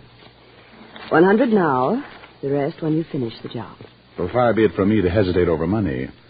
Especially that nice, luxurious shade of green. But don't you think that... Of course. You want to know what you have to do. It would help. It's very simple. This afternoon, the Ile-de-France docks in New York. On the ship will be a man named Bouchon. One of your customers? Or is this social? Monsieur Bouchon has developed a wonderful new face cream. He's arranged for me to have the exclusive American rights. Well, that's fine. All you do is pick up the sample from Monsieur Bouchon at his hotel and bring it to me. Oh, I see. Do you mind if I look at your legs? Well, no. But I thought we were talking business. We are. Mm-hmm. Well, you've got nice legs, Yvonne. They take me where I want to go. What keeps them from taking you to Bouchon's hotel? You mean pick up the sample myself? I was sure you'd ask that. Well, I did. You don't know the cosmetic industry, Mr. Diamond. My competitors would do anything to get hold of that face cream. They know you expect Bouchon? Only one of them. A ruthless man. Does he have a name or just a disposition? Robert Mockler. He owns the Venus Beauty Enterprises. And you think he might follow you, take the sample away before you can start to manufacture? So you're paying me $200 to protect it. Oh, Mr. Diamond, I'm going to like you. You're so understanding. Oh, $100 bills make me that way. I'll expect you tonight around 7:30. My job's over when I deliver the sample to you, is that it? Yes. But don't make any plans for the rest of the evening. There's a new perfume I want to try out.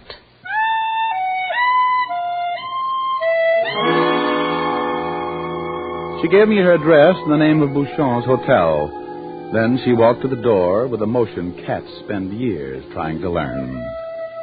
I sat there a while, letting my head clear and my temperature sink to a mere galloping fever. I had a bite of lunch, strolled around most of the afternoon doing things people do to kill time in New York.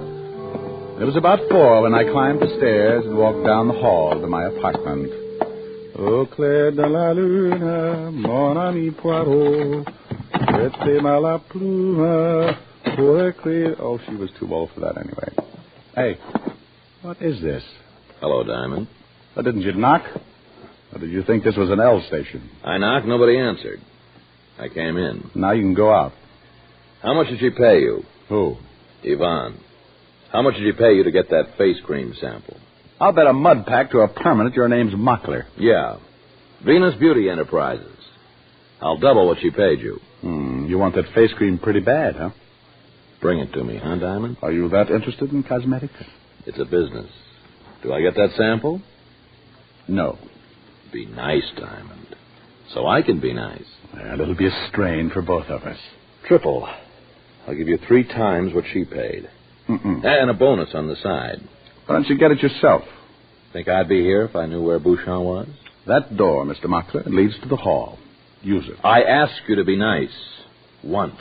The second time, I don't ask. You heard me. Ow. Ow, you take your hands off me. I'm just being nice. You dirty. Get up. And then get out. All right, Diamond. I'm leaving. You take a hint nicely. I won't forget this. I wouldn't want you to. You just lost yourself a chunk of cash, Diamond. I'm not a very good businessman. It's a habit with me. Well, it's too bad. Might have helped pay the bill. What bill? The undertaker. Funerals run high these days. He stomped to the door, his face twisted with some private rage that had just become public, and left.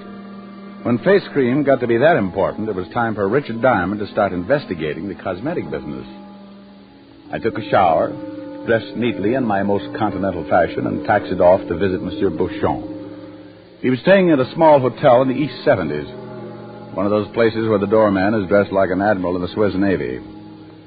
I ignored the doorman and waded through miles of plush carpet until I found Bouchon's suite. I pushed the buzzer, and when the door opened, I was standing in front of the biggest female this side of a Ringling Brothers tent. You want something, gentlemen? Monsieur Bouchon, is he in? Who you been, gentlemen? Richard Diamond. Come in. What's the matter? Is my tie on crooked? Please. Well, the way you're looking at me, maybe my nose is shiny. It's better when you've been really Richard Diamond. Because, gentlemen, if you know Ben Richard Diamond, they ben break your bones. One bone by one bone. You see, gentlemen? I'm afraid I do. But now if you'll just... Monsieur Diamond. Monsieur Bouchon, I hope. Name of punctuality, Monsieur Diamond. Exactly on time. I kissed you on one cheek. I kissed you on cheek number 2. We can stop it right there. Let me regard you. Oui. It is as if one say you will be. So young, so handsome, so viril. I feel like a midget next to your watchdog here. Watchdog? Je ne comprends pas. Oui, Bertha. She is my masseuse. She makes new muscles as the old. And vice versa on occasion, I suppose. Regard her, Monsieur Diamond. Name of a Swedish smorgasbord. Is she not magnifique? Yeah, spellbinding. Now, about that sample I'm supposed to pick up. But of course, Bertha. Please. In the boudoir, Bertha, there is a jar on the bed, next to my Chartreuse dressing gown. Bring it. Yeah, gentlemen. I wish to tell you, Monsieur Diamond, how pleasant it is to be back in your New York once more. What a truly magnifique city she is to visit. But you wouldn't want to live here. Name of a fortune teller, but you are psychic. How did you know I would say that? I've been hanging around the tourist bureau. I do not understand, but I think you are being droll. You would have a tiny brandy with me. Some logis du mail, n'est-ce pas? Well, thanks, but I've got a date with a room full of perfume. The Yvonne. Naturally, the incomparable Yvonne. Well, I suppose I cannot persuade you to stay. Thank you, Bertha. Please. Here, Monsieur Diamond, is the latest Bouchon creation. That's all? Just this jar? I have worked so hard on this sample. Oui. How I have labored. You will take good care of it, yes? Well, for $200, I'd tuck it in bed and sing it a lullaby. But no. No. You must not do that. You must make haste and place the sample in the hands of the lovely Yvonne. Any message to go with it? The sample. She will be message enough. Okay, I'll be seeing you. Of a certainty you will, Monsieur Diamond. Of a certainty. I looked back on my way out of the suite. Monsieur Bouchon had an atomizer in each hand, spraying the room with cologne. The expression on his face reminded me of the python who had just swallowed his week's supply of rabbit on the hoof. I snowshoed my way down to the street and started to look for a taxi. I didn't have to look far. Hey, Mac. Huh? Over here, Mac. You looking for a hack? That's right. Hop in. 53. Sit down and be nice, Mr. Diamond, or I'll blow your head off. Well, you leave me a limited choice, Mr. Muckler. That's better. Fine work, Willie. Yeah, pretty neat, huh, Mr. Muckler? I'll answer that, Willie. It was neat. Now, I'd like to... Diamond. I thought you were going to be nice. I'll take that gun. Well, you might give me a gold star for trying. We're fixing your gold star right now. My place, Willie.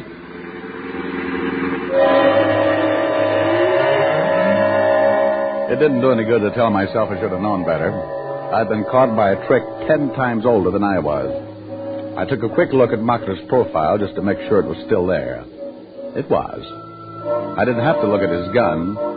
It had found a home between my 4th and 5th rib. We finally pulled up in front of an apartment just off Park Avenue. Muckler herded me across a foyer that might have been cheerful in McKinley's day. He pushed me toward the elevator. All right, get in. Would you mind shifting that gun a bit? My floating ribs run aground. I'll be nice, Diamond. Suits you better than being funny. I was just trying to be pleasant. But if you insist, Don't talk so loud. My neighbors are refined. All right, get out. Aren't you making a lot of fuss over nothing? After all, it's only a jar of face cream. You'd be surprised. No kidding. Any drugstore. Shut up.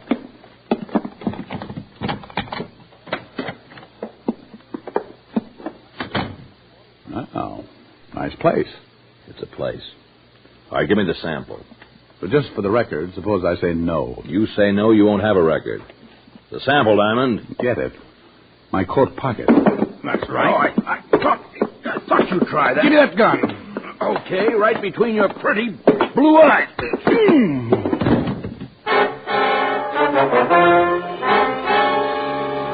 His gun caught me a glancing blow in the forehead, and I went down. I couldn't have been out for more than a few seconds, because when I came to, Muckler was still in the room.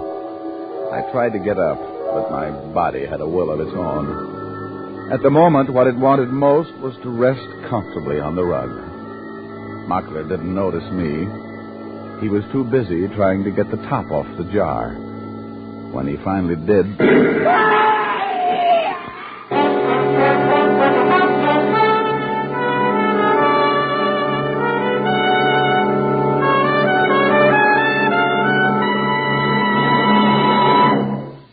Before we continue with Richard Diamond, here is an important question.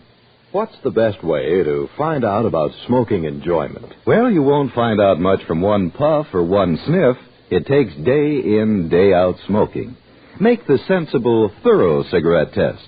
Smoke only Camels for 30 days. You'll discover how rich and flavorful Camels are pack after pack. You'll find how mild Camels are, how well they agree with your throat week after week. In a coast-to-coast test of hundreds of people who smoked Camels for 30 days, noted throat specialists reported not one single case of throat irritation due to smoking Camels. No other cigarette gives you this conclusive proof of mildness. And no other cigarette has Camel's rich, full flavor. The flavor of costly tobaccos, properly aged and expertly blended. So make your own Camel 30-day test, the sensible test. You'll enjoy every puff, and you'll see why so many people say, once a Camel smoker, always a Camel smoker. How mild can a cigarette be? Take the Camel's 30-day test, and you'll see. Smoke Camels and see. And now back to Richard Diamond, Private Detective, starring Dick Powell.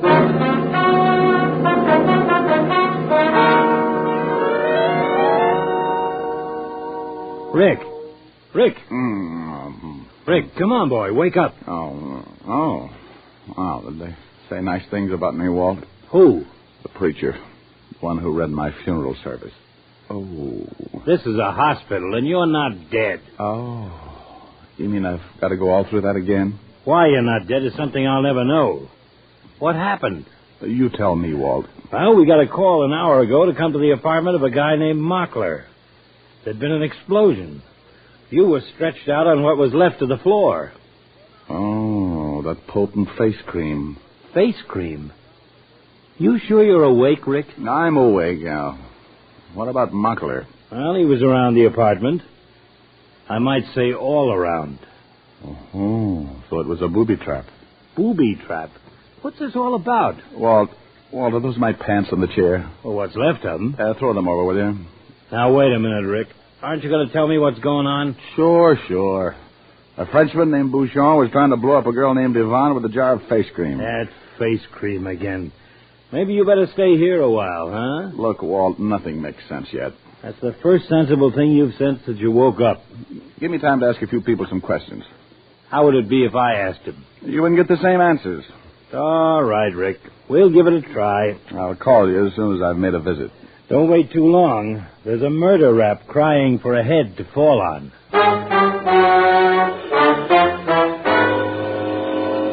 I checked out of the hospital and walked a few blocks to shake the India rubber out of my legs.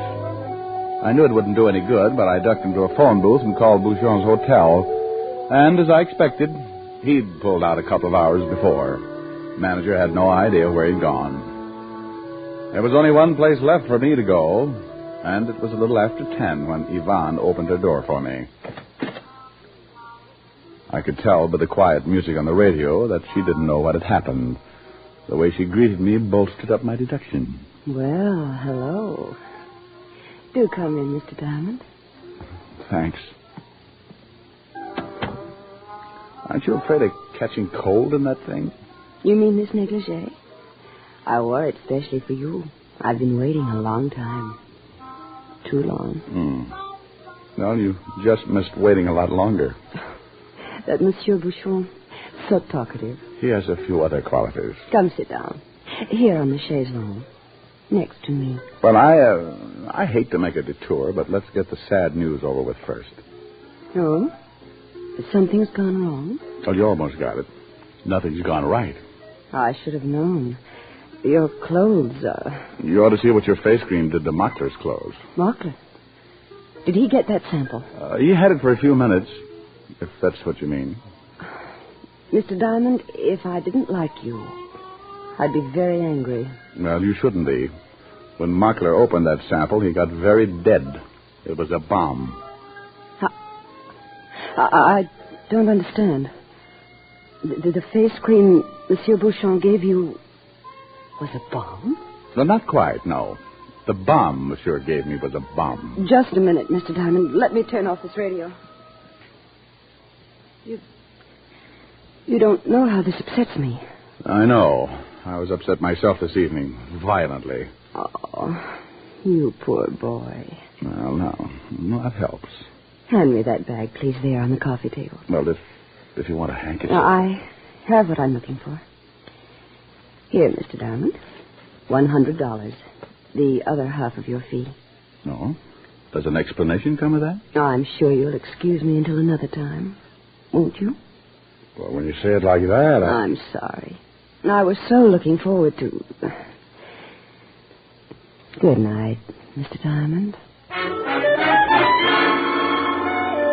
There were a few reasons why I'd like to have hung around, but I could tell this just wasn't my night. So I left Ivan, called Walt, and told him he could forward the bill for Mockler's murder to Monsieur Bouchon if he could find him. Then I crawled into a little bistro on 53rd Street to relax and count my $100 bills. I was on my second cup of coffee and third Campbell's cigarette when it came to me. Like the paraphrase of an old song, Bouchon knew that I knew. If he'd been foolish enough to let me be messenger for his booby trap, it was a cinch he wouldn't be foolish for very long. As long as I was walking around in one piece, Bouchon could never feel safe. I could have dodged him, maybe for a long time, but I decided it would be better to see him when he wanted to see me. I went home and made myself available. At 11:35, the walls of my room started to shudder when somebody pounded on the door. I didn't have any doubts about who it was. Oh, be careful, will you? It's just mahogany. It's only me, gentlemen. Bertha. I couldn't possibly have guessed. Please. Oh, never mind. What do you want? Monsieur Bouchon, they have been send me. It'll be a tight squeeze, but won't you come in? You come out, gentlemen. Okay, just as soon as I get my coat. You know they need your coat, gentlemen. Well, it's right over here. You come now, gentlemen. They will assist your arm. Please. Oh, nothing. I always thought my arm bent the other way. It's better this way. It's healthy for bones. You come now, gentlemen. Please. She put a little more pressure on my arm and led me down the stairs. She was so clumsy I could have taken her with a few artful motions, but Bouchon had sent her, and I wanted to see Bouchon. When we reached the street, Bertha grabbed my other arm. We made an interesting entrance into a taxi, which took us to a shabby apartment house on Bleecker Street in Greenwich Village. Bertha adjusted her half-Nelson, and we climbed 3 flights of stairs. The end of our little pilgrimage was a pair of termite-ridden rooms, which I never would have associated with a fastidious Frenchman. Bouchon was not there, and Bertha didn't seem to know what to do with me. Then her eyes lighted up. She angled me across the room, pulled open a door, looked at me brightly, and said, Is that room, gentlemen? Well, thanks. I brushed my teeth this evening. Go in. Where's Bouchon? It's not good. You've been asked questions. Go in. Well, we'll wait out here. It's more comfortable inside. If you know Ben, go inside. I've been glad to assist you. I was ready to argue the point when I looked in the bathroom and saw a table full of bottles and jars. So I let Bertha shove me inside and lock the door behind me. Then I walked over to the table. Next to a bottle labeled Valley of Indecision Cologne stood a jar, exactly like the booby trap Bouchon had given me earlier in the evening. I picked it up, decided that forever was a long time to live, and opened it. This time, it really was face cream. I poked my fingers around in the jar to see what made it so wonderful. When I pulled them out, things suddenly became a lot clearer.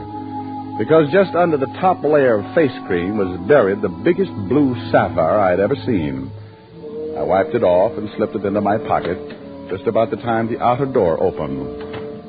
Bertha? It was Bouchon, and he didn't waste time starting in on Bertha. Bertha, where is this diamond? You have not brought him. Then bring him. But I do not see him.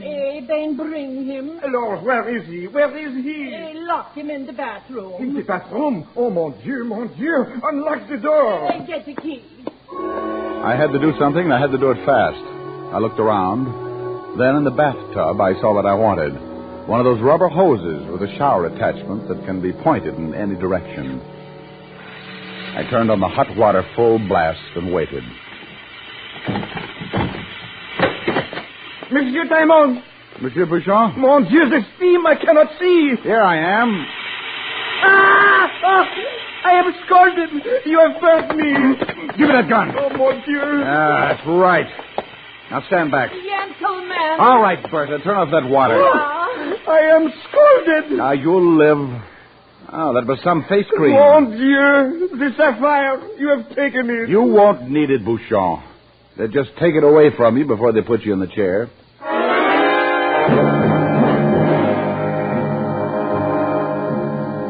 I persuaded Bouchon, with the help of his gun, which I was holding, to tie up Bertha. Then I knotted some bright red French neckties around his hands and feet and surveyed the situation. There was no phone in the apartment, so I locked the two of them in and raced down to a drugstore on the corner. I caught the owner just as he was closing and put in a call to Walt. Then I doubled back to the apartment to keep Bouchon and Bertha company. I thought it was funny that the door was open when I had locked it so carefully. I stopped thinking it was funny when I walked through the door straight into the barrel of an ugly automatic. Hello, Mr. Diamond. Well, Yvonne. You're just in time. We're going to start a treasure hunt. Yes, he is the one. Monsieur Bouchon seems to think you picked up a sapphire by mistake, Mr. Diamond. Probably in the excitement of the evening. It is true. All what I tell, it is true. You hear what Monsieur Bouchon says. But Monsieur Bouchon tried to kill me tonight. Maybe he also lied. No, he took it. Name of a... Oh, do be quiet, Monsieur Bouchon. You disturb us. Well, Mr. Diamond? Oh, come on, Yvonne. You're taking this thing much too seriously. Mr. Diamond, I've said repeatedly that I like you. But that won't stop me from shooting you, if I have to. Now, you are intense, aren't you? I've risked a lot to get that stone. Let's not make it more difficult. Well, you haven't asked Bertha what she knows. Bertha? Sure. Go ahead, ask her. All right. What do you know about the sapphire, Bertha? Please. Oh, Mr. Diamond, I believe you're pulling my leg. Oh, please. I've got a good answer, but I'm afraid this isn't the time. Do you have the sapphire? Oh, for want of a better word, yes. Give it to me. Oh, Grandma, what a greedy voice you've developed. You're wasting time. Only in a manner of speaking. Come on, Diamond. I'm not so... Hold it where you are. Drop the gun, miss. Go ahead, drop it. Well, you certainly took your time, Fatty. I got here as fast as I could. I was just running out of words. Wasn't I, Yvonne? Mm-hmm. You know something, Mr. Diamond. Tell me, dear. I'm sure I'll hate myself in the morning. But it's funny. I still like you.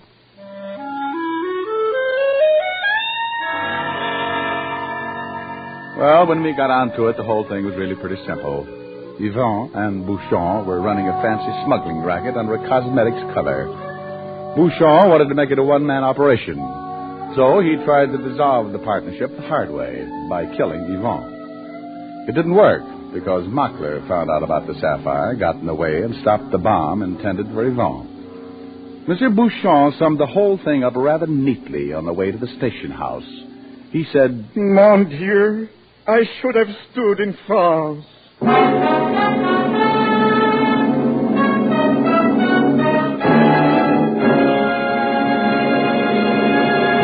Dick Powell will return in just a minute. More people smoke Camels than any other cigarette. Yes, more people smoke Camels than any other cigarette. Among the millions of Camel smokers are many stars whose throats are their fortunes. Stars like Reza Stevens, Patrice Munsell, Mario Lanza. Great singers who insist on mildness in their cigarette and find it in Camels. Friends, make the sensible cigarette test. Smoke only Camels for 30 days and see how mild, how flavorful, how thoroughly enjoyable a cigarette can be. How mild, how mild, how mild, how mild can a cigarette be? Take the Camel 30-day test and you'll see. Smoke Camels and see. Here's Dick Powell with a special message. Thank you. Ladies and gentlemen, if you've ever spent any length of time in a hospital bed, you know how a gift can cheer you up. Every week, the Camel people send gift cigarettes to our hospitalized veterans and servicemen, both in this country and overseas. This week's free Camels go to veterans' hospitals, Downey, Illinois, and Indianapolis, Indiana, Army and Navy General Hospital, Hot Springs, Arkansas, U.S. Naval Hospital ship, Constellation. Now, until next week, enjoy Camels. I always do.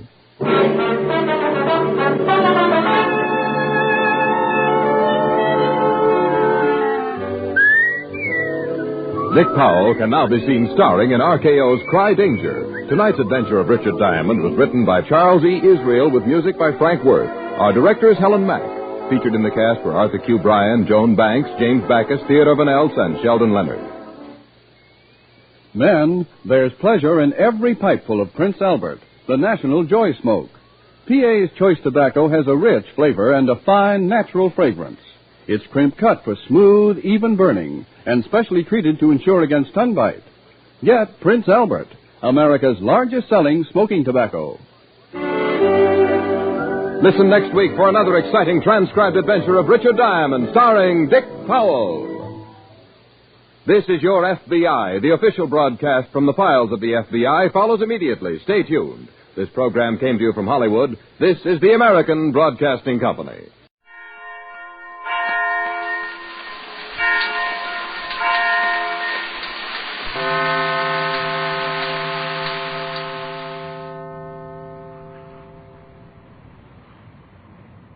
Would you hand me that, please? Thank you. Now, let's see.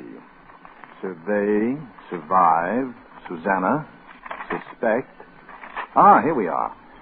Suspense, meaning held in doubt, expressing doubt, the state of being uncertain, undecided, or insecure, state of anxious expectation or waiting for information, such as to keep one in suspense, therefore delay acquainting him with what he is eager to know. Suspense!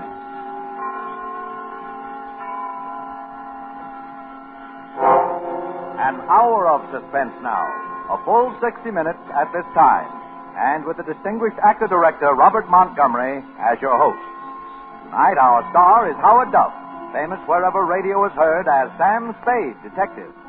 And as Spade, he will appear in The Kandi Tooth, a suspense play produced, edited, and directed by William Spear.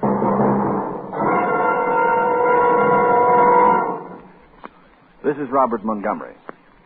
My pleasure and privilege it is to be here during this hour each week as a sort of guide, philosopher, and fiend, an accessory before and after the facts of crime and punishment, which calculatedly fill our minutes with suspense.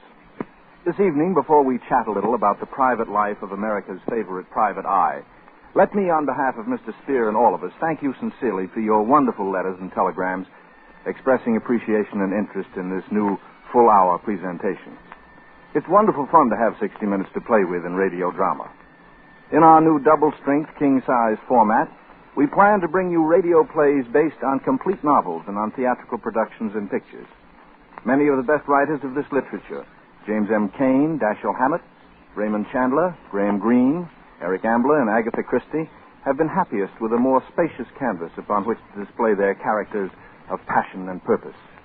With a full hour for our theater of thrills, we can give these authors a full stage on which to have their people play out their lusts and desires, their temptations and frustrations, their frantic fears and villainous triumphs, their descent into black and terror-laden bewilderment. Sometimes we find ourselves locked in the tortured brain of the scheming criminal. At other times, we know the dread of the hunted and hapless victim. But always the basic ingredient of suspense is not mechanical gadgetry, not the detectival piecing out of fingerprints and convenient clues, but always the basic ingredient is people. For people give us emotion, and emotion marks the high drama that cold logic can never achieve. Nowhere will you find stranger people, motives, and situations than those that pass through the door of a little office in San Francisco's Post Street. The lettering on the door reads, Samuel Spade, Private Investigations. Once it read Spade and Archer, but that was before Miles Archer stopped a bullet and plunged Sam Spade into the greatest detective adventure of modern times, the search for the Maltese Falcon. It was literally a shot heard round the world, for it brought into prominence the name of Dashiell Hammett and the so-called hard-boiled school of crime detection. Since then, the fictional private eye has become a national institution. But Sam Spade still rules the roost. In book sales, in motion pictures, the Maltese Falcon has been filmed 4 times now. And now on the air, every Sunday night, in The Adventures of Sam Spade, starring Howard Duff and produced by our very own Bill Spear. It's a great pleasure for me to introduce to our suspense audience now A young star from my home lot, Universal International, in the role with which he has become so closely identified that most of his fan mail is addressed to Sam Spade. Howard Duff. Thanks, Bob. I'd like to go on record right now as saying that any checks I may sign with the name Sam Spade will be accepted at your own risk. The detective business has been pretty good lately, I hear. How much did Sam make during 1947? Effie would know. But no matter how much it was, it won't change Sam. He'll still do business at the same old stand in a rickety office building on Post Street where the elevator seldom ever works and the janitor never ever works. As a matter of fact, I got into my Philip Marlowe pants this morning and did little spade work on Spade myself. Don't stop me if I'm wrong, but here are some of the facts. FAX, facts. The way I dug them up. Age? Nobody talked. History? Mysterious, but was probably a Pinkerton man to start with. Height? 6 feet and a small chunk. Weight? Enough muscle to go with his height. Hair? Dim-out blonde. Eyes? Yellow-gray. Unmarried. Lives alone in a small furnished apartment within walking distance of his office. Is economical to the point of, never takes a cab where streetcars can get, and has been known to walk where they can't get. Secretary, Effie Perrine. The only person who really knows what makes Sam tick when he wants her to. Otherwise, he's a lonely man who trusts no one, lives alone and loves alone, and expects others to like it. Have I left anything out? Nothing you left out, Bob. Something you put in. It's not true that I don't trust anybody. I trust everybody. All my clients are honest until I prove them otherwise. Maybe that's what kept you in the private eye business all these years. That and the strong hatred that I have. Hatred? Yeah, for time clocks and the hours between 9 and 5. That's why I went into business for myself, and that's what keeps me there. Then you regard it as a business, Sam, and not as an adventure. Well, when you break an arm in an adventure, the cost of setting it is not tax deductible. In a business, it is. Yes, I see. How many cases have you had?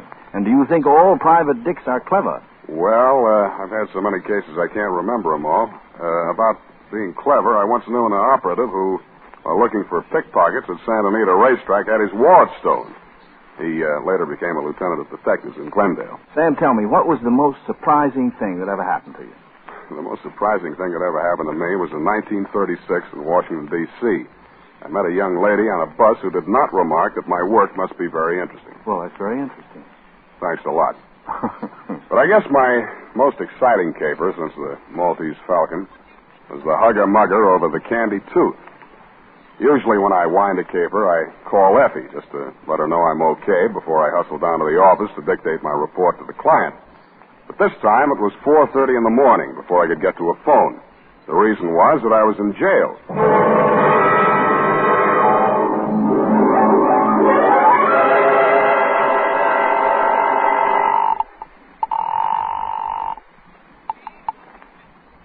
Sam Spade Detective Agency. Wake up, Angel. You're home in bed, not at the office. Huh? Sam, is that you, Sam? Mm-hmm. What time is it? 4:30 in the morning. Are you up already? Effie, pull yourself together. Get dressed. Hustle down to the city jail. Sam, what happened? Well, that's what I got to get on the record now while I'm still alive to do it. Grab a taxi and hustle on down. Bring a book, pencils, the encyclopedia that has the letter K in it, and any old $20,000 you got laying around. Sam, where am I going to get pencils at this hour?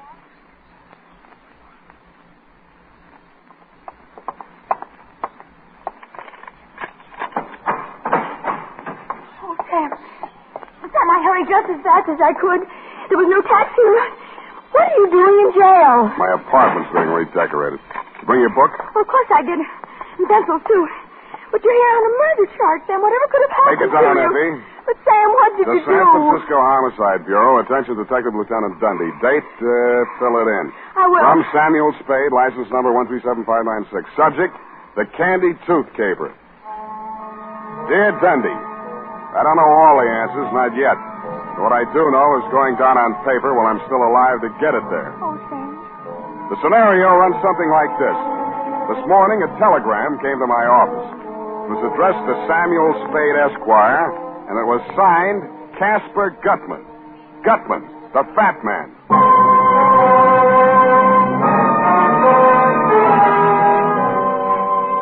So far as I knew, Dundee, when you closed your books on the Maltese Falcon capers 7 years ago, Gutman was entered as dead.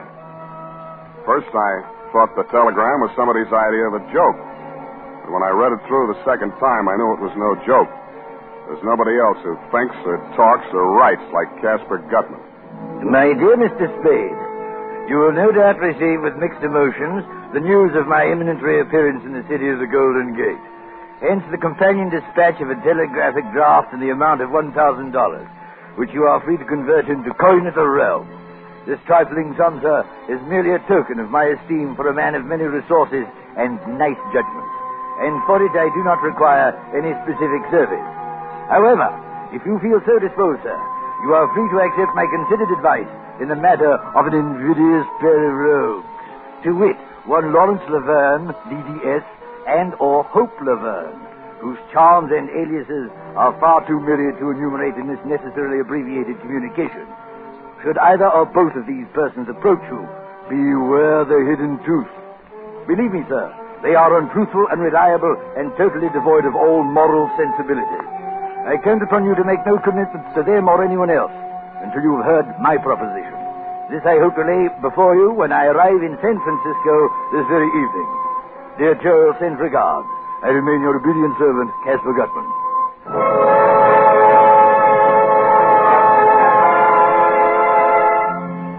Caspar Gutman, the fat man. I know, Dundee, you figured I didn't get hurt much the last time I tangled with Gutman over the Maltese Falcon. But that's because you didn't know Bridget O'Shaughnessy as well as I did. As well or as warmly. Well, I figured if Gutman was still in the land of the living, let him come. This time I wasn't going to get hurt in any way. There couldn't be two Bridgets. Nevertheless, I ate a can of spinach, which I found on Effie's desk. Then I sat down again, facing the door. Nothing much happened for almost 10 minutes. I was still trying to dig the meaning out of Gutman's double dog, and I'd gotten about as far as his warning about a hidden tooth when Effie ushered a man into my office. Mr. Spade. Well, I must say that you are indeed a pleasant surprise, but pleasant. You've said it. What can I do for you? My name is Laverne. Lawrence Laverne. How do you do? I shall spare you the tiresome details and plunge right into the problem. Oh, dear. At the Hotel Royal George, there is a mildewed creature, but mildewed, registered as Mr. Herman Julius. Oh, a really frightful person. Very frightful, huh? Oh, the kiss of death's apartment. The only thing about this creature that has any charm is a four-toothed lower bridge in his right jaw. Now, Mr. Spade, I want you to get that bridge for me. I'm sorry. It sounds as though you're saying I want you to get that bridge for me. Precisely. Mm-hmm. Why? Because he refuses to pay me for it. You're, a dentist? I prefer to regard myself as a dentist sculptor. I created this bridge for Mr. Julius with infinite pains. And now he refuses to pay me. I ask payment, and he accuses me of acting without charm. Mr. Julius wouldn't happen to be a very large, fat man? Oh, contraire. Skin and bone. Well, Mr. Spade? I'm afraid you come to the wrong man, Mr. Laverne. What you want is a lawyer to sue him. Sue him? Months of legal wrangling? Oh, no. Oh, no. I intend to be vindictive about this. I am by nature a very gracious and charming person. But now let him beware. I shall have that bridge from Herman Julius, even if you must knock him down and wrench it from his jaw. Uh-huh. You tried knocking him down yourself? Oh, I could never even bring myself to perform extractions. I always send those patients to less sensitive dentists. Yeah, well, I'm afraid you'll have to find yourself a less sensitive private detective. Oh, dear. Well, Mr. Spade, what would you advise me to do? Mr. Laverne, I would advise you to get out of California before Walt Disney sees you. Well, good day, sir. I would like very much to have you in my chair someday. Might teach you some manners.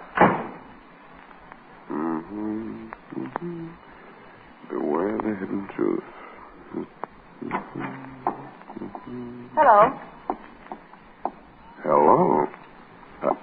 Please sit down, Miss... Thank you. Laverne. Hope Laverne. Miss Laverne? Yes. What can I do for you?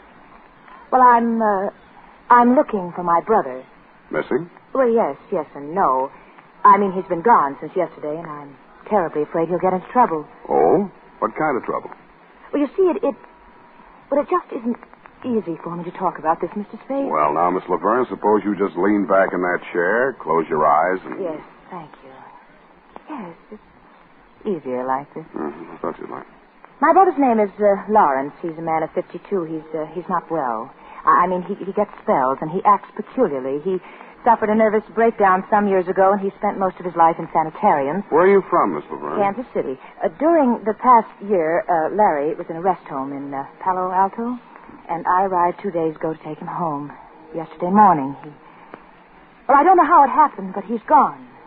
These spells you mentioned, what are they like? Oh, well, he assumes different personalities. His favorite seems to be that of a dentist.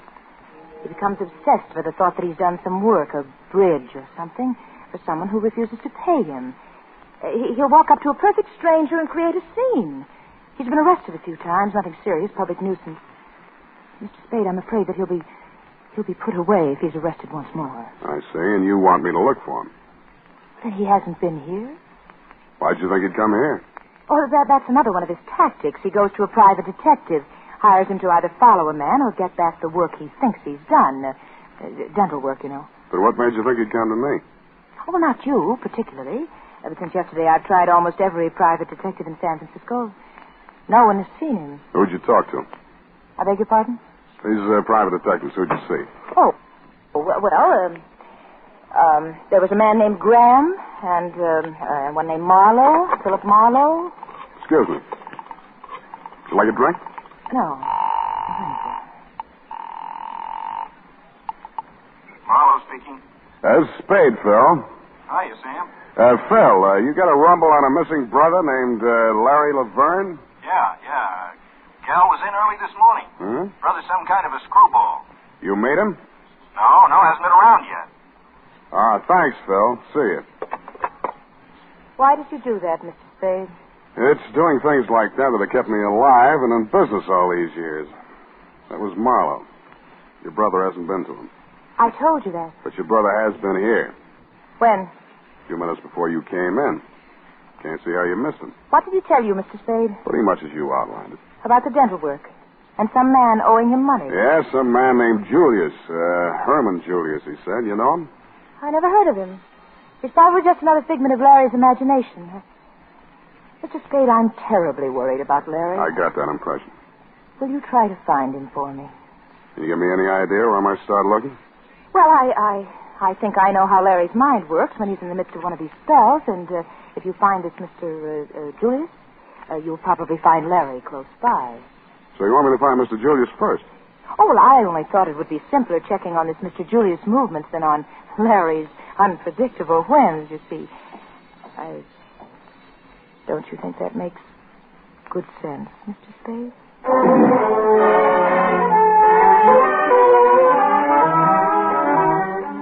Miss Laverne told me she was staying at the Pickwick Arms, and I said I would call her if I found her brother, and she said, thank you very much, and I said, it's nothing, just part of the day's routine, and then she kissed me and left.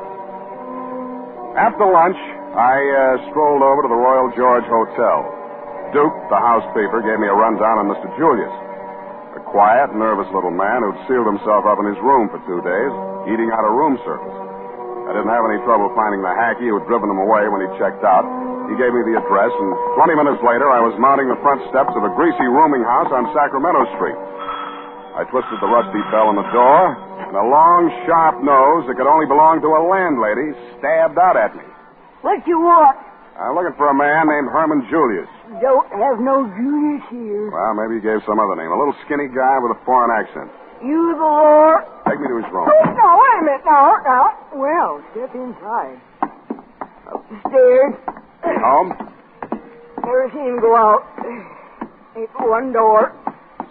Watch that step second from the top. It's busted. Don't want no lawsuits. That's the third.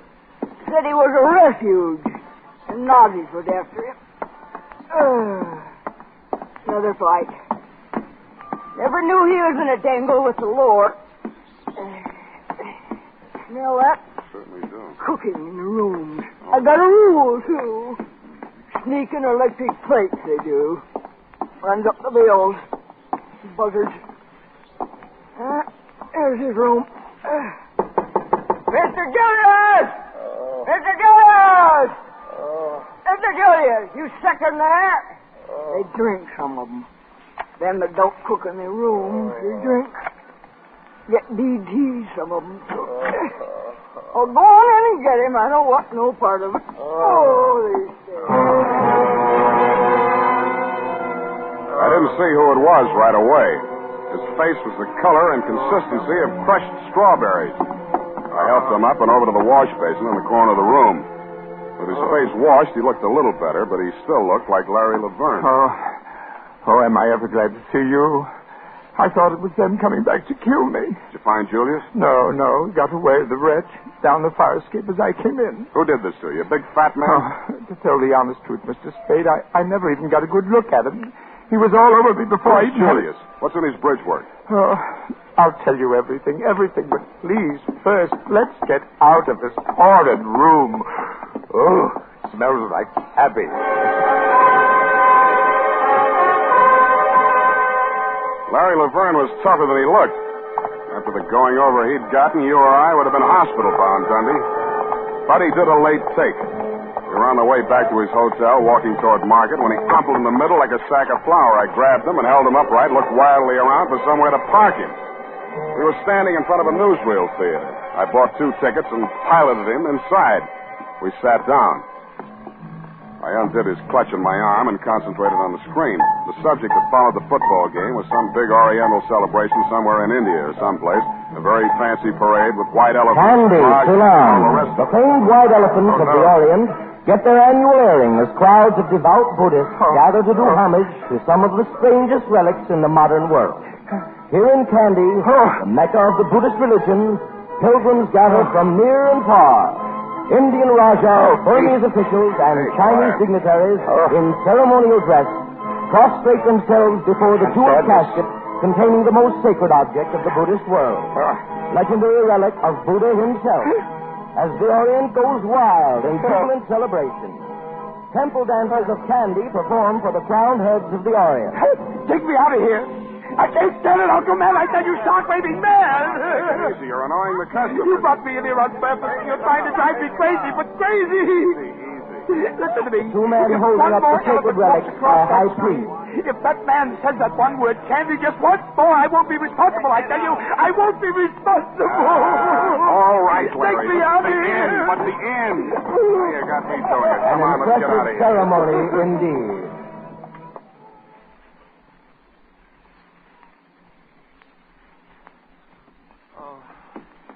I promise you, Mr. Spade, all I need is just one night's sleep and I'll be a new man. Yeah.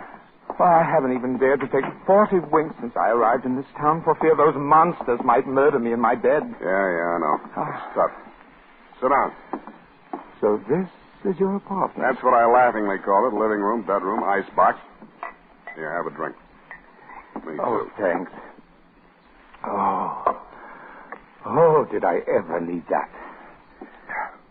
Help yourself to the bottle. I don't touch alcohol as a rule, but after what I've been through... Well, now, drink all you like. You deserve it. Oh, thank you. Well, I hardly know where to begin. It's also strange. And there I was in Lisbon, Mr. Spade, the only English-speaking dentist worthy of the name in the entire diplomatic colony. Well, you must have read in the papers about Dom Constantino's tomb being violated. It was the scandal of the season. Oh, it's so horrible, Mr. Spade. I just can't talk about it. Try a little more of this. Settles the nerves. Oh, I just don't know how I can ever thank you. Ever since I hit this berg, I've been feeling like the forgotten... Pardon. Man. Yeah, you were saying something about a tomb being broken into. In Portugal, this was? Yes. Well, you know, the draft board just took one look at me. And... I know what you mean. So I just stayed on in Lisbon and... Well, you know how people gossip, having patients of all nationalities and all that. Yeah, I get it. Between the Nazis and the Allies, you were quite a social line. Oh, now, wait a minute. Don't get the idea I was a spy. Oh, no. But sometimes people had things that could be hidden in a hollow tooth, and like that, bridge work, you know. I think I told you I'm not so much a dentist as a dental artist. Mm-hmm. Well, that fat Mr. Gutman brought me this tooth, you see. Gutman? Yes, Mr. G and that Joel Cairo person that was with him. Well, they brought me this tooth. Oh, a horrid yellow old thing, practically a fang. They wanted to put in Mr. Julius' fridge. Paid me £1,000. Can you imagine? Then when I learned what they had done, well, it made me positively ill. This practically sacred old tomb in the cathedral, they'd broken in and literally torn out a piece of his jawbone. Whose? Why, Dom Constantino's. And who's Dom Constantino? Oh, the Portuguese viceroy. It didn't hurt him any. He's been dead 500 years if he's dead a day. Oh, dear. I'm as tight as a tick. This liquor is getting to me.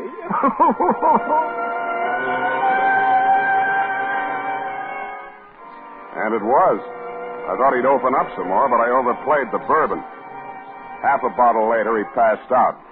I flopped on the sofa and tried to get some sleep for myself, but my dreams kept getting in the way. I had newsreel dreams in Technicolor.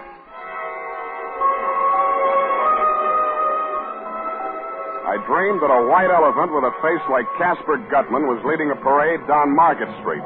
The howdah that was strapped to his back looked like a dentist chair. Herman Julius was sitting in it, but this face seemed to be blanked out. Joel Cairo, wearing a surgeon's gown and a turban, was drilling Julius's tooth. The crowds were throwing diamonds and rubies from the peanut bags they were carrying, and Gutman vacuumed them up with his trunk. That was when the bells started ringing in the Buddhist temple that had been built on top of the Mark Hopkins.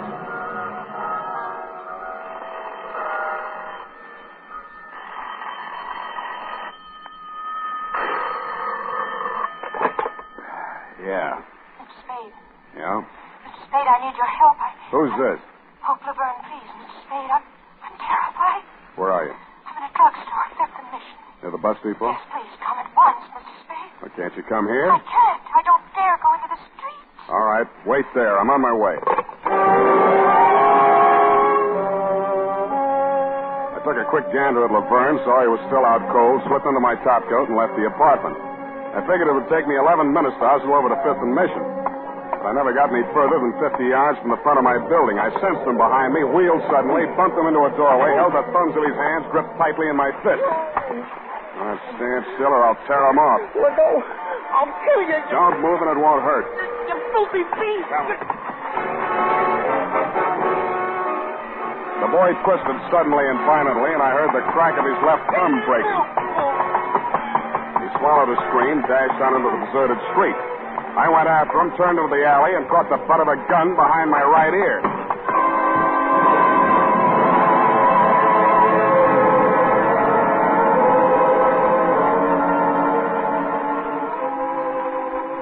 I don't know how long I was out, but I do know I came to at least 3 hours too soon. I needed much more rest. I opened my eyes, steadied a swaying ceiling, and then I heard his voice. Well, sir, this is indeed a jolly reunion.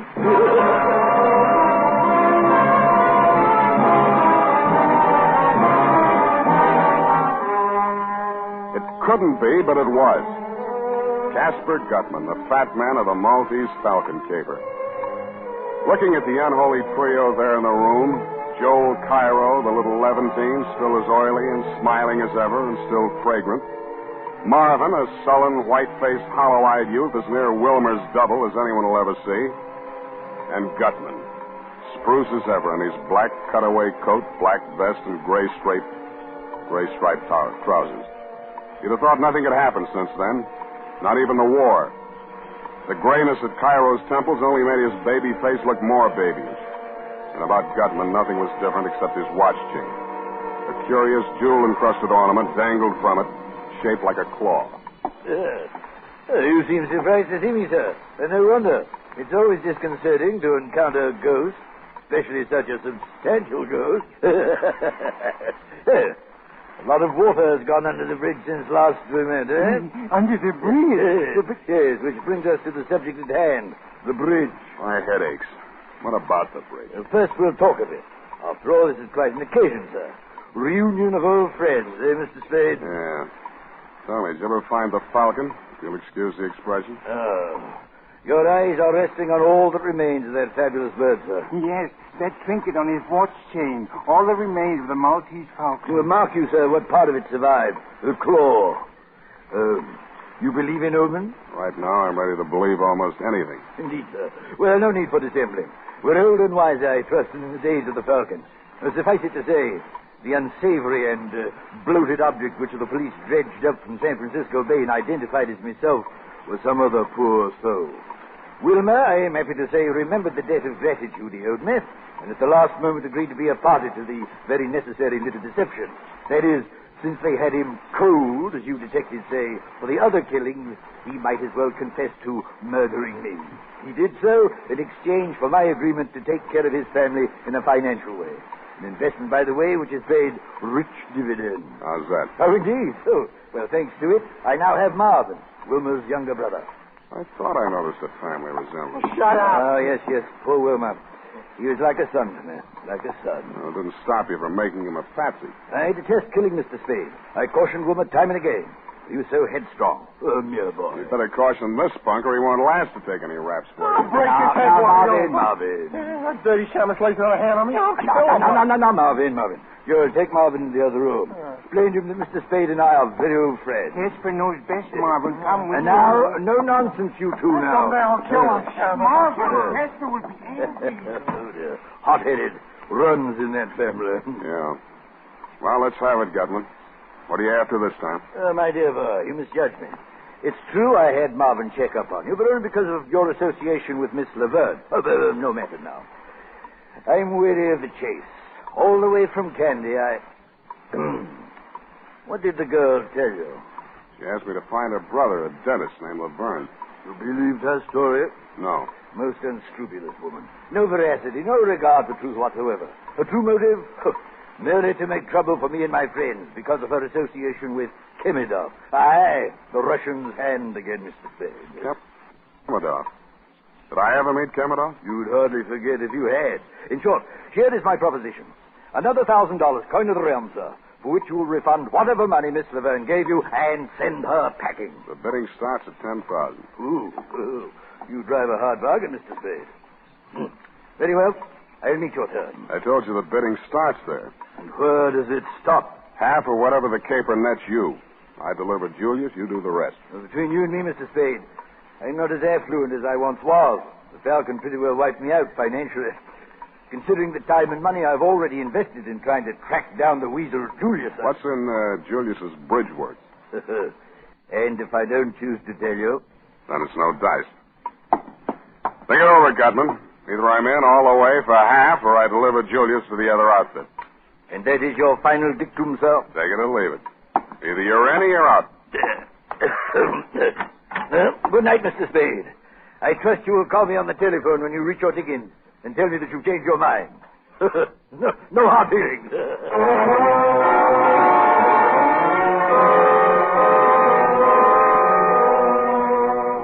fog was clearing, and only a few white wisps of it were clinging to Twin Peaks when I walked home that morning. It was too late to worry about Hope.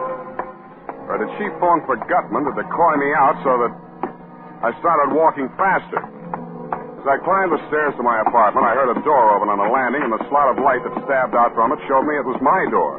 The light came from behind, whoever had opened it, and I couldn't see who it was at first, only that it was not Larry Laverne. I took the last flight 4 steps at a time. Hello, Sam. Dundee, what's happened? Come in and see for yourself.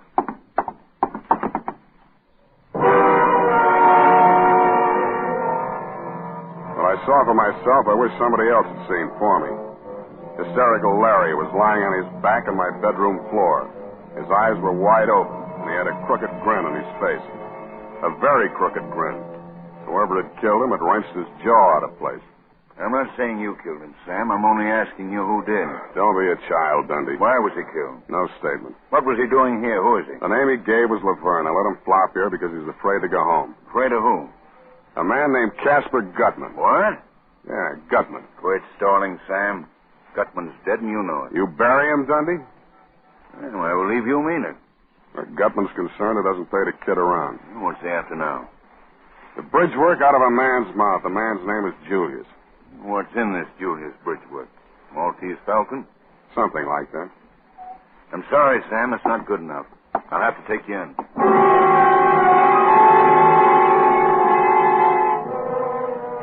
So you took me and you booked me.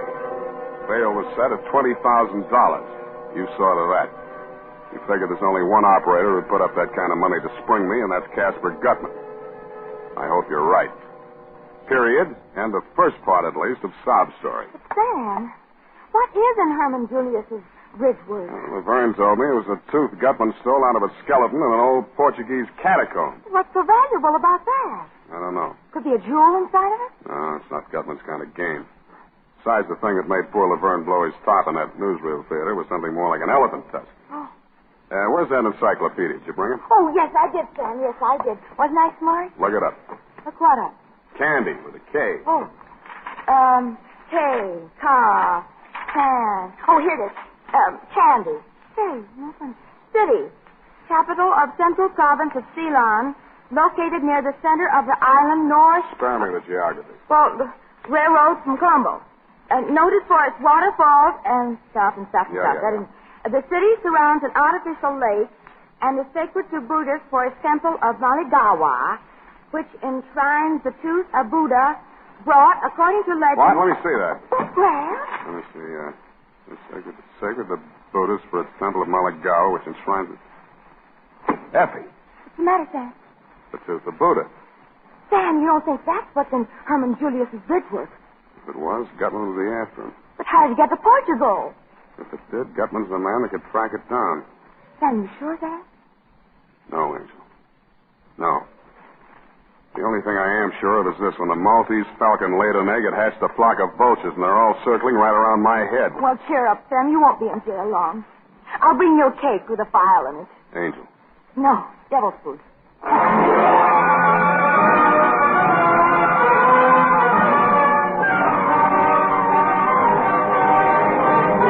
In tonight's full hour of suspense, Howard Duff, our star, appears as Sam Spade, with Joseph Kearns as Casper Gutman, in William Spear's production of The Kandi Tooth. Tonight's study in suspense.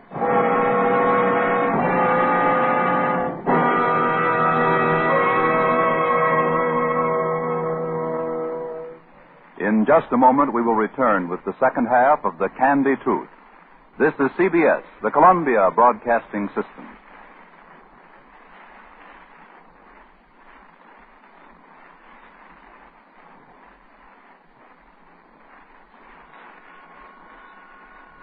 And now, back to our Hollywood soundstage and Robert Montgomery. At the point at which we interrupted Sam Spade's narrative just now, things were at a pretty pass. A pretty pass, indeed. A pretty pass. Sam wound up with the body of the dentist, Larry Laverne, in his apartment. The girl, Hope, waiting for him in the bus station. Casper Gutman, the fat man, waiting for an answer to his ultimatum that Spade produce the tooth or else. Me in city prison under $20,000 bail, and the fabulous Kandi Tooth still chumping on two-bit hamburgers in the bridge work of a very elusive man named Herman Julius. Yes. And? Well, after I dictated my report to Effie on what had happened until then, she left, and I laid down to think. Lieutenant Dundee and I had agreed that I should spend the night in the pokey. He figured that the 20G bail would draw only one man to put up that much moolah to spring me, Casper Gutman. Along about 9 in the a.m., the turnkey unlocked the door of my cell. I followed him out to the desk. The $20,000 were there, but no sign of benefactor, benefactress, or Samaritan of any type. The bond was in my name. I signed my release and walked out. Across the street was parked a long black limousine with the curtains drawn. I started for it when a voice at my elbow checked me.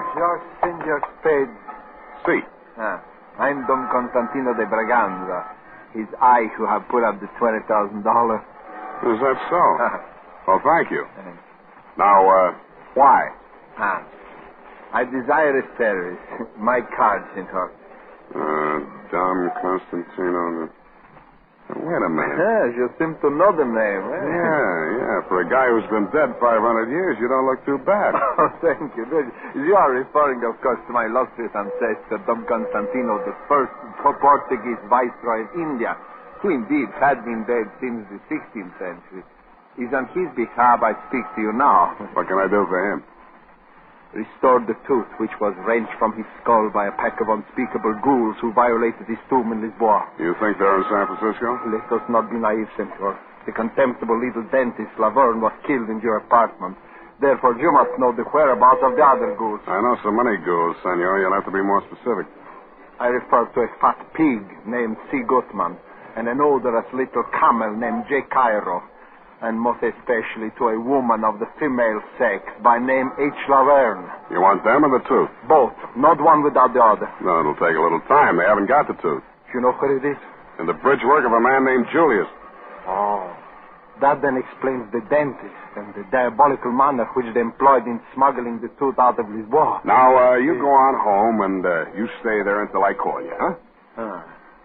Senor, I respect your judgment. Thank you. You will find me at the Hotel San Rafael, and for the retainer, you may consider the $20,000 bond as due. Wow. Adios, senor. Adios. Be careful crossing streets. Adios. Adios. Adios. Adios, Sam Constantino. Adios. Yeah, adios. Adios. Adios. Yes.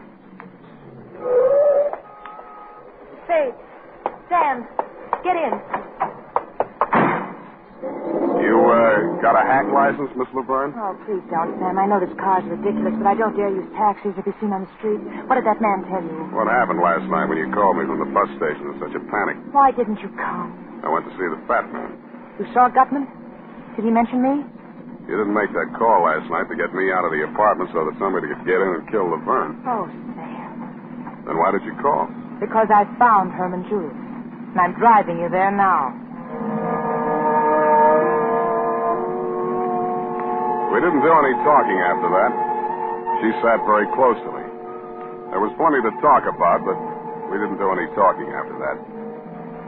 I was vaguely aware that we were driving across to Oakland, and a few minutes later we pulled up in front of an apartment building. We took the elevator up to the 9th floor. This is it, Sam. 9B.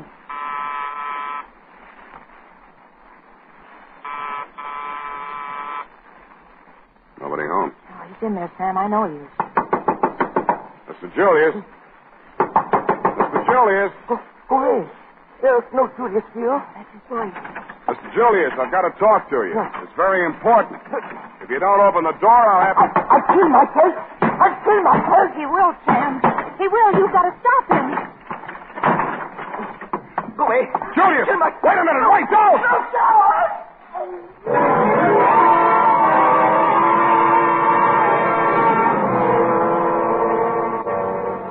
It was the 9th floor he started from. Poor, frightened little Herman Julius was dead on arrival. By the time we made it downstairs, the street was flooded with cops. I grabbed Hope by the arm, hustled her around the corner to a rented limousine, and told her I'd call her later. My next stop was the fat man himself.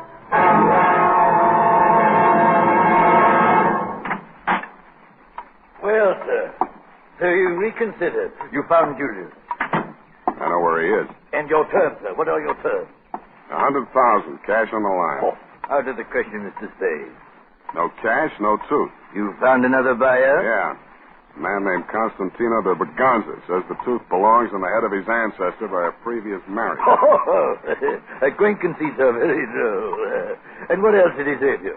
That he'd double any bid that you made on the tooth. My dear fellow, have you any inkling, any remote idea of the value of that tooth? No? Well, I'll tell you, sir. But let me warn you, if I tell you, and you do not then produce the tooth... Yeah, let's get on with it, Gutman. Yes.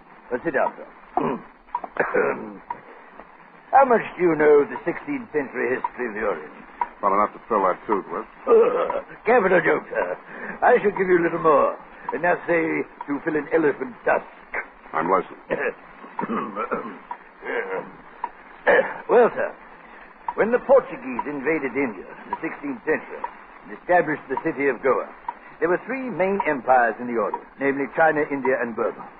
And the rulers of all three empires sought to rule the world. Now, legend has it that in order to become lord of the world, a monarch had first to be the possessor of 7 gems.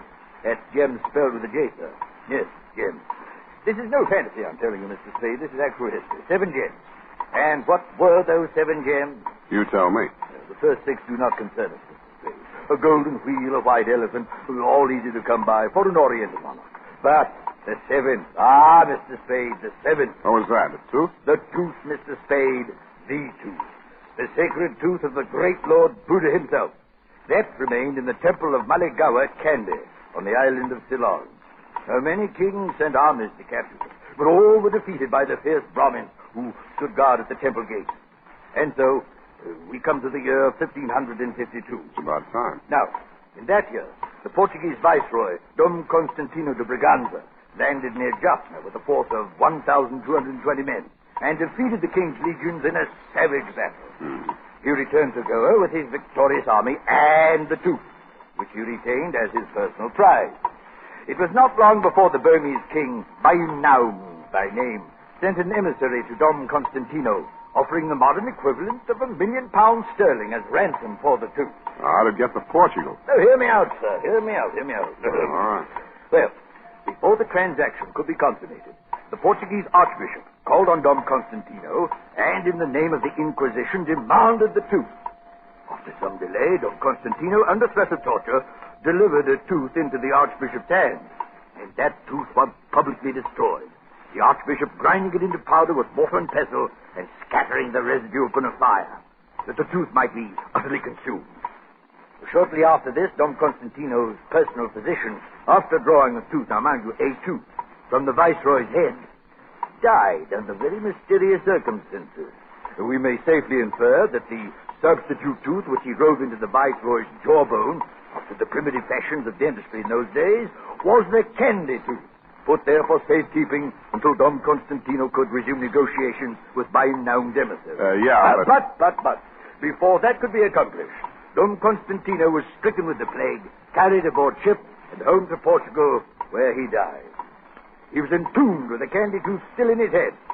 Now, the manuscript which fell into the possession of the Russian Kemidov and later into mine, but I shall not go into unnecessary detail, of course not, was Dom Constantino's deathbed confession, proving beyond a shadow of a doubt that the real Kandi Tooth had reposed for more than 4 centuries, not in the great temple at Kandi in Ceylon, but in a Portuguese tooth. Yeah, well, I think I can take it from there.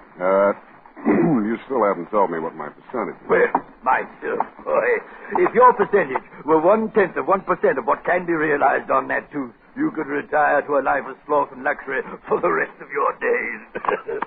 For the restoration of the true relic, there is no limit to what the Buddhist world could and would pay.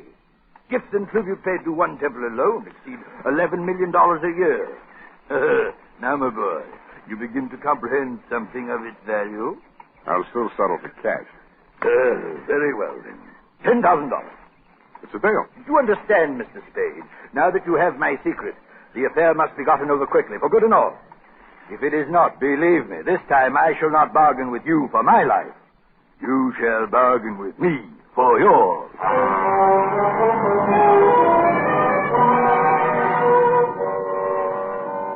After I left Gutman, I called you, Dundee, and found out by a clever ruse where Herman Julius's body had been sent. You told me. Then I hustled on over to the mortuary. As I walked in, a hushed young man wearing a hushed cutaway and a hushed expression greeted me. Good evening, sir. I'm Converse Etheridge. Can I be of service? Thank you. I've come to pay my last respects to an old friend.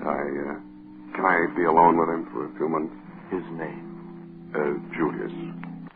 Herman Julius? Oh, yes. His widow is here, sir. Mrs. Julius. His widow, huh? Yes, she's inconsolable. Perhaps, as a dear friend of the departed, you might give her words of comfort. Please go in. Thank you. A little woman in black was sobbing quietly to herself. She turned around when she heard me come in. Her eyes lit up with hatred, and suddenly she grabbed something from her pocketbook and held it at me. It was a .45, and her hand was shaking. Yeah, this time I will do it. Always before I didn't have the heart. Always hating bloodshed. But this time, this time. Nick, Frau Julius, it's Freund. You are not one of them. No, I'm a detective. I want to punish the people responsible for your husband's death. Yeah, I believe you. This gun, I was going to follow poor Herman. There didn't seem to be any reason for going on. Tell me something about yourself and your husband, Mrs. Julius. It's an old story now. Years of separation in different concentration camps. Bribery, bribery. Then my children and I, we were finally released. Came to this country. After 2 years, Herman wrote us from Lisbon. We knew soon he would be with us. But even though the war was finished, they had lost. Still they went after Herman Julius. He knew the Nazis were behind him all the time. And even here, in this country, he did not dare come to me. Mrs. Julius, you see, those people that followed your husband this time weren't Nazis. They weren't even after him. They were after something he was carrying. In Lisbon, didn't he go to a dentist named Laverne? Yeah. And didn't Laverne put an odd-shaped tooth, kind of yellow, into his bridge work? Yeah. So he smuggled the Kandi Tooth out of Portugal, and he never even knew it. Oh, well, it does not matter now. Oh, Herman is dead. Surely they will leave his poor broken body in peace. I doubt it very much, Mrs. Julius. No, surely they will. That's why I want to make a request of you. You see, others have died besides your husband because of this thing. More will die unless you do as I ask you. Oh, to stop terror. Any terror. I will do anything, Mr. Spade. Anything you say.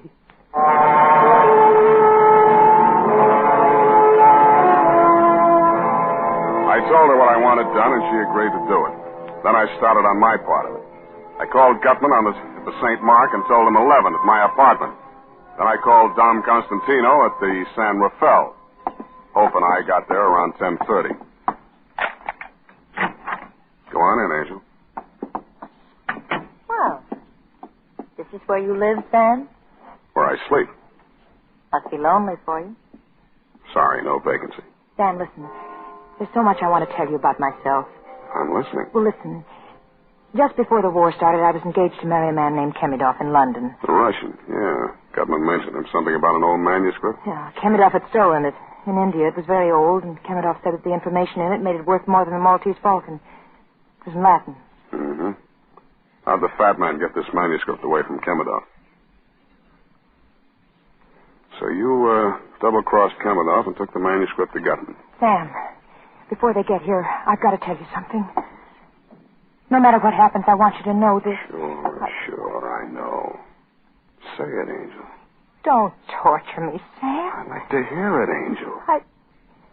Oh, Sam, I love you so much it feels like hate. It feels like I... Go on. Hate me, Angel. Darling.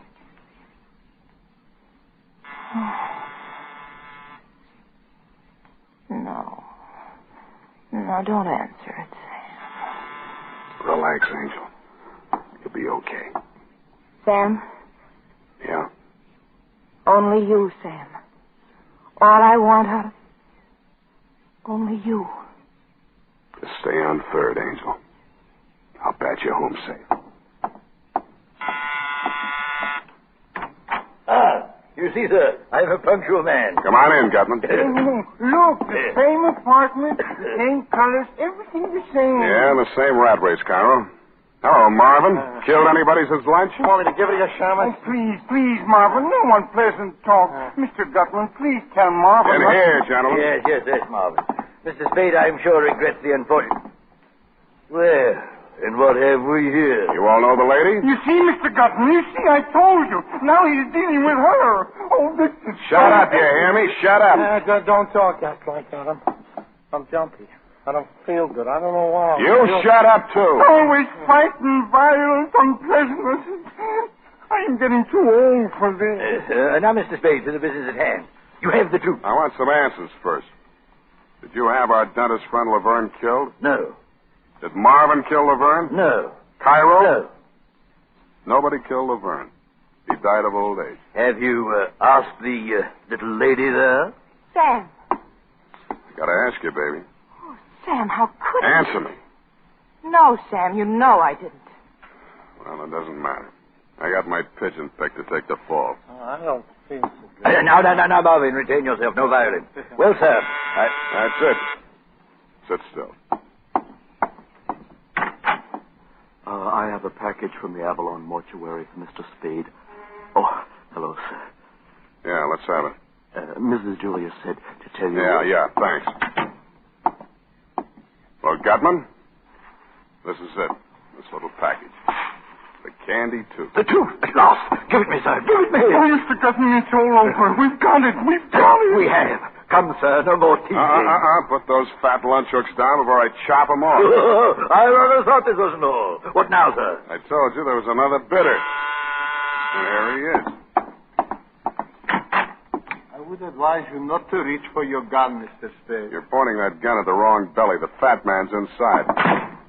Mr. Gutman, Mr. Cairo, Dom Constantino de Braganza of Portugal. Portugal, indeed. It's the Russian. Commodore. Do not be so formal, Hope, my darling. You may call me Sergei Ivanovich. All right, let's get off the Kopeck. We're all here. You see, Mr. Spade, you are an unmitigated cad, sir. You all along this man was an imposter. That was the name he gave me. Well, what matter? There's enough for all. Watch yourself, Mujik. Mr. Spade, you'll please give me that package. Now, Marvin, now! They both had their guns into each other at once, practically. Commodore fired first, but Marvin didn't fall. He spit out his chewing gum, then he squeezed the trigger of his .45. They both looked more surprised than anything else, but they were both very dead before they fell down. Marvin. Dead. As dead as Commodore. Oh, well, it was worth it.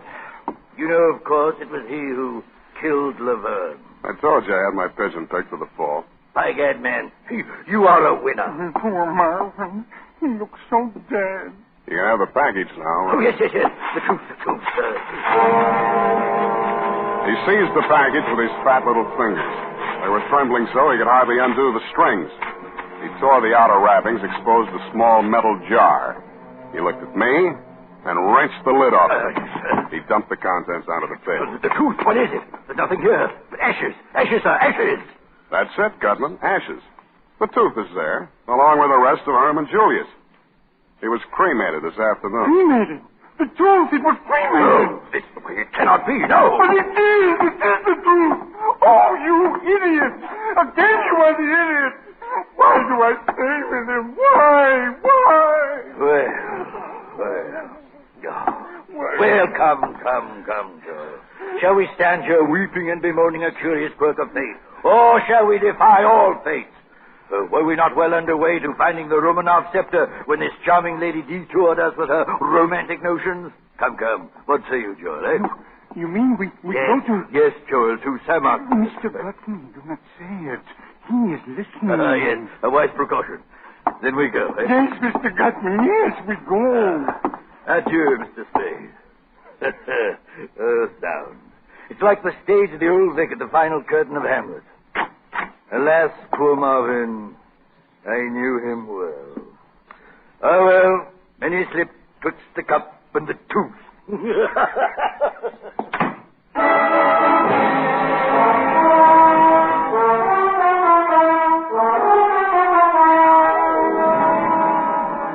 Go, Mr. Montgomery. I knew there was nothing on them that Dundee's boys could make stick. I thought twice before I let Dundee take Hope Laverne, but we both agreed it was a smart thing to do. And what do you suppose Effie said when I said, period, and a report?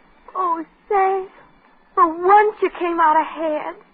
$20,000. Oh, just think of the things we can do. Pay all the bills, the year's rent on the office, have that awful old leather chair reupholstered, and new ribbon for my typewriter. Effie, about that typewriter ribbon. Well, maybe I can get along on this one for a while, but, Sam, I do think we should get my mother's earrings out of Moishe's pawn shop. Effie, I know this is going to be a terrible blow to you, but... Sam, what did you do with the $20,000? I put it up for bail. Bail? Yeah. But that was the $20,000. And you're released, so you get the money. It's very simple, Sam. You just go down and ask them for it. Effie, you see, you don't understand these things. Now, bail is a very complex legal technicality. You see, you put up a bond, and then you... Sam, how much was the bail for Hope Laverne? Yeah, that's what I mean, Angel. Oh, Sam, you're such a child. You'll never see her again. She was just using you. I'll take it, Effie. Hello? Angel. Hello, kitten. Sam, I'm free. Shall I come over? No, always be waiting for you, kitten. Me too, Sam. Kitten, indeed. C-A-T. Kitten. What's that, Angel? Oh, forget it, Sam. I just get Can't figure me out, eh, Angel? Well, I'll tell you. I've lived without faith, and I lived without charity, but I've just got to have... God, here's what I say.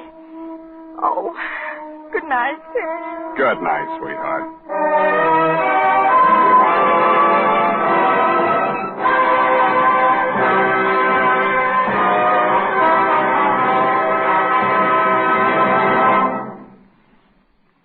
This is Robert Montgomery. I'm sure our suspense audience agrees with me when I say that whenever it is, it can't be too soon to have Sam Spade back with us again in a full-hour adventure on radio's outstanding theater of thrills. Incidentally, our producer, editor, director on these weekly full hours of suspense, Bill Spear, joins hands with Dashiell Hammett to bring you the adventures of Sam Spade each Sunday night on this network. Thanks for the plug, Bob. I have a basket full of thanks to my friend Howard Sam Duff, the kind of actor a director lights candles for, and to wonderful Lorene Tuttle, who plays Effie each week, and to Joseph Kearns, who is the Casper Gutman of them all, and to all you other ornaments to your profession, Kathy Lewis, Wally Mayer, Jay Novello, Jeanette Nolan, Jack Edwards Jr., Sidney Miller, Hans Conried, and Bill Johnston. And, of course, as always, to our musical director and conductor, Lud Gluskin, and to the composer of our original scores, Lucien Moraway. And our special thanks to Bob Tolman and Jason James, who wrote the Kandi Tooth, and who were voted by their fellow Mystery Writers of America the Edgar Allan Poe Award for Sam Spade, the best detective show on the air. And to the Wild Root Company, our gracious sponsor of SAM, for this courtesy and cooperation in making tonight's Spadery available.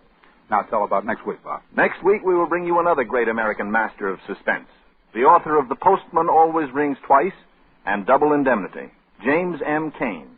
It's a full hour of Mr. Cain's very wonderful novel, Love's Lovely Counterfeit.